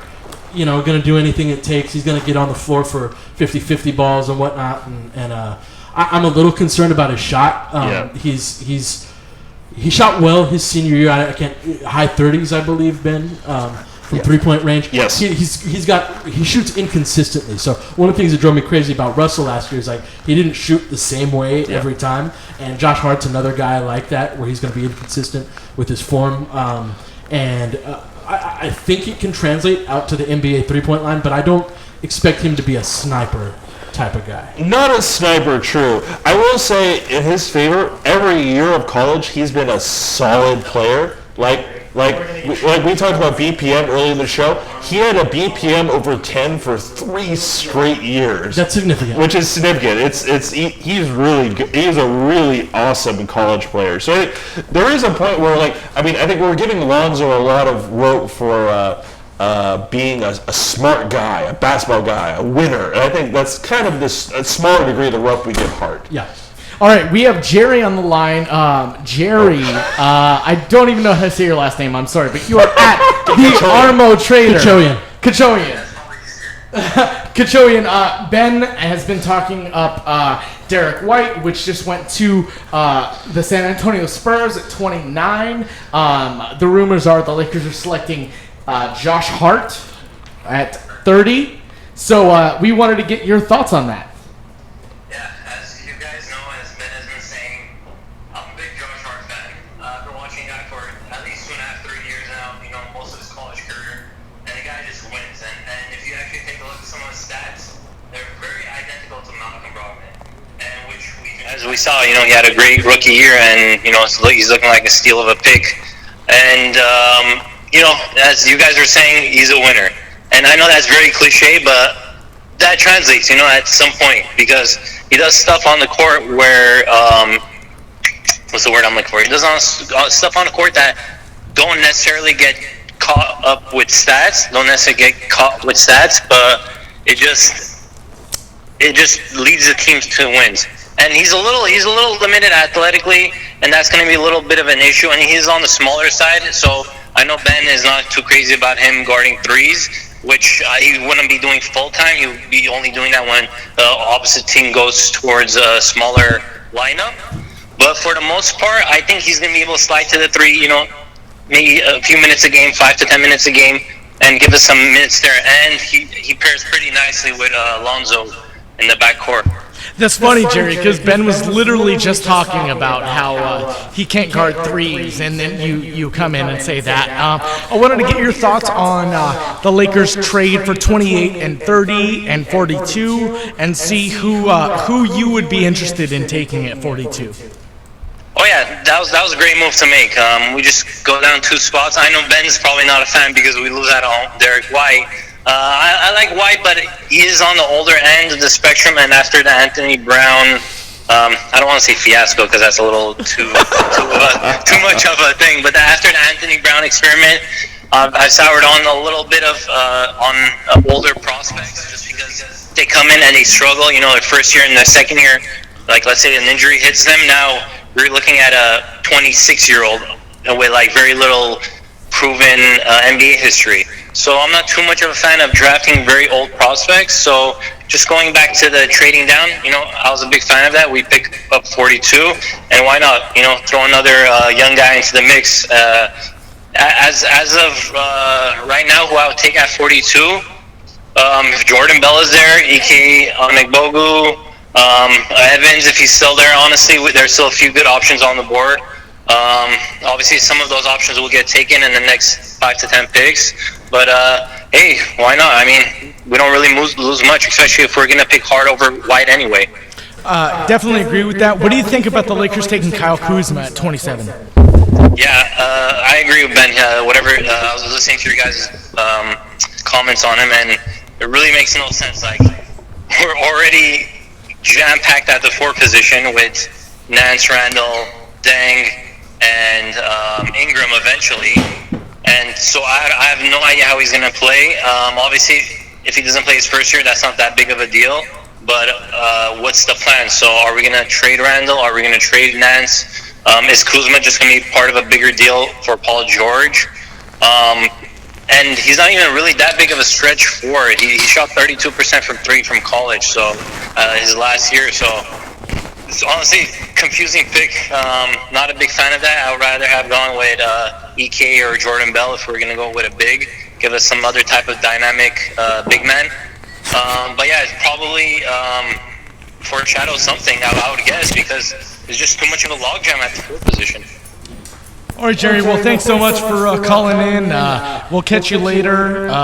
We're going to get back to the analysis, but we appreciate your late first-round analysis off of the Silver Screen and Rolls Ben and Jerry's Rookies and Screens segment of the podcast. Perfect. All right. Take care, guys. Thanks so much, Jerry. We'll talk to you later. Ooh. So let us say right now, the Lakers are going to be freaking awesome in summer league, like really, to destroy teams completely and utterly. No, I think Jerry and I have been discussing Sindarius Thornwell versus Josh Hart for months now, and I think I like Thornwell's plus defense possible tools a lot more than I like Hart's all around games. So I usually like this late in the draft. In general. Plus skills, at least one plus skill versus kind of an all-around game. But I mean, if you think that Hart's package translates, he's an extremely valuable role player. Yeah. So I mean, it really depends on that. There were 3 guys in this draft that kind of projected in that, like Malcolm Brogdon, McCaw, like hope I get this solid player, and that was White, Hart, and Thornwell were the 3. And that's the order that I prefer those guys. And so Josh Hart, is solid, similar to White in a bunch of areas. I have concerns with him as a passer. Yeah. He was a sub 3 assist guy for most of his college career. So. And he will miss reads, like he gets a little bit of tunnel vision. Yeah. And I think that in Luke's system, which I'm the more time goes by, I'm wondering if I made a mistake in kind of assuming that it was going to be a Warriors-esque type of system in the first place. I think you need guys at those spots that are able to make those reads a little bit better than Hart can. But if he can translate his spot-up shooting from the college level, he's play hard, high character guy. And the summer league team's going to be a lot of fun. So Pete, I wanted to play off of what you just said right there. Is that many people assumed that Luke Walton coming from Golden State was running a very similar Golden State system, but we've talked kind of over the season that the Lakers kind of run a mix of Golden State, kind of San Antonio offense. So what's the difference between those two? Well, I'm not even sure I would say that either. So, how would I articulate this? It's one thing to say we're going to play like Golden State or San Antonio, but there are a lot of steps in between that help you accomplish that. What I didn't like about the Lakers is that I thought their screening was very poor, and I think that that's something that you can teach even to young players, proper screening technique and how to use screens, and that to me is the foundational ingredient that everything else pivots around, and they didn't do that, and they didn't get much better at it as the season went on. The young players did not become better screeners, and that was not emphasized to the degree that I think it needed to be. What do you think was the issue there? Was that a coaching thing, or is that like a player thing? Because I noticed that too, and I was curious about it because they were all just really bad at screening. They didn't make contact. They were slipping it all the time. So at that point, like because they were all kind of slipping, and that was a thing. Like I figured it was an organizational thing, and they were being told to do that. That's something. It's something that I actually regret not asking Luke about during the season. Yeah, that's something that I do think that it was. Like when it's everybody, it's on the coaches, right? Like if you've got a young player or two that just isn't getting it or isn't doing it, that does it in practice but doesn't apply it in live game action, but your veterans all get it and they all do a good job of it. Like Mozgov was a good screener. I thought Zubats did a decent job. Was a solid screener as well. Tarek, and maybe that was it, right? Is that it was. Our fives really need to be good screeners, and that's where it was emphasized in a player development type of standpoint. But when it's as many guys on the team that couldn't set screens, that to me speaks very largely to an organizational and a coaching issue.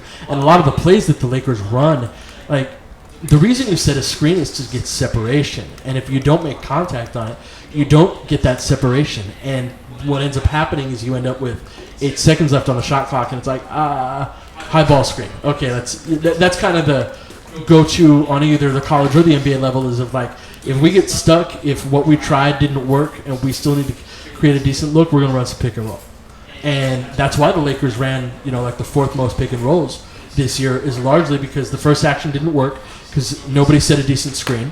And then when nobody set a decent screen, there wasn't separation created. When separation wasn't created, you had to try and create separation again off of the ball screen. And so it's one thing to say we're going to play like Golden State and San Antonio. It's quite another to do that without setting good screens.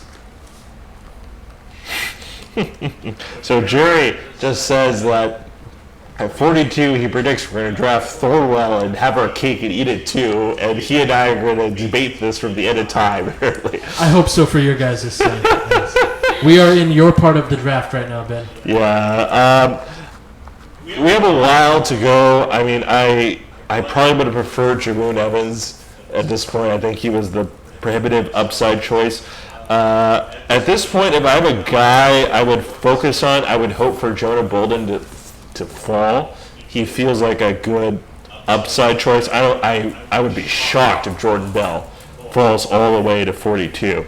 But at that point, is he this year's upshot at this point? Were there any character concerns? Oh, zero. He's a high. Is this all just about blowing the box out in a high-profile game? Would you argue that? Oh, Jordan Bolden's right. Besides De'Aaron Fox, would a player benefit from his tournament performance more than Jordan Bell?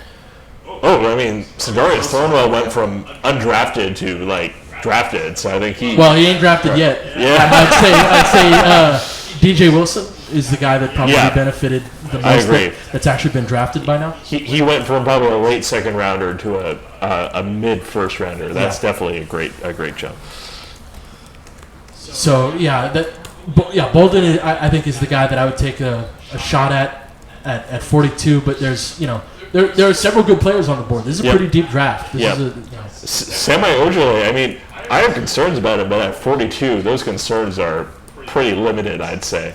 Yeah, so I mean, we have a while to go. I mean, the second round picks should be. I mean, Woj is sleeping apparently, but one guy I was just about to talk with, Shams Charania, just announced that Frank Jackson is going 31. Who's another guy I was kind of interested in as a really high athletic guy at the point of attack. He didn't really bring that into production at Duke, but at this point in the draft, you either go hard for tools, you go hard for production, you pick one of those. He was highly rated coming out of high school as well, and didn't quite put it together on at Duke. But so how does the guard rotation work now with Hart in the fold along with Lonzo and JC?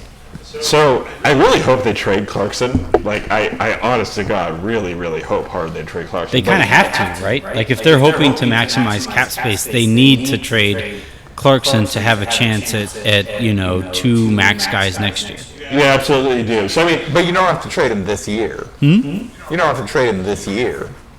Based on based on this offseason, that's It's a fair point. Maybe they'll attach Ingram to move his contract. So you still need the lead guard guy or the guy who's going to create next to Lonzo. That's not Clarkson, as we've discussed ad nauseum here on several occasions. Hart's kind of like Hart fits actually really well next to Lonzo. I mean, he's a hard-working guy. He'll get open when you run him on floppy plays. He'll get open when you on spot-up opportunities. He'll work really hard as a secondary creator.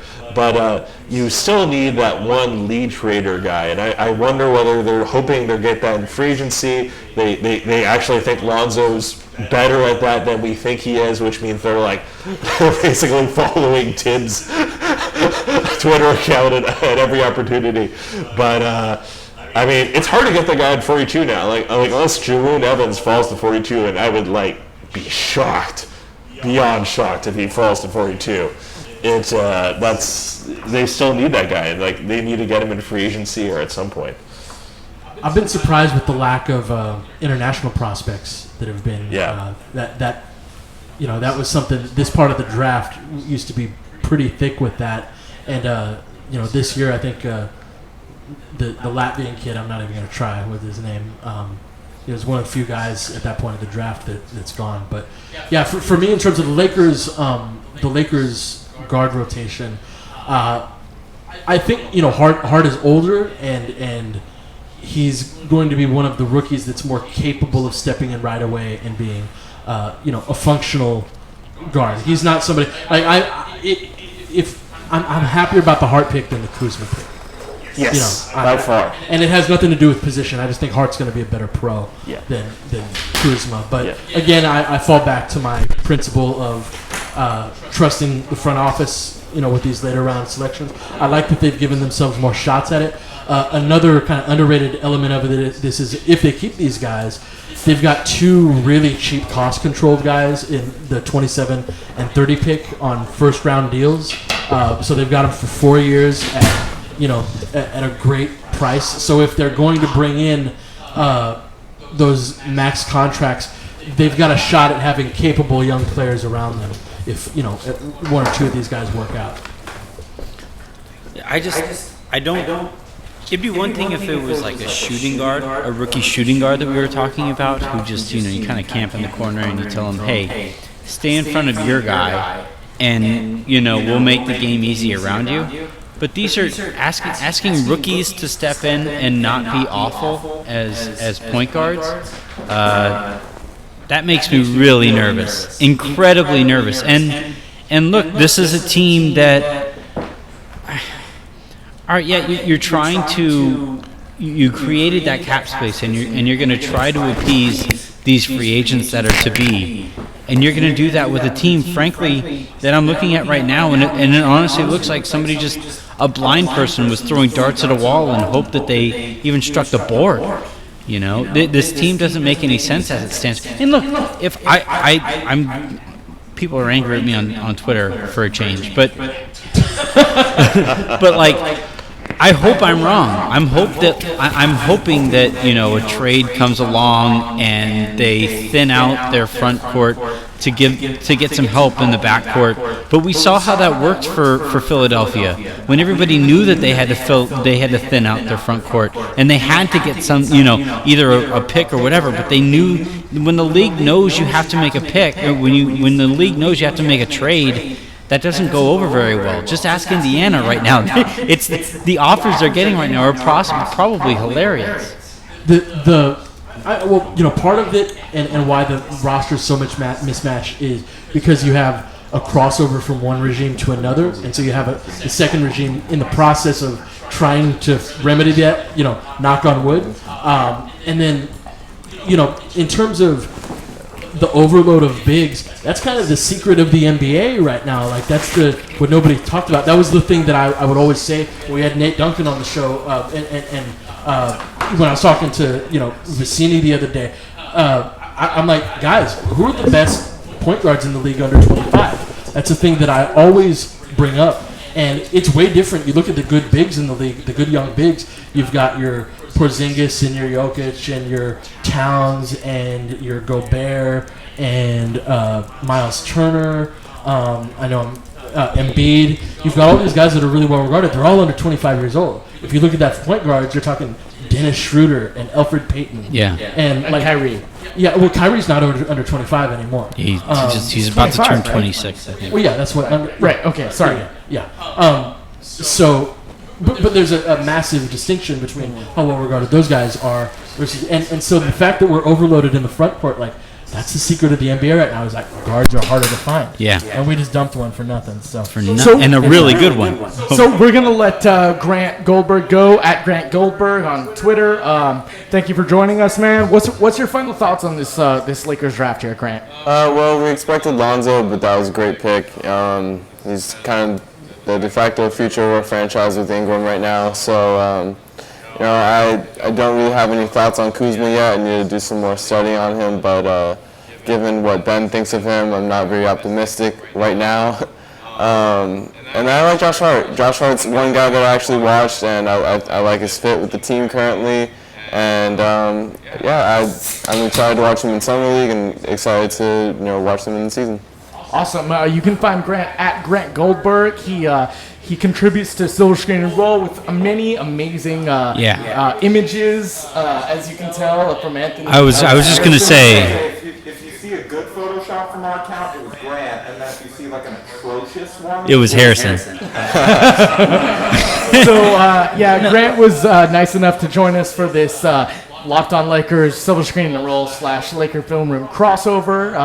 Anthony, you have any parting thoughts for Grant? Well, what I was going to say was that I think, aside from Lonzo, because Lonzo was the obvious pick, but between the Lakers and Silver Screen and Roll in terms of who made the best young additions, I don't think it's even particularly easily Grant close. Goldberg. Yeah, no worries. But no pressure, because none of us The analogy here would be like if Harrison and Drew and I brought on Grant, who had never worked with Photoshop before in a professional setting, and neither Drew, Harrison, or I had done that either.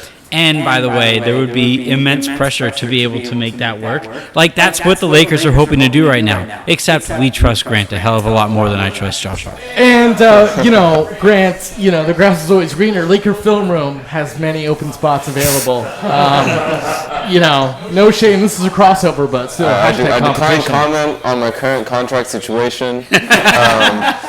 Are we tampering right now? Like, I'm like winking. You can't see me, but I'm like, Grant, we need images. He's winking. I'm having a stroke. I'm going to go the opposite of Paul George on Kimmel. I'm going to go Jimmy Butler on Kimmel, which is kind of ironic because he was the one that was traded.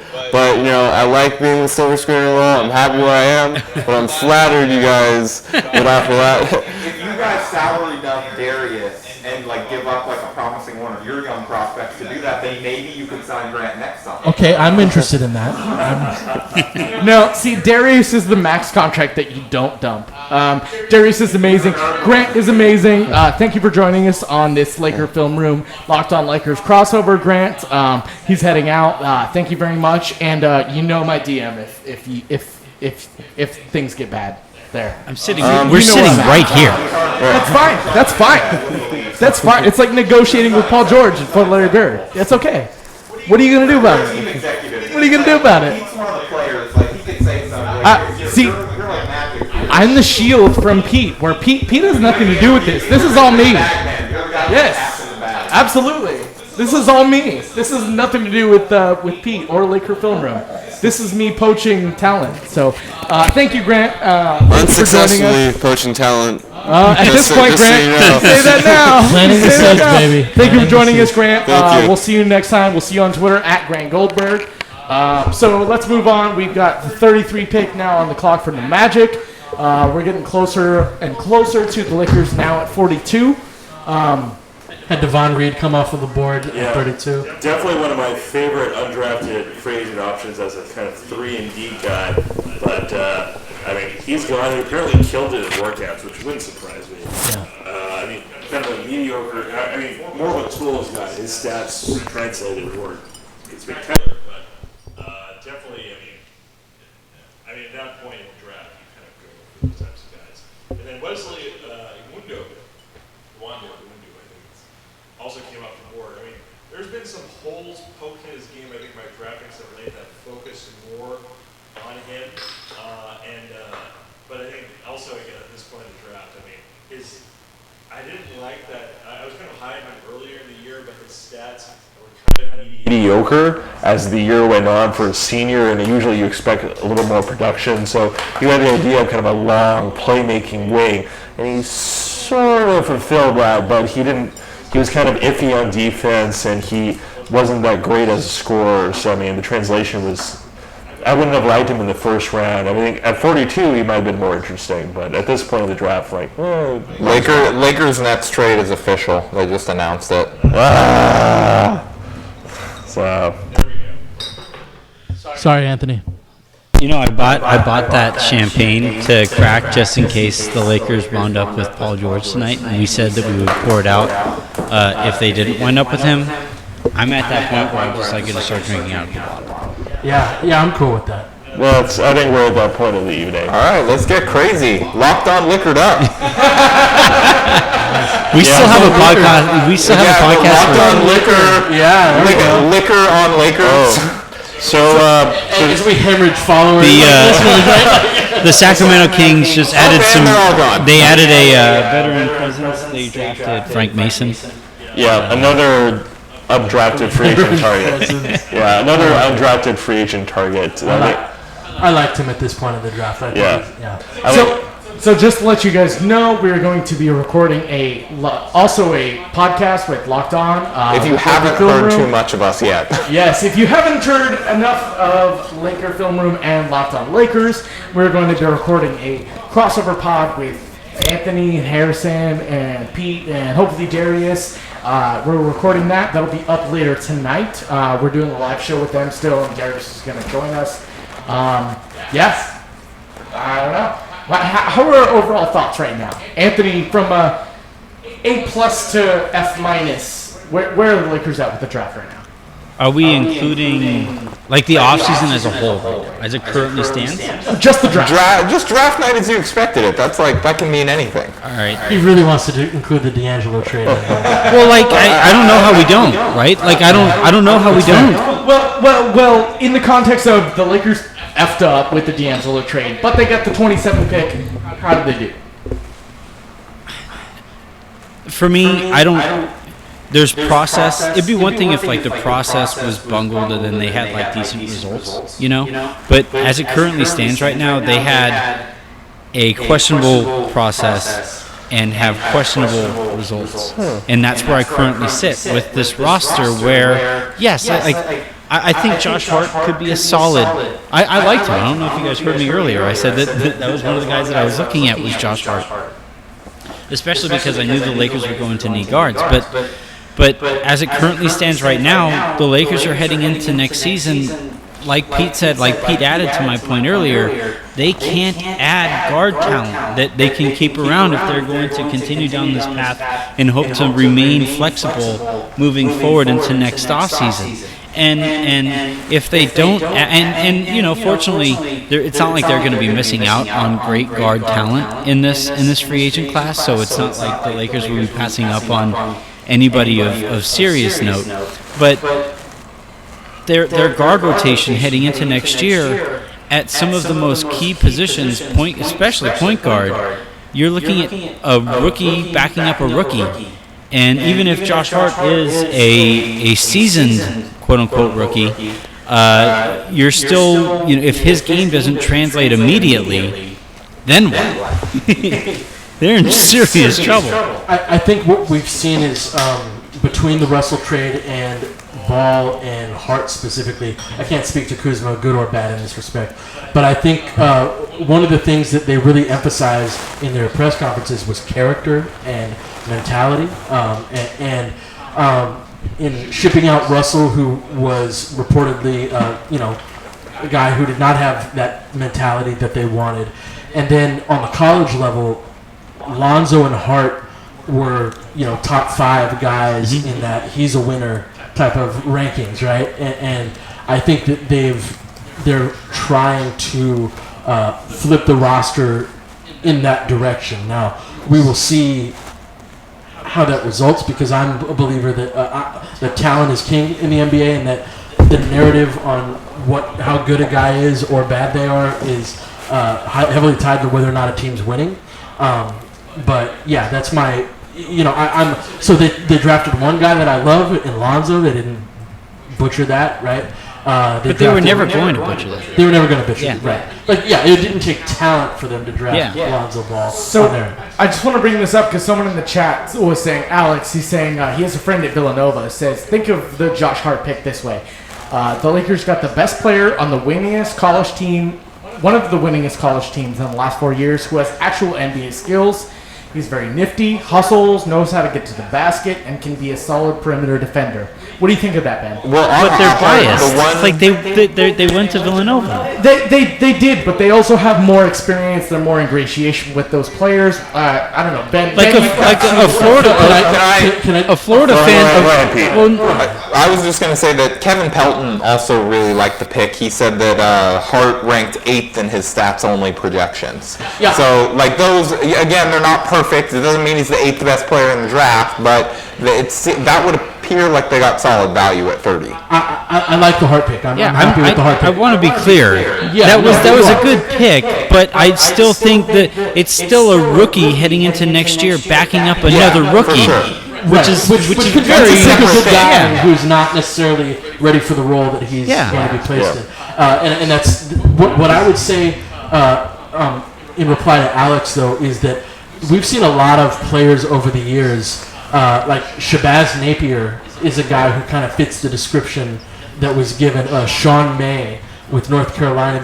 We've seen a lot of guys that have been really good on the collegiate level, that have been winners, that have had NBA skills. It just doesn't translate. Now, that's not to say that Josh Hart is going to be one of those guys, but strictly him being the best player on one of the best teams over the course of a 4-year career, it doesn't always translate. We've seen that historically. Like, ask a Florida fan who thought Tim Tebow was going to be the next great thing in the NFL, right? Like, he was a winner, and he's high quality. Tim Tebow was a Heisman Trophy winner.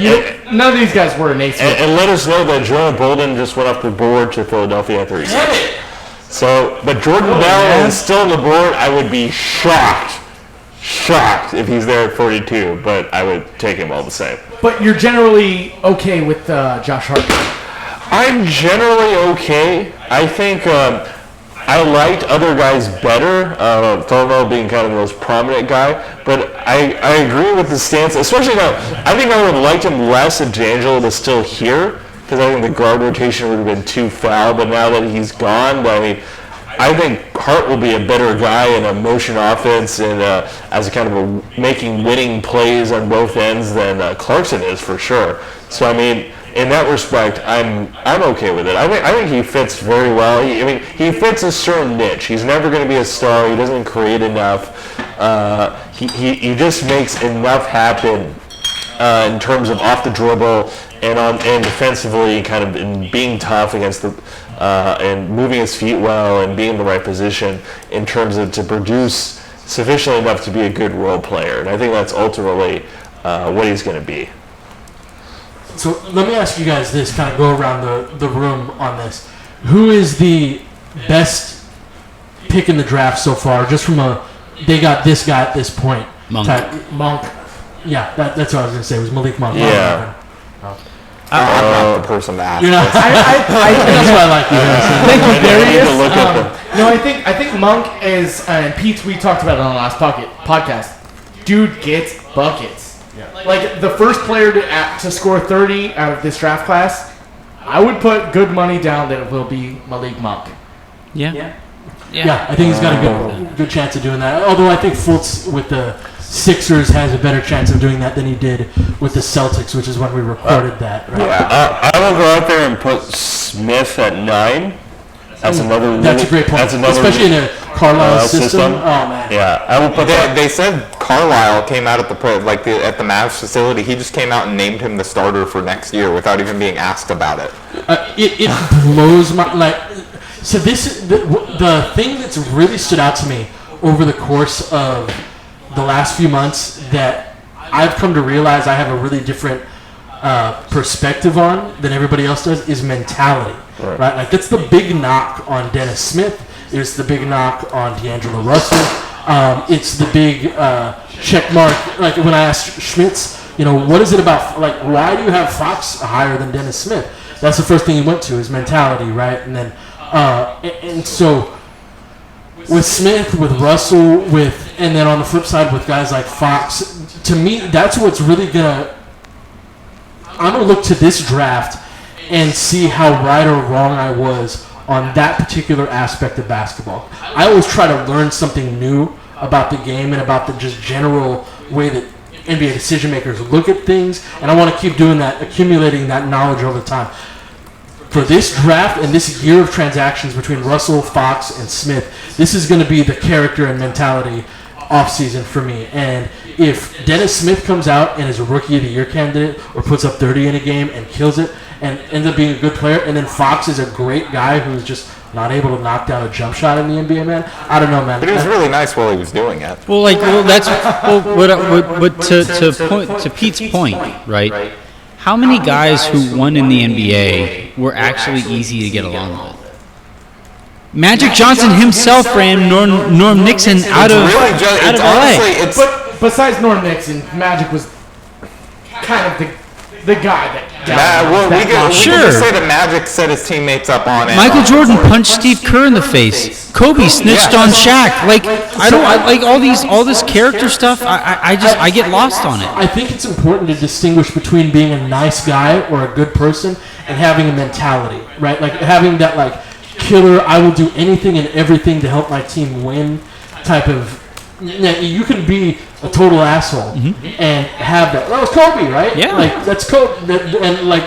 But many of the guys that you're referring to kind of had that I will, and that's why they're punching teammates in the face, right? It's because they had that underlying it. So I think it's important to make that decision. But that distinction that you're talking about is hugely tied to results. That if Kobe never wins, he's seen as this selfish loser who never figured it out. But Kobe wins 5 titles, and therefore Laker fans out there are abiding by this mythology that was created by results. No, you can be a psychopath, but you just have to be really good. But you better win too. Yeah. Like not only you better be really good, but you'd better win. And so much of winning has very little to do with some of these guys' situations. Are those guys winning because they're in part because they are psychopaths? correlation, not causation. I don't think so. Yeah. I don't think so. So let me note that the Celtics just took Semi Ojeleye at 37. I was kind of hoping he'd be at 42 instead of Bell. He's such a Danny Ainge pick. Yeah. So I mean, it's a wing that. so let me. So I'm using ESPN's board just for the sake of convenience here. So Ike Anbugo is still on the board. Ike Anbugo, sorry, is still on the board. Jordan Bell is still on the board. Isaiah Hartenstein is still on the board. Tindarius Thornwell. Tindarius Thornwell is still on the board. Jaroon Evans is still on the board. He's the best player available right now, right? Jawan. Japanese. I'd probably say like Jawan or whatever. But I wanted to get back to the conversation we were just having a second ago, because I also think, too, not only is it tied to winning, how we define or how we describe the attitudes that go along with these guys' character, but it's also like, I would imagine Magic and Rob would have a lot easier time dealing with D'Angelo Russell being tough to deal with behind the scenes if they made that pick. And that's the annoying thing, is that this incredible double standard that happened while Russell was there. Remember, Byron used to all the time dish on Russell's defense, while Kobe would literally stand in the key for entire possessions at a time. To be fair, Kobe couldn't move. Yeah, the NBA is so different now as far as how Kobe operated. Like, I think Kobe was the last superstar to leave the league with Kobe and Duncan and Garnett all at the same time, which #RIP my childhood. You know, the NBA has changed so much, but at the same time that those guys left the league, that Kobe's mid-range jumpers, I think Tim Cran just make basketball would just like have a conniption fit, just, you know, rationing out the points per possession. Is that an efficient shot? Like, you took a terrible contested shot. Like, yeah, he's Kobe. Watch the 2010 NBA Finals and tell me that's a bad points per possession shot. No, but that's a style of play. That's an era of play. What I'm saying is, like, I'd like somebody to ask, like anybody, if there's a beat reporter listening right now, please, dear God, point out something that actually happened on the court that D'Angelo Russell created a problem with. Because I never saw it. And I would go so far as to say, is like, because I saw the Kamenetsky brothers the other day on Twitter too. They never saw anything like that. And if you're talking about stuff that happened behind the scenes, that can very easily be the front office leaking something to explain a mistake after having made it. Well, and that's the thing is, right, is the narrative that we get, it's a one-way narrative. We don't get both sides of the story. Especially not when the player involved doesn't like talking to the media. Right. Like if this was Kobe, you'd be getting Kobe's side of the story through alternate reporters. But if this is Russell, and he was not a fan of talking to the media, for better or worse. I want to pull that out of you a little bit more, because you're the guy that is in the locker room, and I understand that you have, you cannot get totally into it. But what is your, Harrison? What is your perspective on the relationship that Russell had with the media, how important it was? Just what's your first-hand experience with just how that whole dynamic played out? I mean, I am fairly certain that Russell did himself no favors by being, and it wasn't just the local media, it was national guys when they came in, it was anyone. When people came in to talk to Russell, he would answer questions, he would do like all of his like mandatory eligibility or availability, sorry, it's been a long day. He would do all of his mandatory availability, but it was very clear, and he was making it. Making no secret that he did not enjoy it and that he did not want to be doing it. Harrison, do you think that trickles down to the Lakers roster as a whole? No, he's not willing to he's not as there as far as being in the Lakers organization. Let me quickly interject that Golden State just traded for 38. It took Jordan Bell, and that is such a ridiculously good fit. It burns. It's like your reaction. I was like looking at tweets that come like, did they just trade for Paul George? It's like taking McCall last year. It burns. So while we collectively vomit, Harrison, what do you think about that? Like, does that not Jordan Bell? Not Jordan Bell. I was like, oh god. No. We're gonna collectively vomit as Harrison answers the question that does D'Angelo being not as open to the media affect the way the rest of the Lakers view him? Like his teammates? Sure.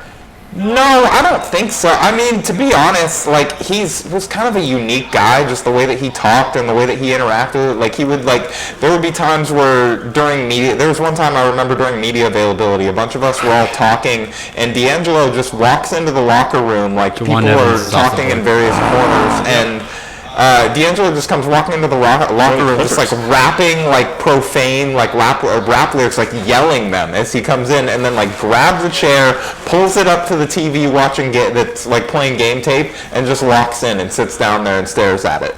And it was just really, everybody looks over, like Lakers PR looked like they were about to have a panic attack, and then it was just like that. He's just like a unique guy, but to be honest, I don't know everything. You know, we see these guys, Pete mentioned it, and Anthony mentioned it, that we only know the better, most plugged-in media person knows like 15% of what's going on with the team, so I probably know like 3. Well, I just asked Harrison because you've been in the Lakers locker room exponentially more than any of us in this room.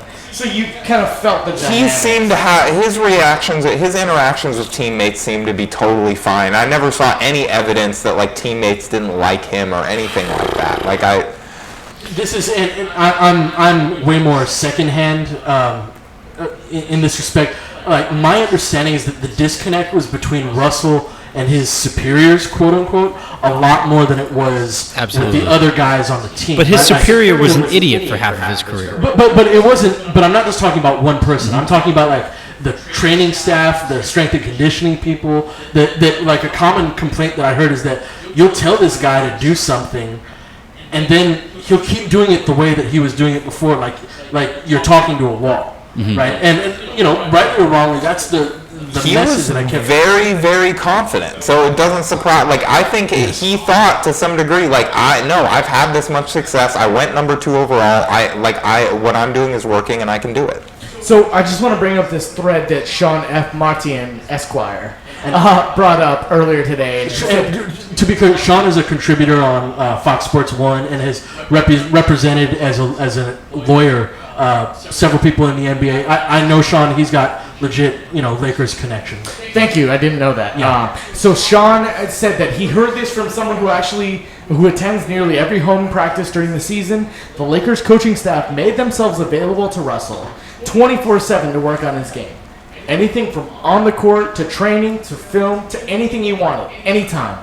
They made a greater effort with Russ than they did with any other player.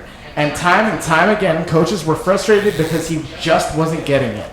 They felt they could not get through to him mentally. All the frustration from the coaches led to Russell's benching for a period of time, which led to the D'Angelo Russell rant from Pete.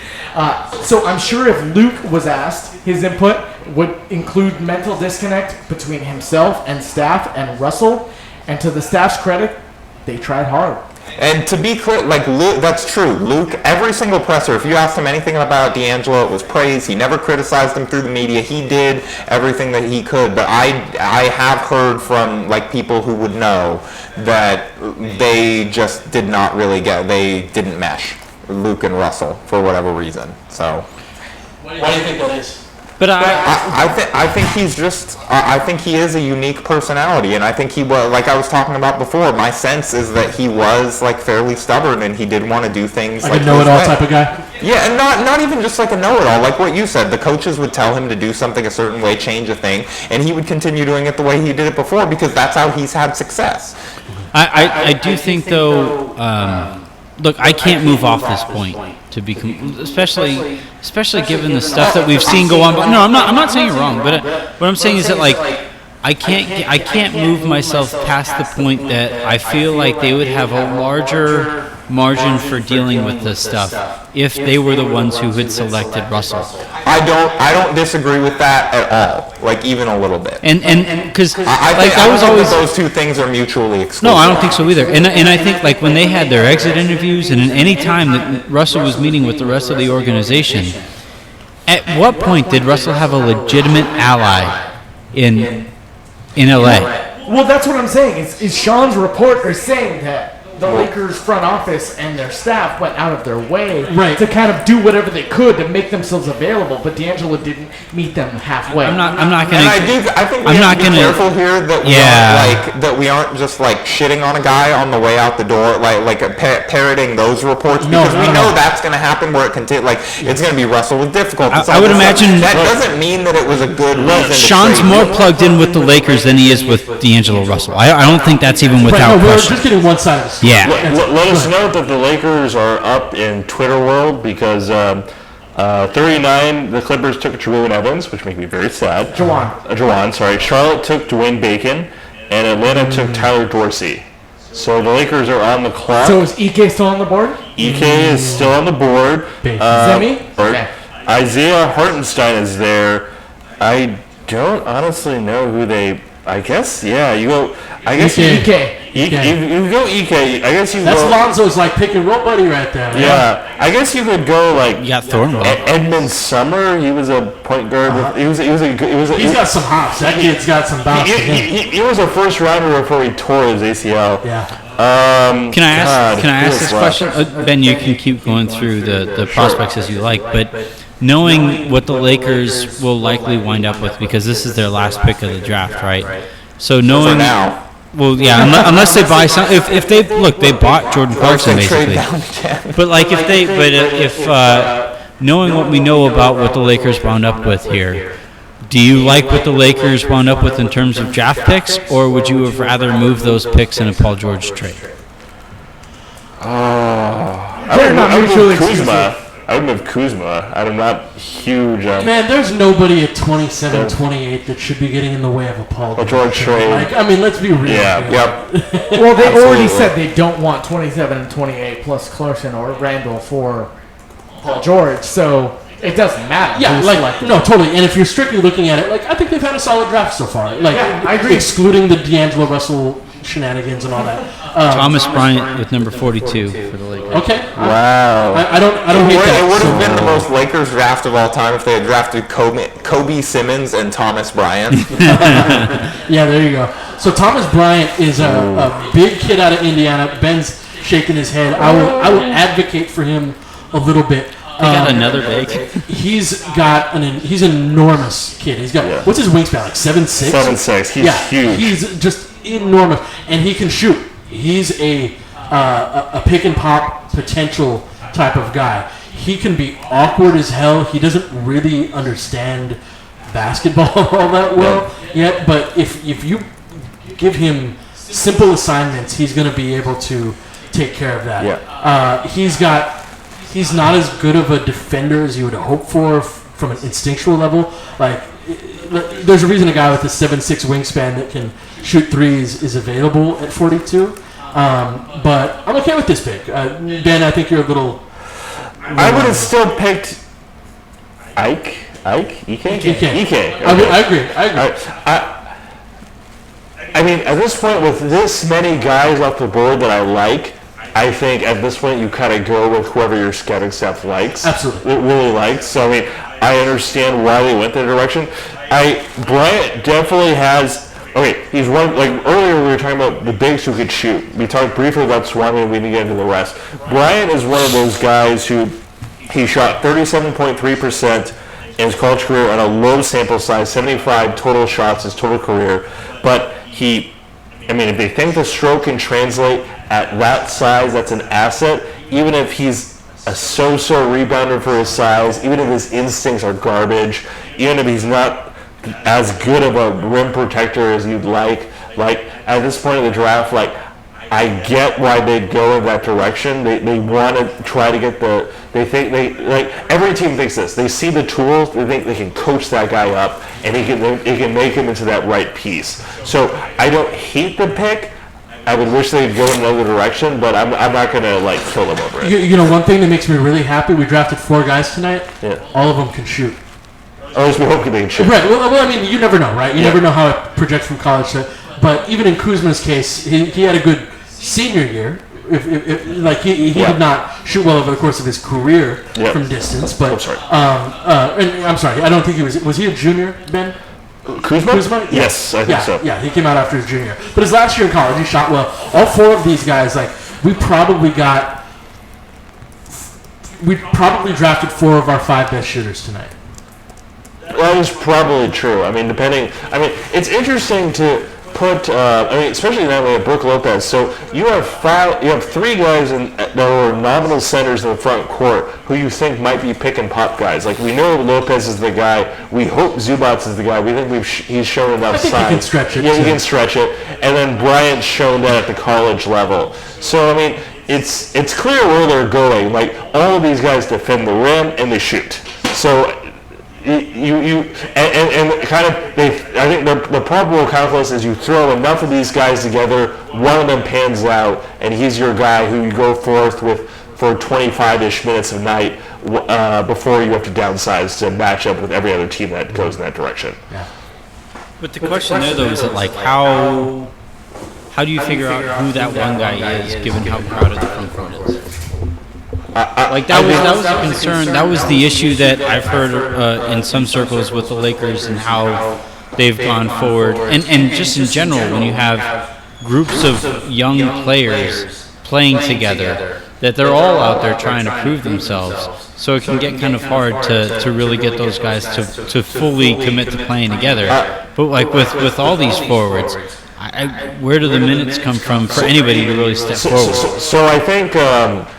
Barring a trade, I think a trade really has to happen. A trade's going to happen. In the front Whether court. it's Paul George or smaller deals. Someone has to go. So Kuzma, I think they want to have play in year 1, but they have to trade someone. They have to trade Nancy Randall. So Bryant, I think, is a year-long he won't be development guy in the G League. Yes, he's going to be the starting center for the South Bay Lakers, and they're going to try to kind of get good traits out of him as much as is humanly possible, and he's their hedge against Lopez leaving and Zubats not panning out. So we found Harrison's favorite player next year.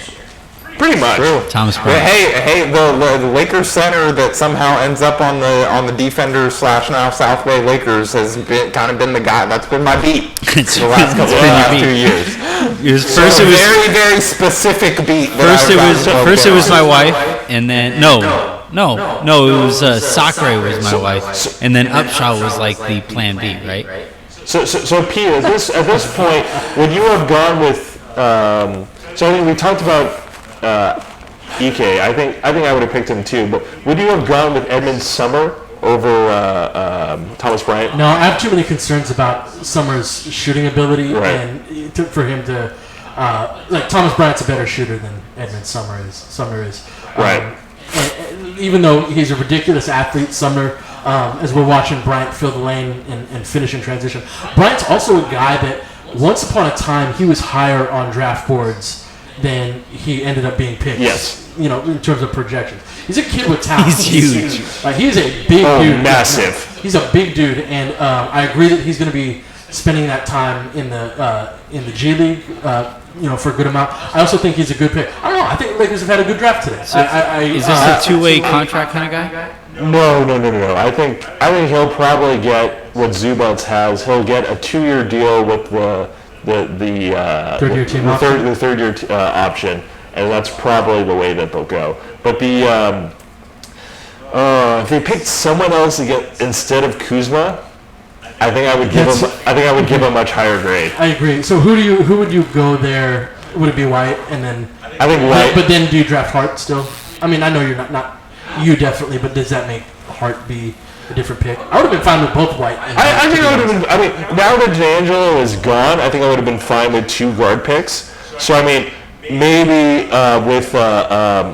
maybe you go with Jerome Evans as one of those. But I think if they went with White and Hart, I would have been okay with it. Yeah. I would have preferred White and Thornwell, but I mean that's just personal preference. I mean, it's not saying that it's not a bad choice. I think that we really have to see what the follow-up trades are. Because I mean, it could be that Randall is part of the proverbial George package. That very well? That would clear out the glut in the front court, and I mean that would put Dang at primarily at the 4. So it's still hard for Kuzma to break the rotation. But we presume that Dang's being stretched, not next offseason, or being offloaded in trade. It's not a big deal. So we have to see what the subsequent move is. I still think they could have still picked I would have chosen Jordan Bell there instead of Kuzma. I think that Kuzma is a guy who moves pretty well for a 4. He has some ability to defend in that respect. His steal and block rates weren't great at Utah, so I mean it's kind of a guy you draft on kind of the profile of what he might be more than what he actually produced. Yeah. So I do think though that they've prioritized shooting, which makes me very happy. So, and I think the remaining drama now is to see if Thornwell falls completely out of the draft and see how excited Ben gets about the possibility of signing him as an undrafted free agent. The noises that have come from that section of the room over there. Turn down Ben's mic level. Poor Harrison's situated between the two of those guys, and I've heard from over there, and then Ben just poor Harrison's just like. So I mean, the story of this pod is that all of the significant others that were here have left and just left us alone. Yes, this is a woman-free zone. It's just left us alone to grunt at each other about draft picks. Seth Rogen just walked in. We're all watching Sausage Party next. So I mean, because of the Kuzma pick, I think we're at a kind of a B plus A minus range. That's good though. Right now, it's a good draft. It's like it could be better. Like it wasn't like last year's draft was like, wow, they got Ingram and they got a guy I thought was going to be in the mid-first in Zubats. So I mean, it was a great draft. And here, I mean, the trade down was good. I hate that it cost them White, who they should have taken at 27. But I mean, we'll see. I mean, we have to see the subsequent move to see how it plays out, whether it's trading Nance or. Although I do think it's fair to point out, though, the trading down at that point in the draft, where you give yourself a couple more darts to maybe throw a bullseye, makes a bunch of sense. Totally agree, Anthony. I'd give this draft an A minus, and I'm usually pretty kind of stingy with my grades, but I'm really happy. And the only guy they took that I wanted at that spot was Lonzo, but I think that they. The thing about this draft is that it's cohesive. Yeah. Is that like it all makes sense? It all fits into. You've got guys who are your winner character type of guys, and I can't speak to Kuzma or Bryant in that respect. All 4 guys can shoot. You got a couple of guys that should be able to contribute right away. And I don't judge this draft through the prism of. How do they fit on the roster right now? I think it's very obvious that a lot of the guys, that only a couple guys from last year's team are going to be back. And so from strictly a BPA standpoint, the only guy that I think was difficult to justify was probably the Kuzma pick. But I know that they liked him.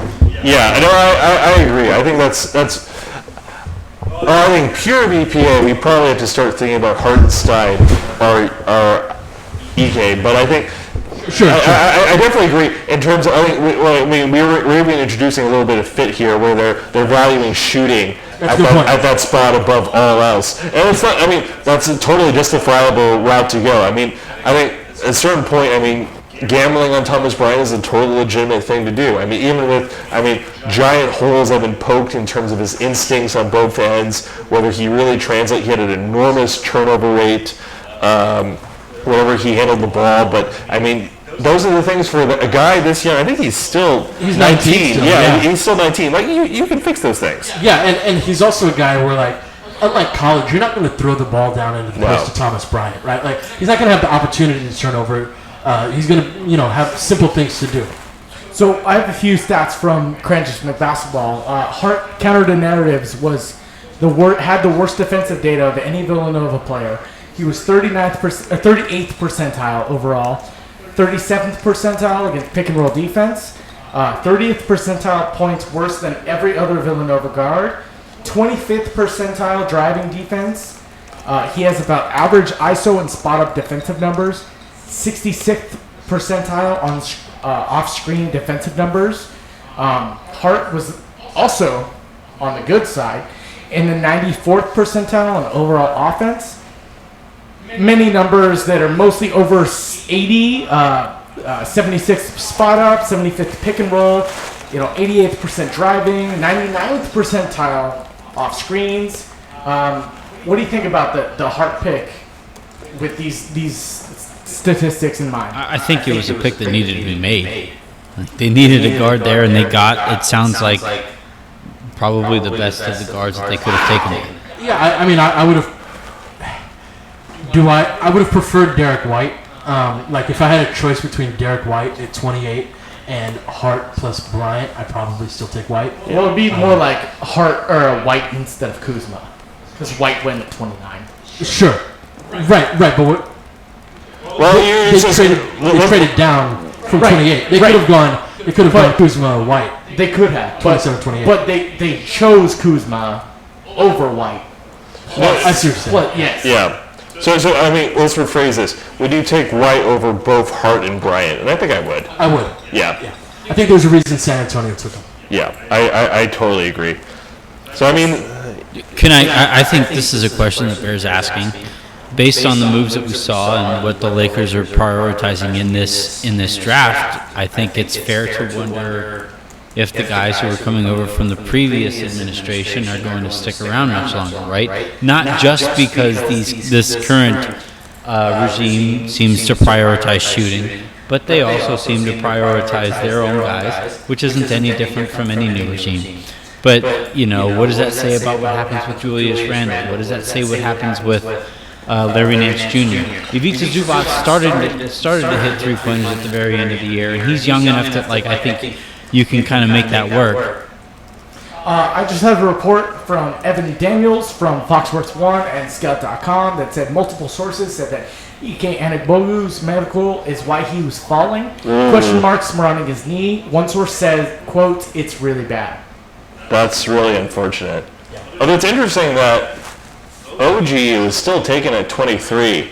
And I mean, he dropped, but he didn't drop that far. And Ike is taking hell of a drop in this round. Those must be really terrible medicals. Yeah, that's the only explanation for him being available. As far as Anthony's point and question about what does it say about the current guys, I think it's something I've been saying all night. Like guys, They're gone. They're gone. I think Nance is gone. I think Randall's and really gone. the guy that I was most invested in is already actually gone. Yeah. So I mean, for me, I don't have too much of an attachment to the rest of the young guys in terms of projecting them all of that high. That being said, I think Ingram's sticking around. I think what you see is what you get with Magic, and they've talked Ingram up to the point where I think he's pretty safe, and I think Zubac is probably sticking around. But aside from that, I think yeah. So we're gonna go around to all the people that are left. We got about 15 minutes till 9. We're gonna be recording our Lakers film room. Locked On Lakers crossover pod in a moment, but I want to go around and ask everyone what their final thoughts are on the 2017 NBA draft of the Lakers. So Anthony, you want to kick us off? It's a clean slate is the thought that I just had while Pete was talking a second ago, is that this is the new regime stepping in and saying we are starting completely anew. Value be damned. We want to start from a completely fresh start. We want to prioritize getting better in terms of free agency, and I think they trust their ability to sell in free agency more than maybe the last administration did.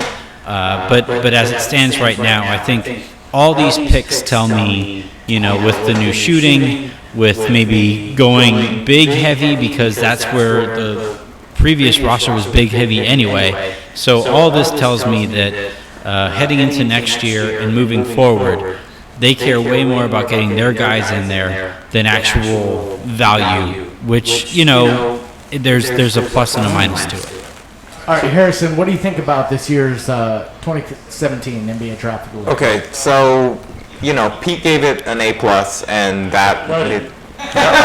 Did you not? No, he didn't. A minus. A minus. Okay, A minus. So that's still good as far as the players that they got. To be honest, I don't know enough about these guys later in the draft to really grade it from that perspective, but just kind of riffing off of what Anthony's saying about the clean slate, and I think that that's a fairly negative way to look at it. It might be accurate, but it's kind of negative, and just to kind of send people out on a little bit more of a positive note, I guess the small maybe good thing that we can take away from this is I never really thought that they would trade the number 2 pick for Paul George, but given all of the speculation through the media, the Lakers are not making the Paul George pick available. Like, the fact that it was even being mentioned made me think like, oh, so it could potentially maybe end up back on the table at some point.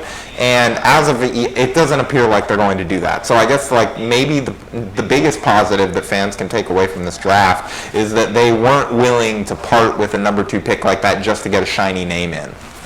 Awesome. Although actually they were willing to part with a number 2 pick from 2 years ago for the chance at a shiny name next summer. So maybe the kind of results are And mixed. if Lonzo wasn't as shiny a name, like comparatively speaking, I think it'll never get asked because, anywho, but I would like to know, if Lonzo didn't go to UCLA and if he wasn't, an injection of star power into, especially competitively speaking, he's a legitimately injection of star power into a roster that desperately needs it. But if he wasn't that, I don't think they draft him. All right, Ben, our resident late first round, early second round expert. What do you give the Lakers grade as far as the draft from an F- to A+? Thornwell was just drafted. What? Damn it! I was just letting Bogo. I know Andy Bogo was just drafted. Oh, and the Clippers took him. God, this is terrible. Pacers took him. Oh, No, we're talking about Thornwell. Sorry. This is terrible. So I think I give them a B+. I mean, I like the picks. I think they were definitely made, as Pete said, with a kind of concerted idea in mind of the team they wanted to get with those guys. They wanted to maximize shooting. They wanted guys who were kind of Kuzma can move defensively at the 4. Bryant's a shot blocker. Even if both those guys, we can kind of drive trades through the caveats we can make in both of their defensive projections. Hart's a very solid, high character winner. Again, good defensive kind of guy. So, I mean, there's a clear vision for what they wanted. I don't necessarily mind it. I'm always kind of in the camp of teams that kind of go balls out for upside, no pun intended, and and try for kind of the very risky prospects and try to maximize those individual skills they think they can work with, which is what Golden State's done with Pat McCaw last year and Jordan Bell this year. As a minor tangent, I am very glad that the Knicks just took Damian Dotson, so we did not have to talk about that kind of mess of worms and that crap. That would have been a kind of. Can we just really quick? Nobody knows what you're talking about. So as far as I know, he's a worm collector. Can we talk about really quick? Denver just drafted a dude named Mega B-Max.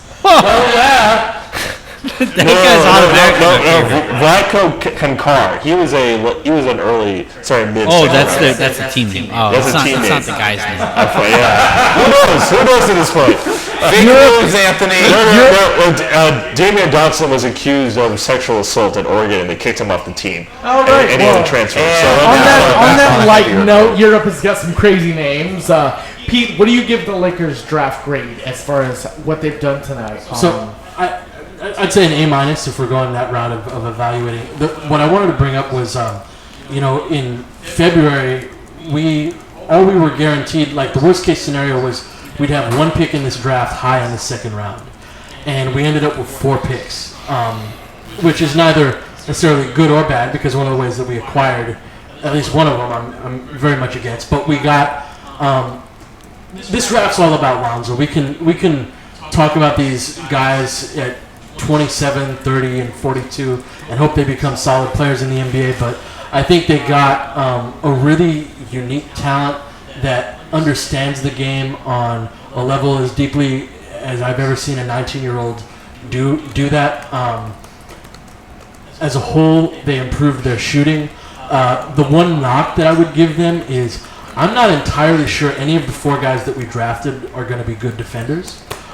Even Hart and Cran just kind of spoke to that in the numbers. I think Lonzo projects as a plus defender on the wing at the 2 and 3 spots. Theoretically, right? But it's theoretical. That's the thing. Is that like, and Bryant does not, with that great wingspan, does not have great instincts. And Kuzma's like, defensively, I don't think they've improved the defensive talent of the team while improving the shooting talent of the team. So those are my main takeaways. That, like Anthony said, they're bringing way more of their guys in. It could have been one pick and it ended up as 4. And they're bringing way more of their guys in and going with that clean slate. And shooting's improved, defense hasn't. So an A- in the grand scheme of things, after this franchise traded D'Angelo Russell for cap space, essentially, an A- is not bad. To be clear, an A- is for the draft strictly. Obviously, yes. Yeah. But still, an The Russell A- trade draft. drags it down into the C-D. But an A- draft isn't the worst case scenario that could have played out. It could have been a C- trade for D'Angelo and a C- draft. But it wasn't. It was an Right. A- draft. It was better than it could have been. So the world is not falling. Thank you so much for joining us. I know it's been a marathon, like 3.5-hour podcast / live show. Thank you to Ben Rosales. He's at Rosales12 on Twitter. Harrison Fagan's at HM Fagan on Twitter. Pete is at Laker Film Room. Anthony is at Anthony Irwin LA. I am at LFR Tommy. I'm producer. Thank you for joining us, guys. We're going to be recording a Locked On Lakers Laker Film Room podcast crossover episode right now. Thank you for joining us. At us if you have any questions or anything you want to get to, and we'll try to get to as much as we can. And thank you for joining us, and go Lakers.